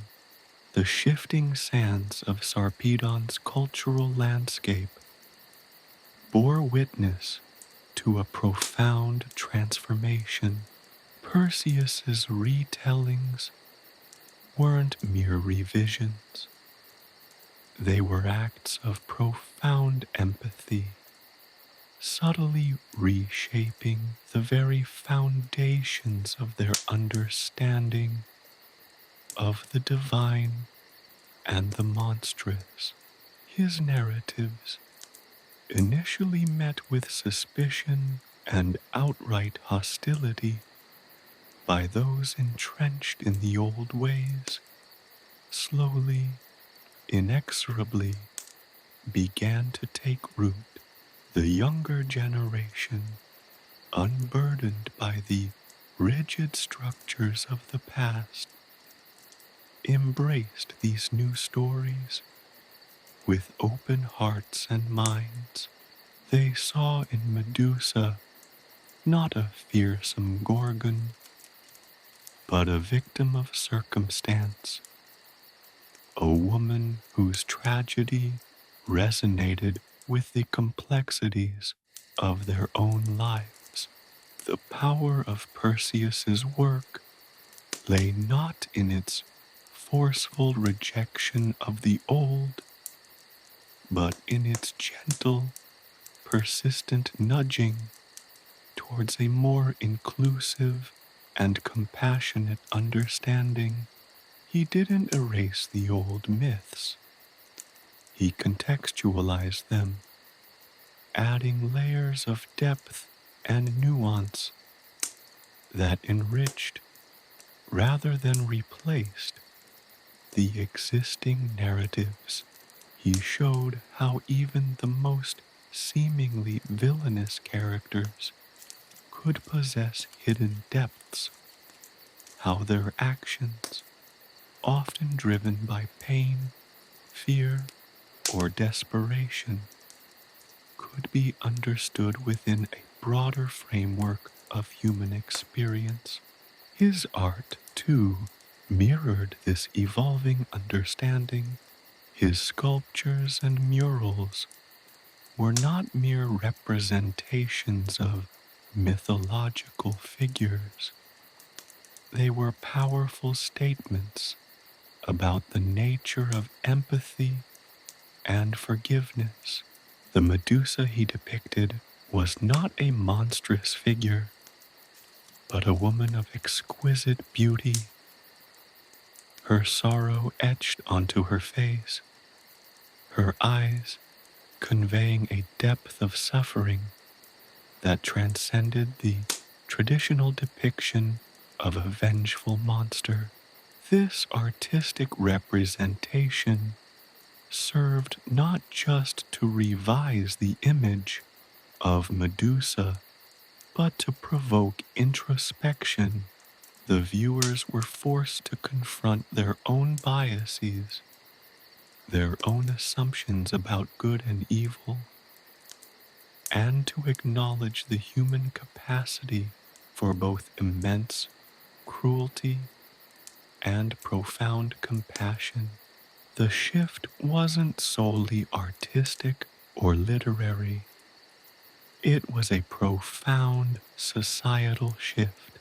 Scholars and historians, inspired by Perseus's work, began to examine their own canons, uncovering hidden narratives of oppression and injustice concealed beneath the veneer of heroic tales. the stories of forgotten goddesses, marginalized heroes, and unjustly punished mortals began to emerge, adding complexity and richness to the tapestry of their mythology. The very notion of heroism was redefined. It was no longer solely associated with strength and prowess in battle, but also encompassed qualities such as compassion, understanding, and the courage to challenge established norms. This wasn't a revolution achieved through force or bloodshed, but through the quiet, persistent power of storytelling. Perseus didn't seek to overthrow the existing power structures. He worked patiently, gradually chipping away at the foundations of entrenched biases and prejudice, replacing them with narratives that emphasized empathy, forgiveness, and the acceptance of human complexity. His approach was a testament to the power of a single individual's unwavering commitment to truth and justice. The process was slow, painstaking, and often fraught with conflict. The older generation, resistant to change and clinging to the traditional interpretations of mythology, continued to oppose Perseus's work. They viewed his reinterpretations as heretical, as a threat to the established order, and they used their positions of power to suppress his message. They launched smear campaigns, denounced his work in public forums, and tried to discredit his scholarship. But they couldn't silence the growing chorus of voices supporting him. The debate that raged across Sarpedon was not merely about mythology. It was a reflection of the ongoing struggle between tradition and progress, between rigid dogma and evolving understanding. It was a contest between those who clung to outdated narratives and those who dared to challenge them, seeking a more accurate and compassionate reflection of the human condition. Perseus's response to this resistance was not one of anger or aggression, but of unwavering patience and persistence. He continued to teach, to write, to sculpt, always refining his approach, always seeking to convey his message with greater clarity and empathy. He knew that change was a gradual process, and that true transformation required not only intellectual understanding, but also a profound shift in the emotional landscape. His legacy extended far beyond the borders of Sarpedon. His revised mythology spread throughout the land, inspiring others to re-examine their own cultural narratives, to unearth forgotten stories, and to challenge the simplistic morality of traditional tales. A new generation of storytellers emerged, echoing Perseus's message of empathy and understanding, creating a richer, more nuanced mythology that celebrated the complexities of human experience. This new mythology wasn't a simple replacement of the old, it was a synthesis, a fusion of the familiar and the unfamiliar. The old myths remained, but they were seen through a new lens, their narratives enriched with greater depth and complexity. The monstrous figures were not simply banished, they were re-evaluated, their suffering recognized, their humanity acknowledged. The heroes were not idealized, their flaws were exposed, their moral ambiguities explored. The enduring power of Perseus's work lay in its ability to inspire empathy, to foster a deeper understanding of the human condition, and to challenge the simplistic moral frameworks of the past. He showed that true heroism was not about conquering monsters, but about conquering prejudice, about dismantling the narratives of oppression, and about fostering a more just and compassionate world. His legacy was not a set of revised myths, but a living, evolving understanding of the power of storytelling to reshape the world. It was a testament to the enduring power of empathy, a power capable of transforming not just individual hearts and minds, but entire cultures. This transformation was not immediate, but it was profound and lasting. Generations grew up with Perseus's versions of the myths, inheriting a worldview that prioritized compassion and understanding. The traditional narratives still existed, but they coexisted with these newer, more nuanced interpretations.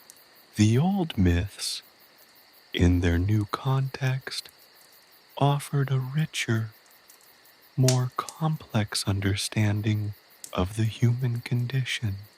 The line between hero and villain blurred, replaced by a spectrum of characters motivated by a mixture of good and bad intentions.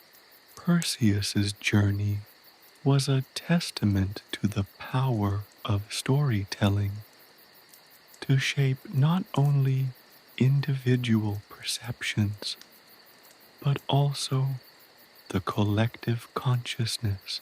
He demonstrated that myths were not immutable truths, but rather living, breathing narratives capable of evolution and adaptation. His legacy was a reminder that even the most deeply entrenched beliefs can be challenged, re-examined, and reinterpreted to reflect a more just, compassionate, and empathetic understanding of the world. It was a legacy that continued to unfold, generation after generation, constantly evolving and adapting to the ever-changing landscape of human experience, a testament to the enduring power of empathy and the boundless capacity of the human spirit for transformation. His story served as a potent reminder that true heroism resides not just in strength of arms, but in strength of character, a strength built on compassion, understanding, and a relentless pursuit of a better world. Chapter 6. Beyond the Stone.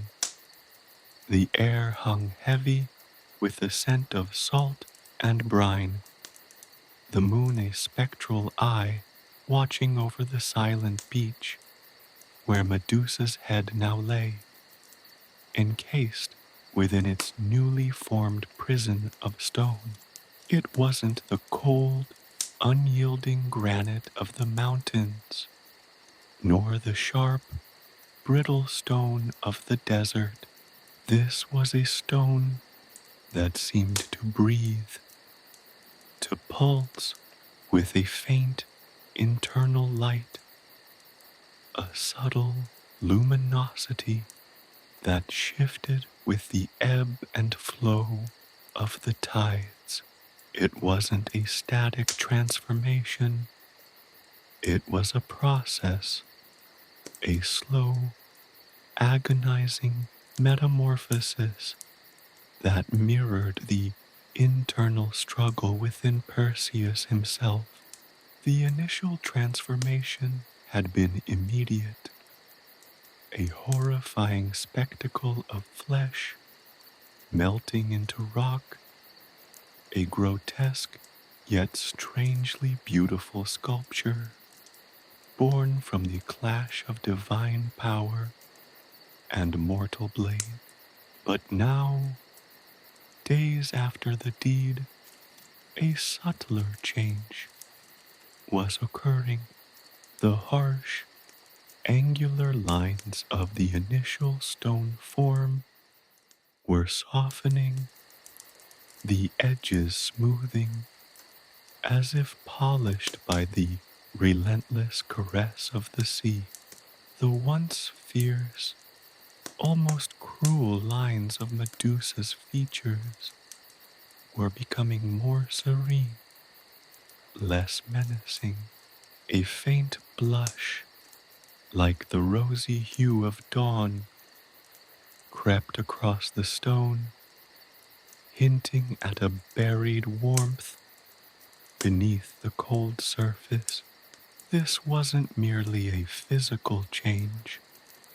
It was a reflection of the changing landscape of Sarpedon's heart and mind. The initial horror, the visceral reaction to the slaying of a Gorgon, was slowly giving way to a more nuanced understanding, a collective empathy that seeped into the very fabric of their society. Perseus's retellings, his artistic renditions, and the scholarly debates they fueled had slowly begun to crack the hardened shell of tradition, allowing a deeper, more compassionate perspective to emerge.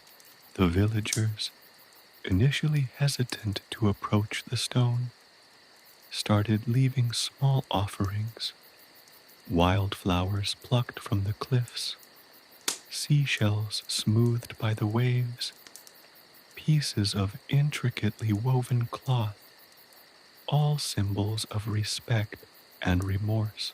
These humble tributes were not merely acts of appeasement. They were expressions of a newfound understanding, a recognition of Medusa's suffering, a testament to the power of Perseus's relentless campaign for empathy. The stone, in its slow transformation, seemed to absorb these offerings, becoming softer, warmer, radiating a quieter, more profound beauty. Children, bolder than the adults, would often sit near the stone, whispering stories to it, their voices carrying the echoes of Perseus's reinterpreted myths. They spoke of Medusa not as a monster, but as a woman cursed, a victim of circumstance, her anger born of pain and desperation. They would trace the outlines of her face, their fingers brushing against the smoothing stone, their innocent touch seemingly accelerating the ongoing transformation. The elderly, the stubborn adherents to the old ways, still viewed the stone with suspicion, their eyes fixed on it with a mixture of fear and resentment. They muttered prayers to forgotten gods, attempting to maintain the old order, but their voices were becoming increasingly fainter, swallowed by the growing chorus of compassion that surrounded the stone. Even they couldn't deny the subtle shift, the undeniable change that was taking place, not just in the stone, but in their hearts. The stone, in its quiet metamorphosis, served as a living testament to their evolving understanding. Perseus himself would often visit the stone, spending hours sitting beside it, lost in contemplation. He would trace the outlines of Medusa's face, his touch lingering on the softening features, his eyes reflecting the changing light of the moon. He saw in the stone a reflection of his own journey, his own transformation from a young hero driven by a vengeful quest to a mature artist and storyteller dedicated to truth and understanding. The stone became a symbol of his personal redemption, a constant reminder of the price of compassion and the enduring power of empathy. The sea played its part in the transformation. The waves, relentless in their rhythm, seemed to gently caress the stone, eroding its harsh edges, smoothing its surface, polishing it to a reflective sheen. The salt spray, infused with the essence of the ocean's vastness, softened the stone, imbuing it with a gentle radiance.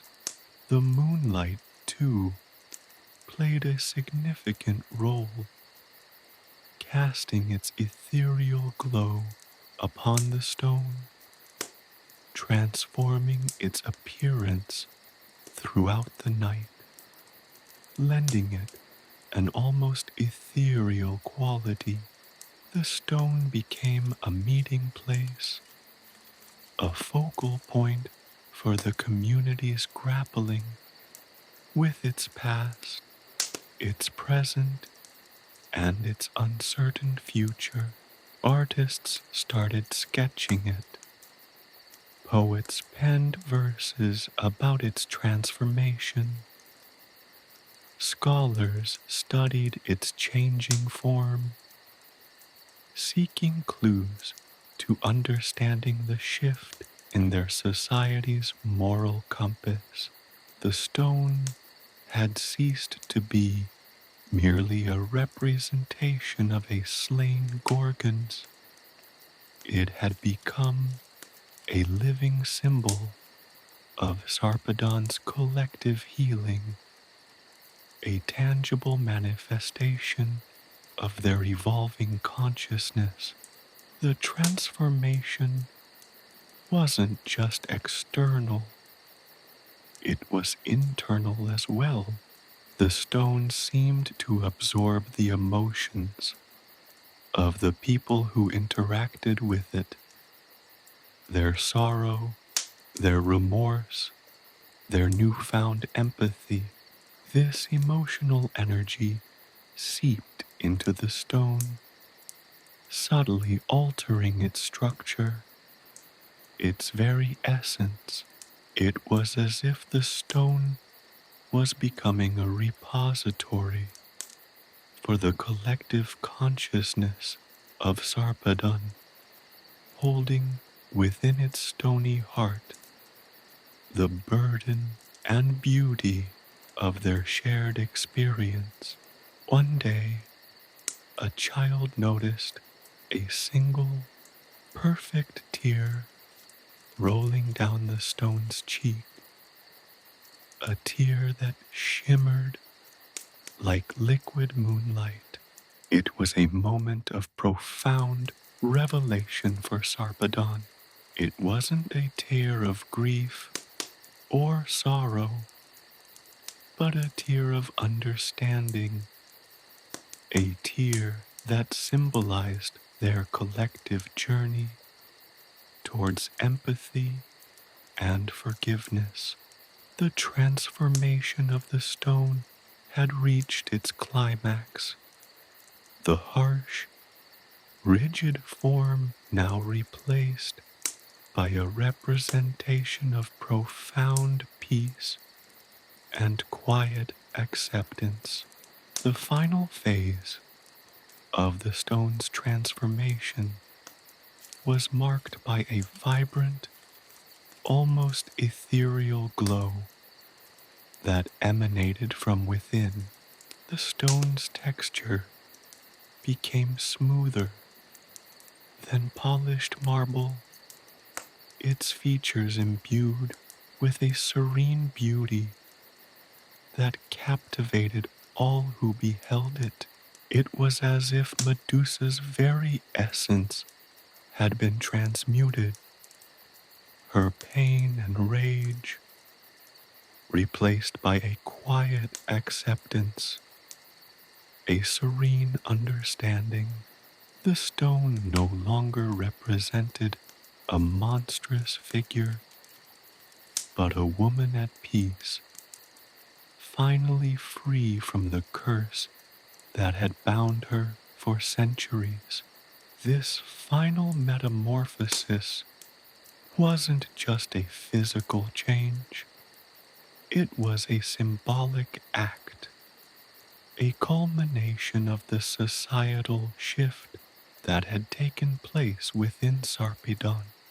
The stone stood as a testament to the power of empathy, a powerful reminder that even the most hardened hearts can be softened, that even the most deeply ingrained prejudices can be overcome.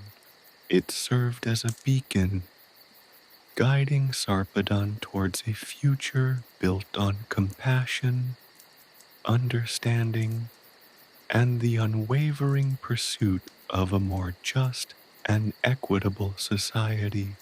The stone, once a symbol of fear and horror, had become a source of hope and inspiration, a symbol of transformation not only for Medusa but for Sarpedon itself. It was a monument to the enduring power of storytelling, to the transformative potential of empathy, and to the boundless capacity of the human spirit for forgiveness and understanding. Perseus's journey and the journey of Sarpedon had culminated in this exquisite, poignant transformation. The stone, now a breathtaking masterpiece, stood as a lasting testament to the enduring power of compassion, a silent sentinel guarding the shores of Sarpedon, a beacon illuminating the path towards a more compassionate future. The transformation of the stone was complete. A new era had begun. The whispers of change, initially faint as the breath of a sleeping child, grew into a roar that echoed across Sarpedon. Perseus, no longer simply the slayer of Medusa, became a figure of unexpected complexity, a hero sculpted not just by his courage in battle, but by his relentless pursuit of understanding and reconciliation. His tale, once a grim legend of a monster vanquished, transformed into a profound narrative of empathy, a testament to the possibility of redemption, not just for himself, but for his entire society. His actions after the slaying of Medusa became as significant, if not more so, than the act itself. He didn't boast of his victory. He didn't parade the Gorgon's head as a trophy. Instead, he meticulously documented his experience, his words painting a portrait of a creature driven to monstrosity by centuries of suffering, a being whose rage was a desperate cry for help.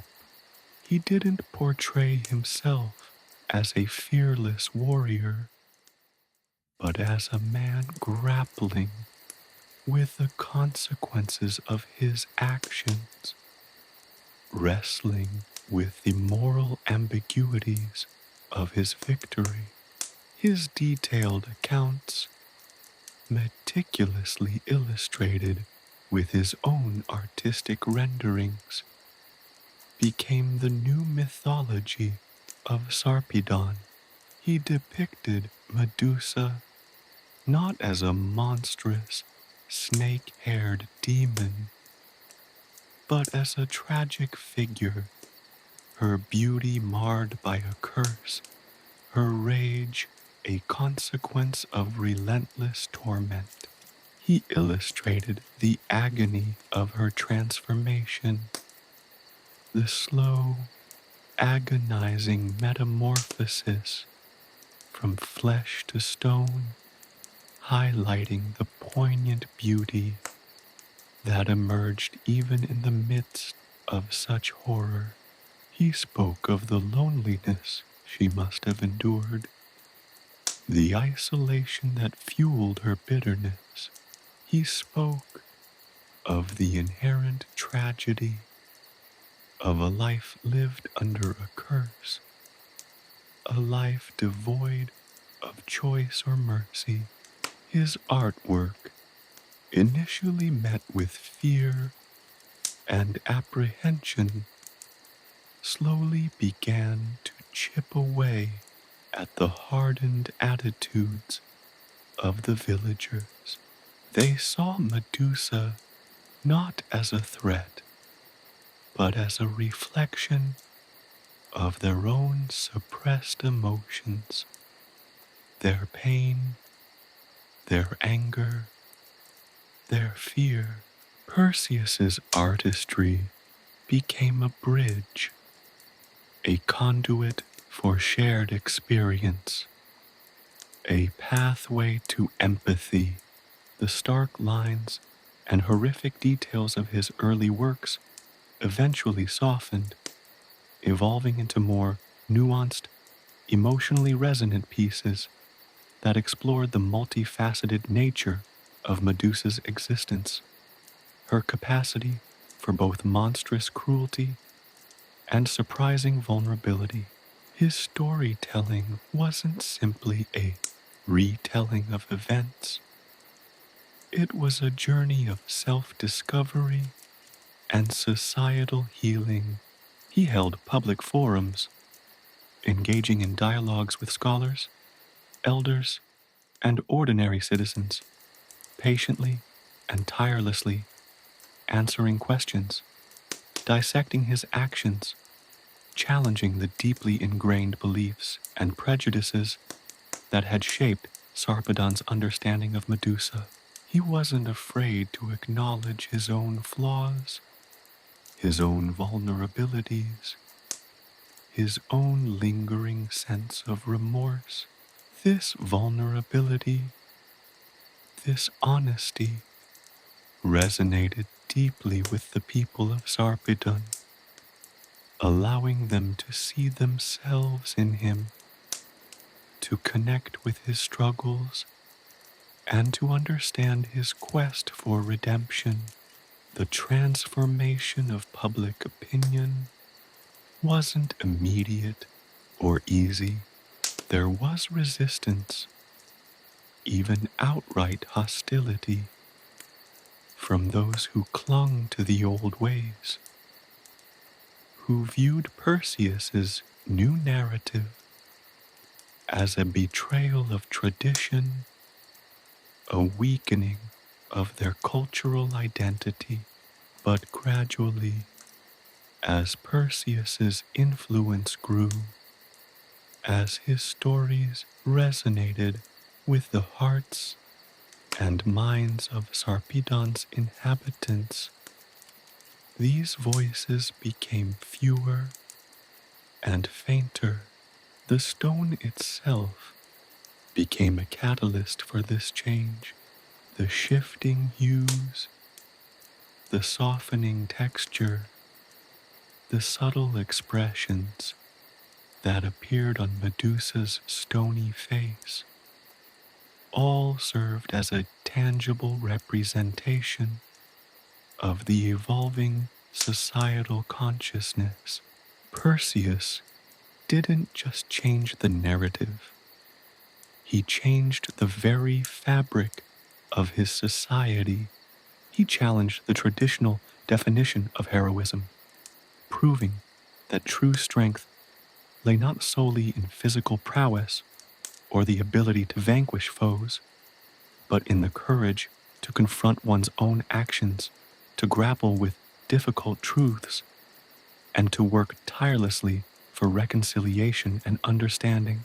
His was a heroism forged in empathy, fueled by compassion, and shaped by a deep commitment to justice.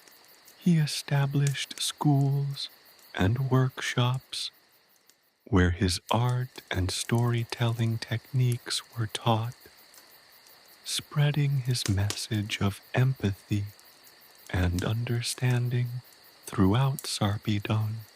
He trained artists to portray the past not just as a chronicle of heroic deeds, but as a complex tapestry of human experience, woven with threads of triumph and tragedy, victory and loss, courage and fear. He funded research into the history of Medusa, commissioning scholars to explore the circumstances that led to her curse, to uncover the deeper truths behind the legends, to understand the complexities of her existence. This systematic inquiry further dismantled the simplistic demonization of Medusa, revealing her as a victim, a tragically cursed being whose story deserved compassion and understanding rather than eternal damnation. Years passed. The stone, once a symbol of horror, had become a sacred site, a pilgrimage destination for those seeking solace and understanding.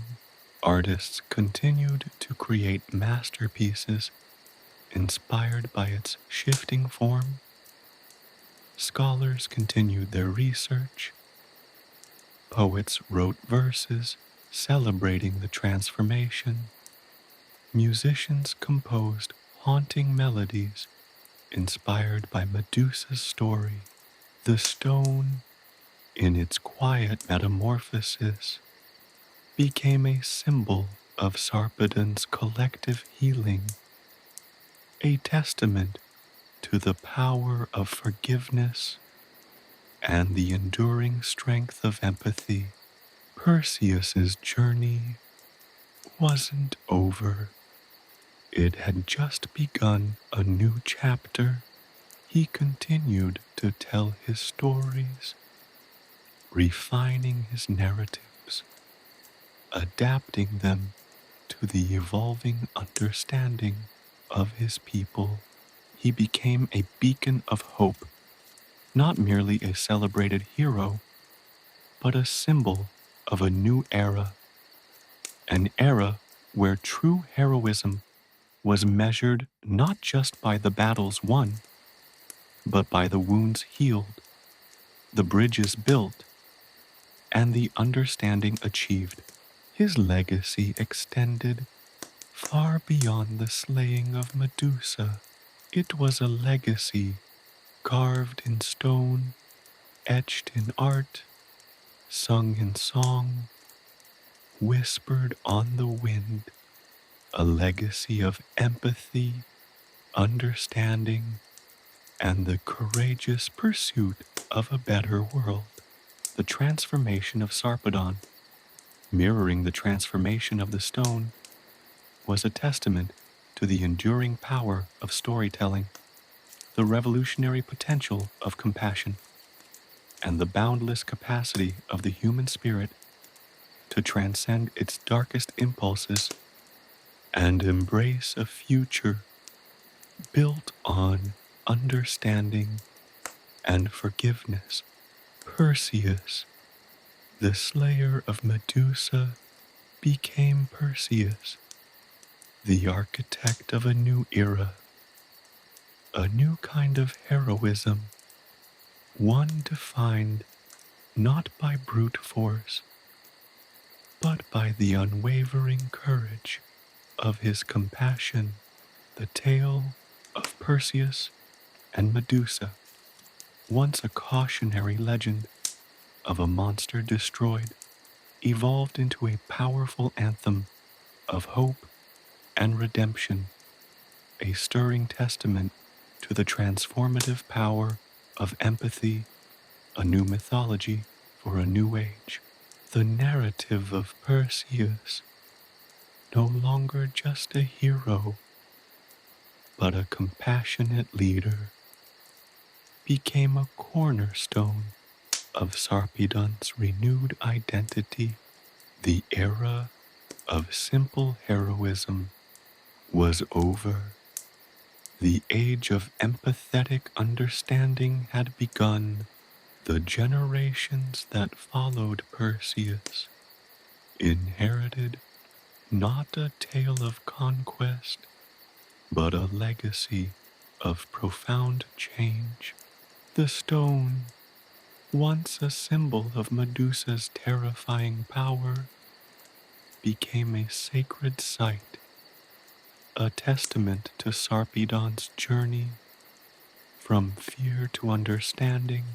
Pilgrims from distant lands came to witness the slow, almost imperceptible shifts in the stone's texture, the subtle alterations in its form, the faintest hints of expression that seemed to flicker across its surface.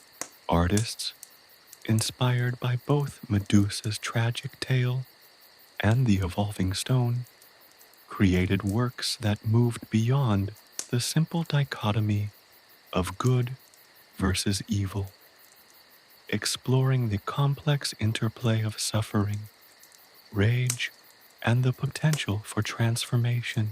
The schools established by Perseus flourished, becoming centers of learning that went beyond the technicalities of art and storytelling. They emphasized critical thinking, the exploration of diverse perspectives, and the importance of empathy in shaping a just and compassionate society. The curriculum included not only the visual arts, but also history, philosophy, and the burgeoning field of psychological studies, all informed by Perseus's revolutionary approach to understanding the human condition. Students weren't merely taught to reproduce the established narratives. They were encouraged to challenge them, to question the assumptions upon which they were built, to reimagine the stories of the past in light of a deeper understanding of the complexities of human experience. The influence of Perseus's approach extended beyond Sarpedon. His teachings, his art, his writings spread across the land, transforming the way stories were told and understood. The simplistic narratives of heroic deeds and monstrous villains, once the foundation of cultural identity, began to yield to a more nuanced understanding of heroism, one that emphasized compassion, forgiveness, and a relentless pursuit of truth and justice. The focus shifted from the glorification of violence to the celebration of empathy, from the demonization of the other to the understanding of shared humanity. His legacy wasn't solely confined to the realm of art and education. It permeated the political and social structures of Sarpedon, fostering a culture of open dialogue, critical self-reflection, and a commitment to social justice. The leaders of Sarpedon embraced Perseus's model of governance, which emphasized collaboration, transparency, and a dedication to addressing the needs of all its citizens, regardless of their social standing or perceived differences. The old systems of power, rooted in fear and control, began to give way to a more egalitarian society, one built on mutual respect, understanding, and a shared commitment to the common good. Centuries passed. The initial wave of transformative change gave way to a more subtle, yet profound, evolution of Sarpedonian society. The descendants of Perseus continued his work, refining his methods, expanding his reach, and adapting his teachings to the evolving needs of their time. The stone, now deeply embedded within the heart of Sarpedon's identity, served as a constant reminder of the transformative power of empathy, a symbol of the ongoing journey towards a more just and compassionate world. The annual festivals celebrating Medusa's story and Perseus's legacy became occasions for reflection, for reaffirming their commitment to the ideals he championed, and for passing the torch of empathy to the next generation. The story of Perseus and Medusa transcended its mythological origins. becoming a powerful parable for all of humanity. It served as a constant reminder that the narratives we embrace shape not only our understanding of the past, but also our vision of the future. It demonstrated the importance of challenging established truths, of questioning assumptions, and of embracing the complexities of human experience in all its beauty and horror. The story became a testament to the power of art to foster empathy, to inspire social change, and to guide humanity towards a future shaped by compassion, justice, and a relentless pursuit of understanding. The descendants of Perseus continued to write and rewrite his story, adding new layers of meaning, incorporating the evolving perspectives of their time.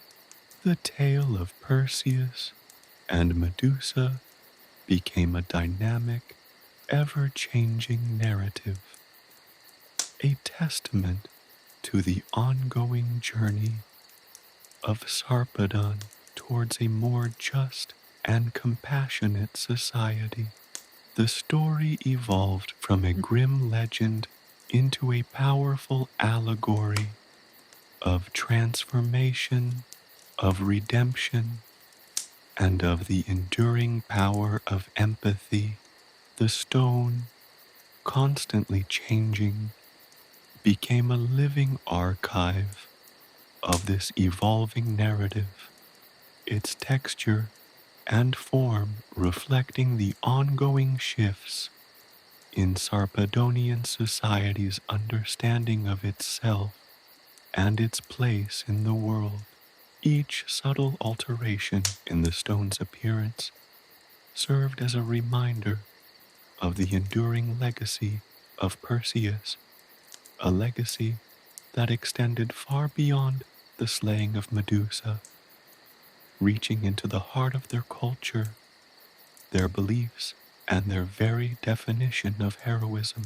Scholars dedicated their lives to studying the legacy of Perseus, analyzing his art, dissecting his narratives, and interpreting his teachings. Their research not only illuminated the past, but also provided a framework for understanding the present and guiding the future. They discovered new depths in his work, uncovering layers of meaning that had been overlooked by previous generations. Their insights further reinforced the enduring relevance of Perseus's message, his vision of a world shaped by empathy, understanding, and a tireless commitment to justice. The artistic traditions established by Perseus continued to thrive, producing works that challenged conventional notions of beauty and explored the complexities of human emotion with unmatched honesty and profound insight.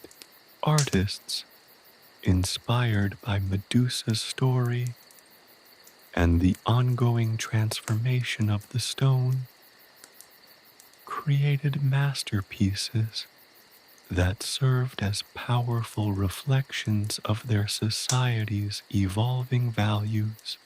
These works went beyond the simplistic representation of heroic deeds, exploring the moral ambiguities of human actions, the complexity of the human spirit, and the ongoing struggle for justice and compassion.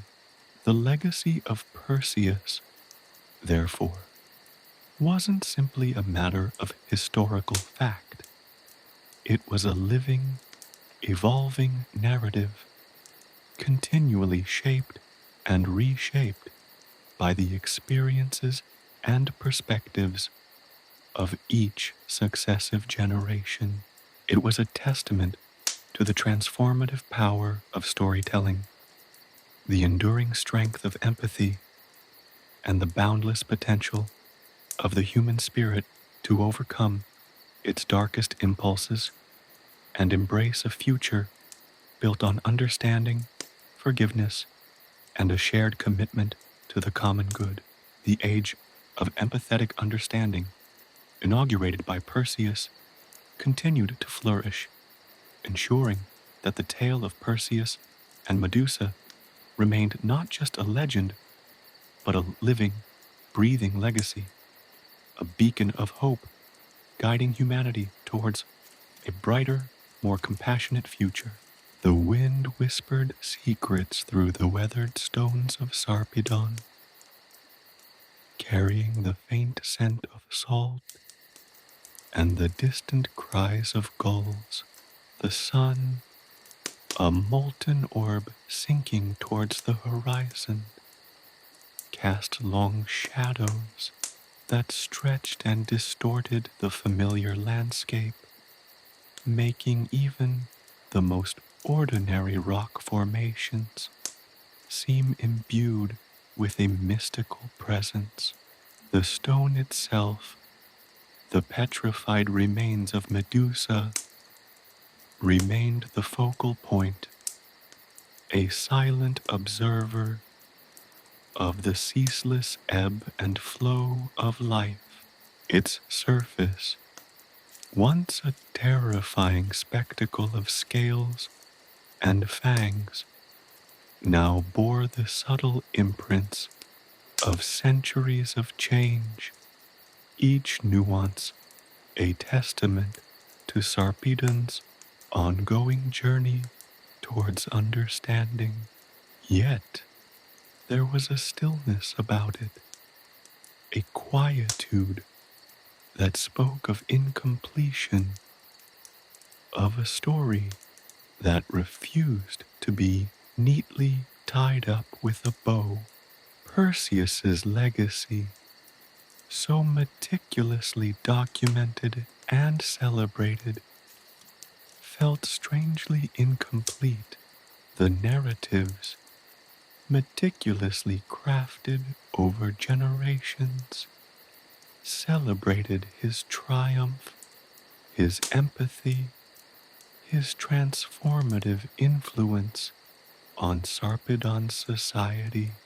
But even the most eloquent accounts, the most vibrant artistic representations, could not fully capture the depth of his internal struggles, the lingering shadow of his deed.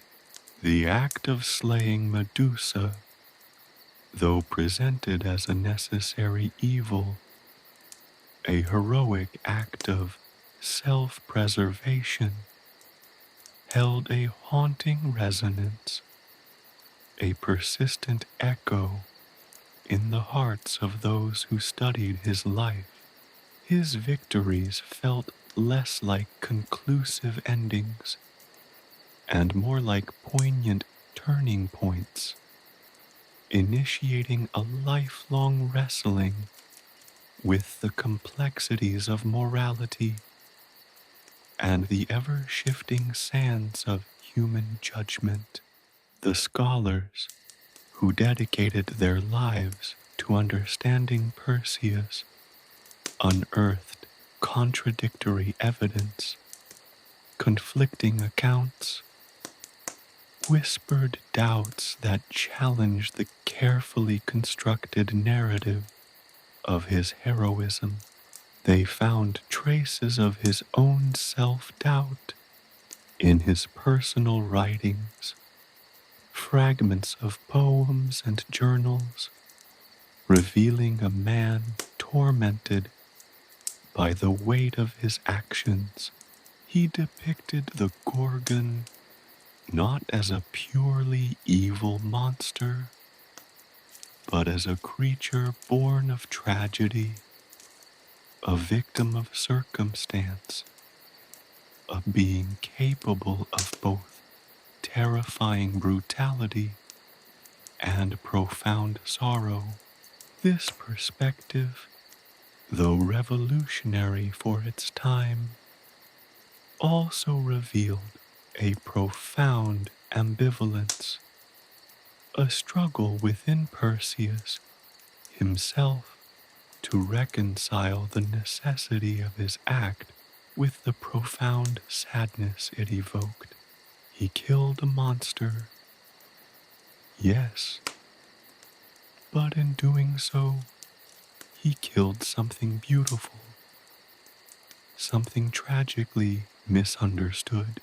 This ambiguity, this sense of unfinished business, resonated deeply with Sarpedonians. Their understanding of Perseus's legacy transcended the simplistic categories of hero and villain. He was not merely a figure of unblemished virtue. He was a flawed individual who, through his struggles and his unwavering commitment to understanding, had forged a path towards a more compassionate world.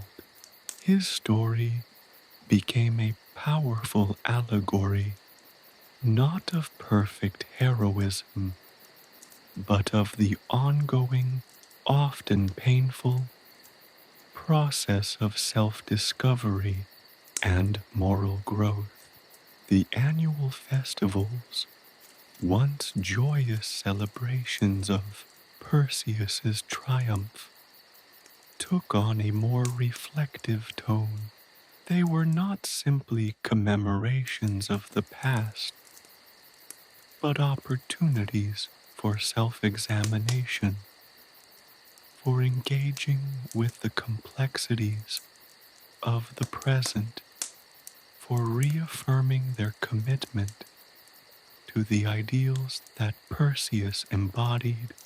The emphasis shifted from glorifying the act of killing Medusa to honoring the struggle to understand her, to recognizing the shared humanity that bound even the most monstrous of creatures to the rest of creation.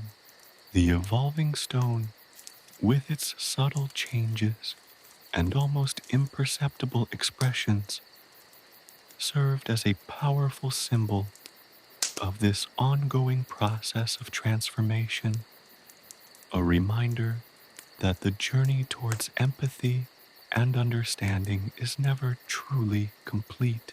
The artists of Sarpedon, inspired by this evolving understanding, produced works that reflected the ambiguous nature of Perseus's legacy. They depicted not only the moment of the slaying, but also the aftermath, the lingering sorrow, the profound internal conflict that haunted Perseus long after the battle was won. Their art became less about depicting clear-cut victories and more about exploring the shades of gray that populate the human experience. They explored the multifaceted nature of heroism, the moral ambiguities of necessary evils, the enduring power of empathy, even in the face of overwhelming fear. Their masterpieces weren't celebrations of flawless heroism. They were meditations on the perpetual struggle between compassion and necessity, between the desire for justice and the inevitable consequences of violence. Generations continued to interpret and reinterpret Perseus's story, adding their own perspectives, their own experiences, their own struggles to the ever-growing tapestry of his legacy. The narrative became a living document, perpetually evolving, reflecting the continuous changes within Sarpedonian society. The story of Perseus and Medusa was not just a tale of the past, it was a reflection of their present, a guide for their future. The act of retelling the story, of revisiting its complexities, became an act of self-reflection, a way of engaging with the ongoing quest for a more just and compassionate world. The unfinished quality of the story became its greatest strength. It mirrored the unending journey of humanity, the perpetual struggle to understand ourselves and the world around us.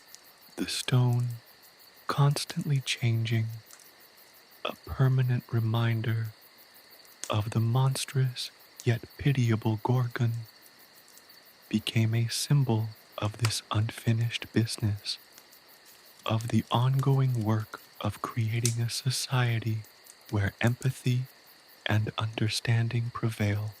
The last whispers of the wind carried the sound of the ocean's waves crashing against the shore, a constant rhythm of change and renewal. The sun had long since set, leaving behind a sky ablaze with stars. The stone remained, a silent sentinel on the moonlit shores of Sarpedon, a testament to the ongoing journey of understanding, a symbol of a story that would forever remain unfinished, forever open to interpretation, forever a reminder that the pursuit of empathy and justice is a continuous process, a journey without a definitive ending, but a journey nonetheless worth pursuing, a path towards a brighter future where the complexities of the human heart are understood, celebrated, and embraced in all their glorious, terrible beauty.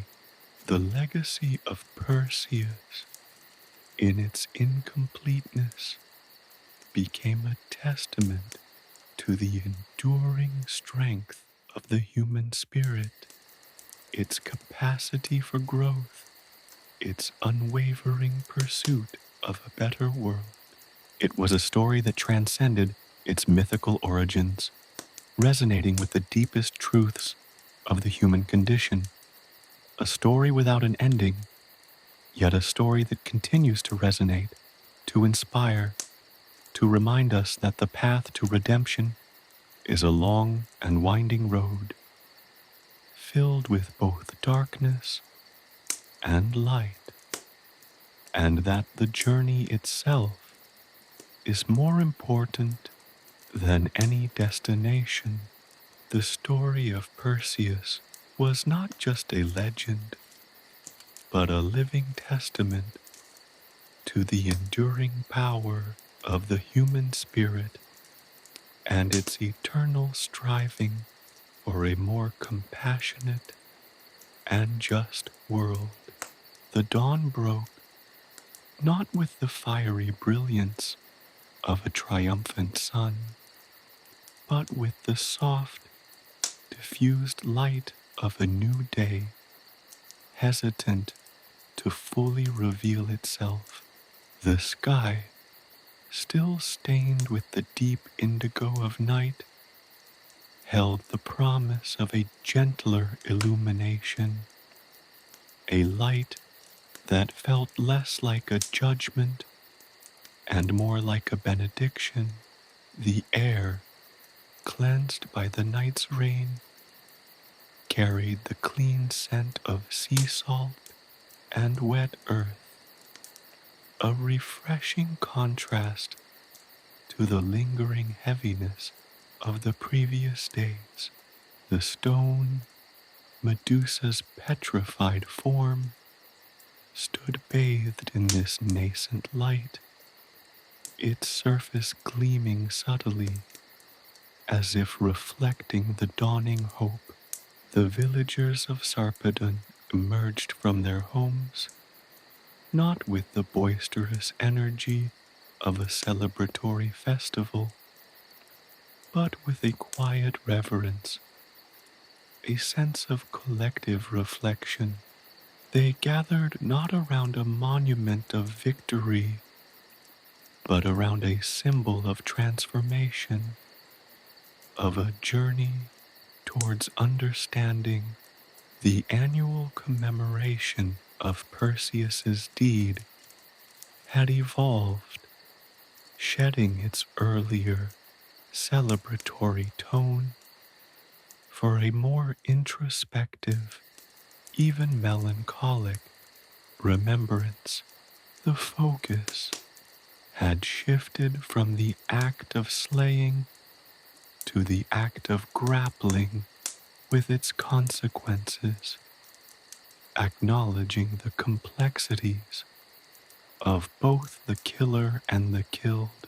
Children, their faces etched with the seriousness that comes from absorbing the weight of their elders' stories, placed wildflowers at the base of the stone, small gestures of reconciliation, of a tentative peace offered to a being once feared, now pitied.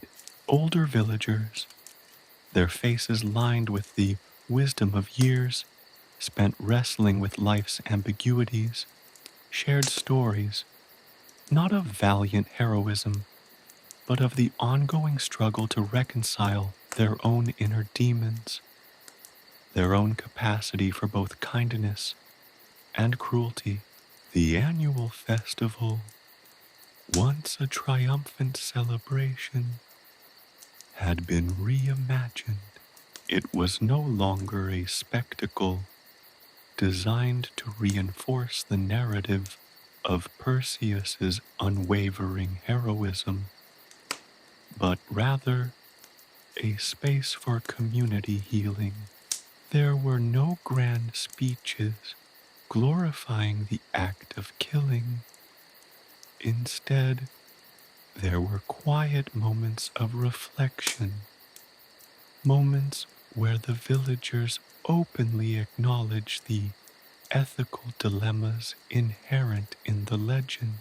Discussions were not constrained to simplistic good versus evil binaries. Rather, they delved into the multifaceted nature of morality, the agonizing choices sometimes necessary for survival, and the enduring responsibility of those choices. Performers, instead of reenacting the battle with vibrant choreography, told stories focused on the internal struggles of Perseus. They highlighted his moments of self-doubt, his agonizing introspection, his eventual transformation from a warrior driven by fear into a leader guided by compassion. Their performances weren't intended to deify Perseus, but to humanize him, to remind the audience that heroes, too, wrestle with their demons, that heroism isn't the absence of flaws, but the courageous act of confronting them. The artists of Sarpedon, inspired by this new understanding, produced art that reflected the evolving moral landscape of their society. Their paintings depicted not just the moment of the slaying, but the emotional aftermath, the lingering sorrow in Perseus's eyes, the subtle shift in his demeanor. Their sculptures were no longer simplistic representations of a hero slaying a monster. They were complex explorations of duality, depicting both the fearsome power of Medusa and the inherent pathos of her existence. Their work emphasized empathy, reminding the viewers of the capacity for both good and evil within all beings, monster and human alike. The shift extended beyond the artistic realm. The scholars of Sarpedon, long consumed with documenting Perseus's heroic deeds, embarked on a new project, a comprehensive study of Medusa's life, piecing together fragments of her story from scattered myths and legends. Their goal wasn't to exonerate her, but to understand her, to see her not as a monstrous aberration, but as a product of a world riddled with its own injustices and complexities. Their work unveiled Medusa's tragic backstory, portraying her not as a villain, but as a creature born of suffering, a victim of fate and circumstance. This new understanding of Medusa profoundly impacted Sarpedonian society. The villagers, once united by their fear of Medusa, now found common ground in their shared compassion for her. The stone, Medusa's petrified remains, transformed into a communal monument, not a symbol of a vanquished monster, but a reminder of a forgotten tragedy.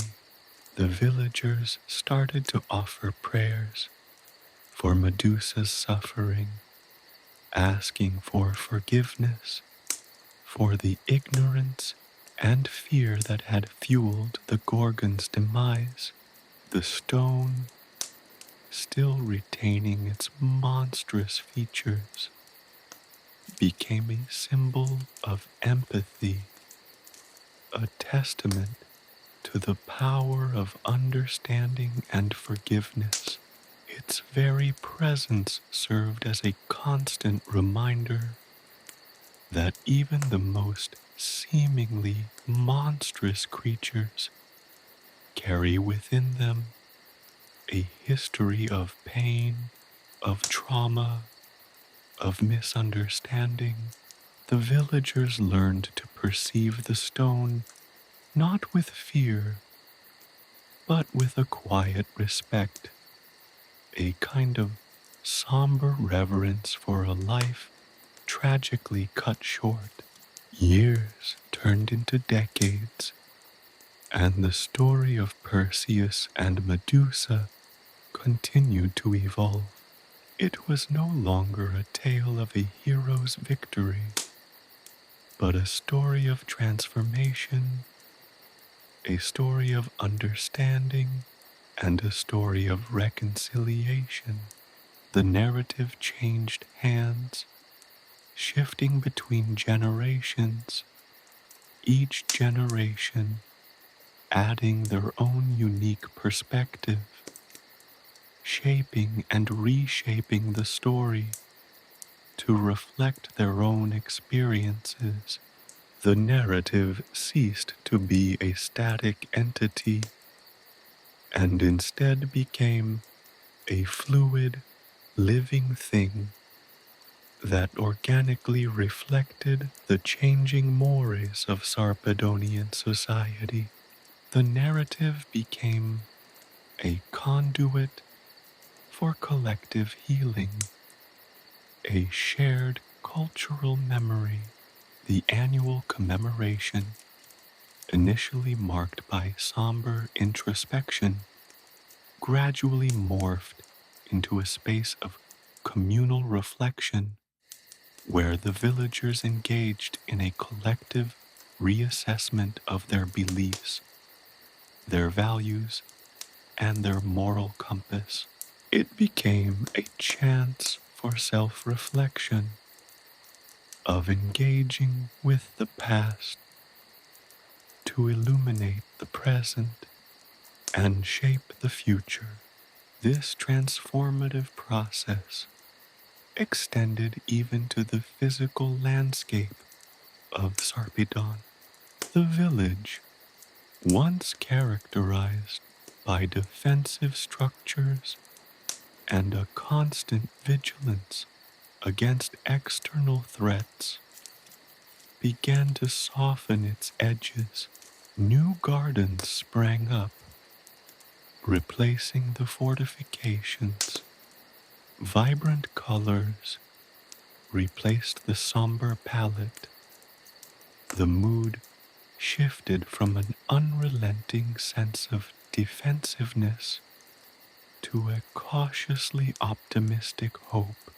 The legacy of Perseus and Medusa, originally perceived as a testament to the triumph of human courage, was redefined as a testament to the transformative power of empathy. The story became an enduring reminder that even in the face of overwhelming fear and uncertainty, there is still the possibility of compassion, understanding, and forgiveness. The village's transformation mirrored that of its story. The hard edges softened, giving way to a community that was gentler, more understanding, and deeply connected. As the sun rose higher in the sky, casting its golden light upon Sarpedon, it illuminated not just the physical landscape, but also the spiritual metamorphosis that the village had undergone. The new dawn wasn't simply a new day, it was a new era, an era shaped by empathy, understanding, and a commitment to forging a more just and compassionate world. The story of Perseus and Medusa wasn't just a narrative of the past, it was a roadmap for the future, a testament to the resilience of the human spirit, and an enduring beacon of hope in a world that often feels overwhelmingly dark. The legend had evolved, and with it, so had the people of Sarpedon. The stone remained a silent witness, but its significance had shifted.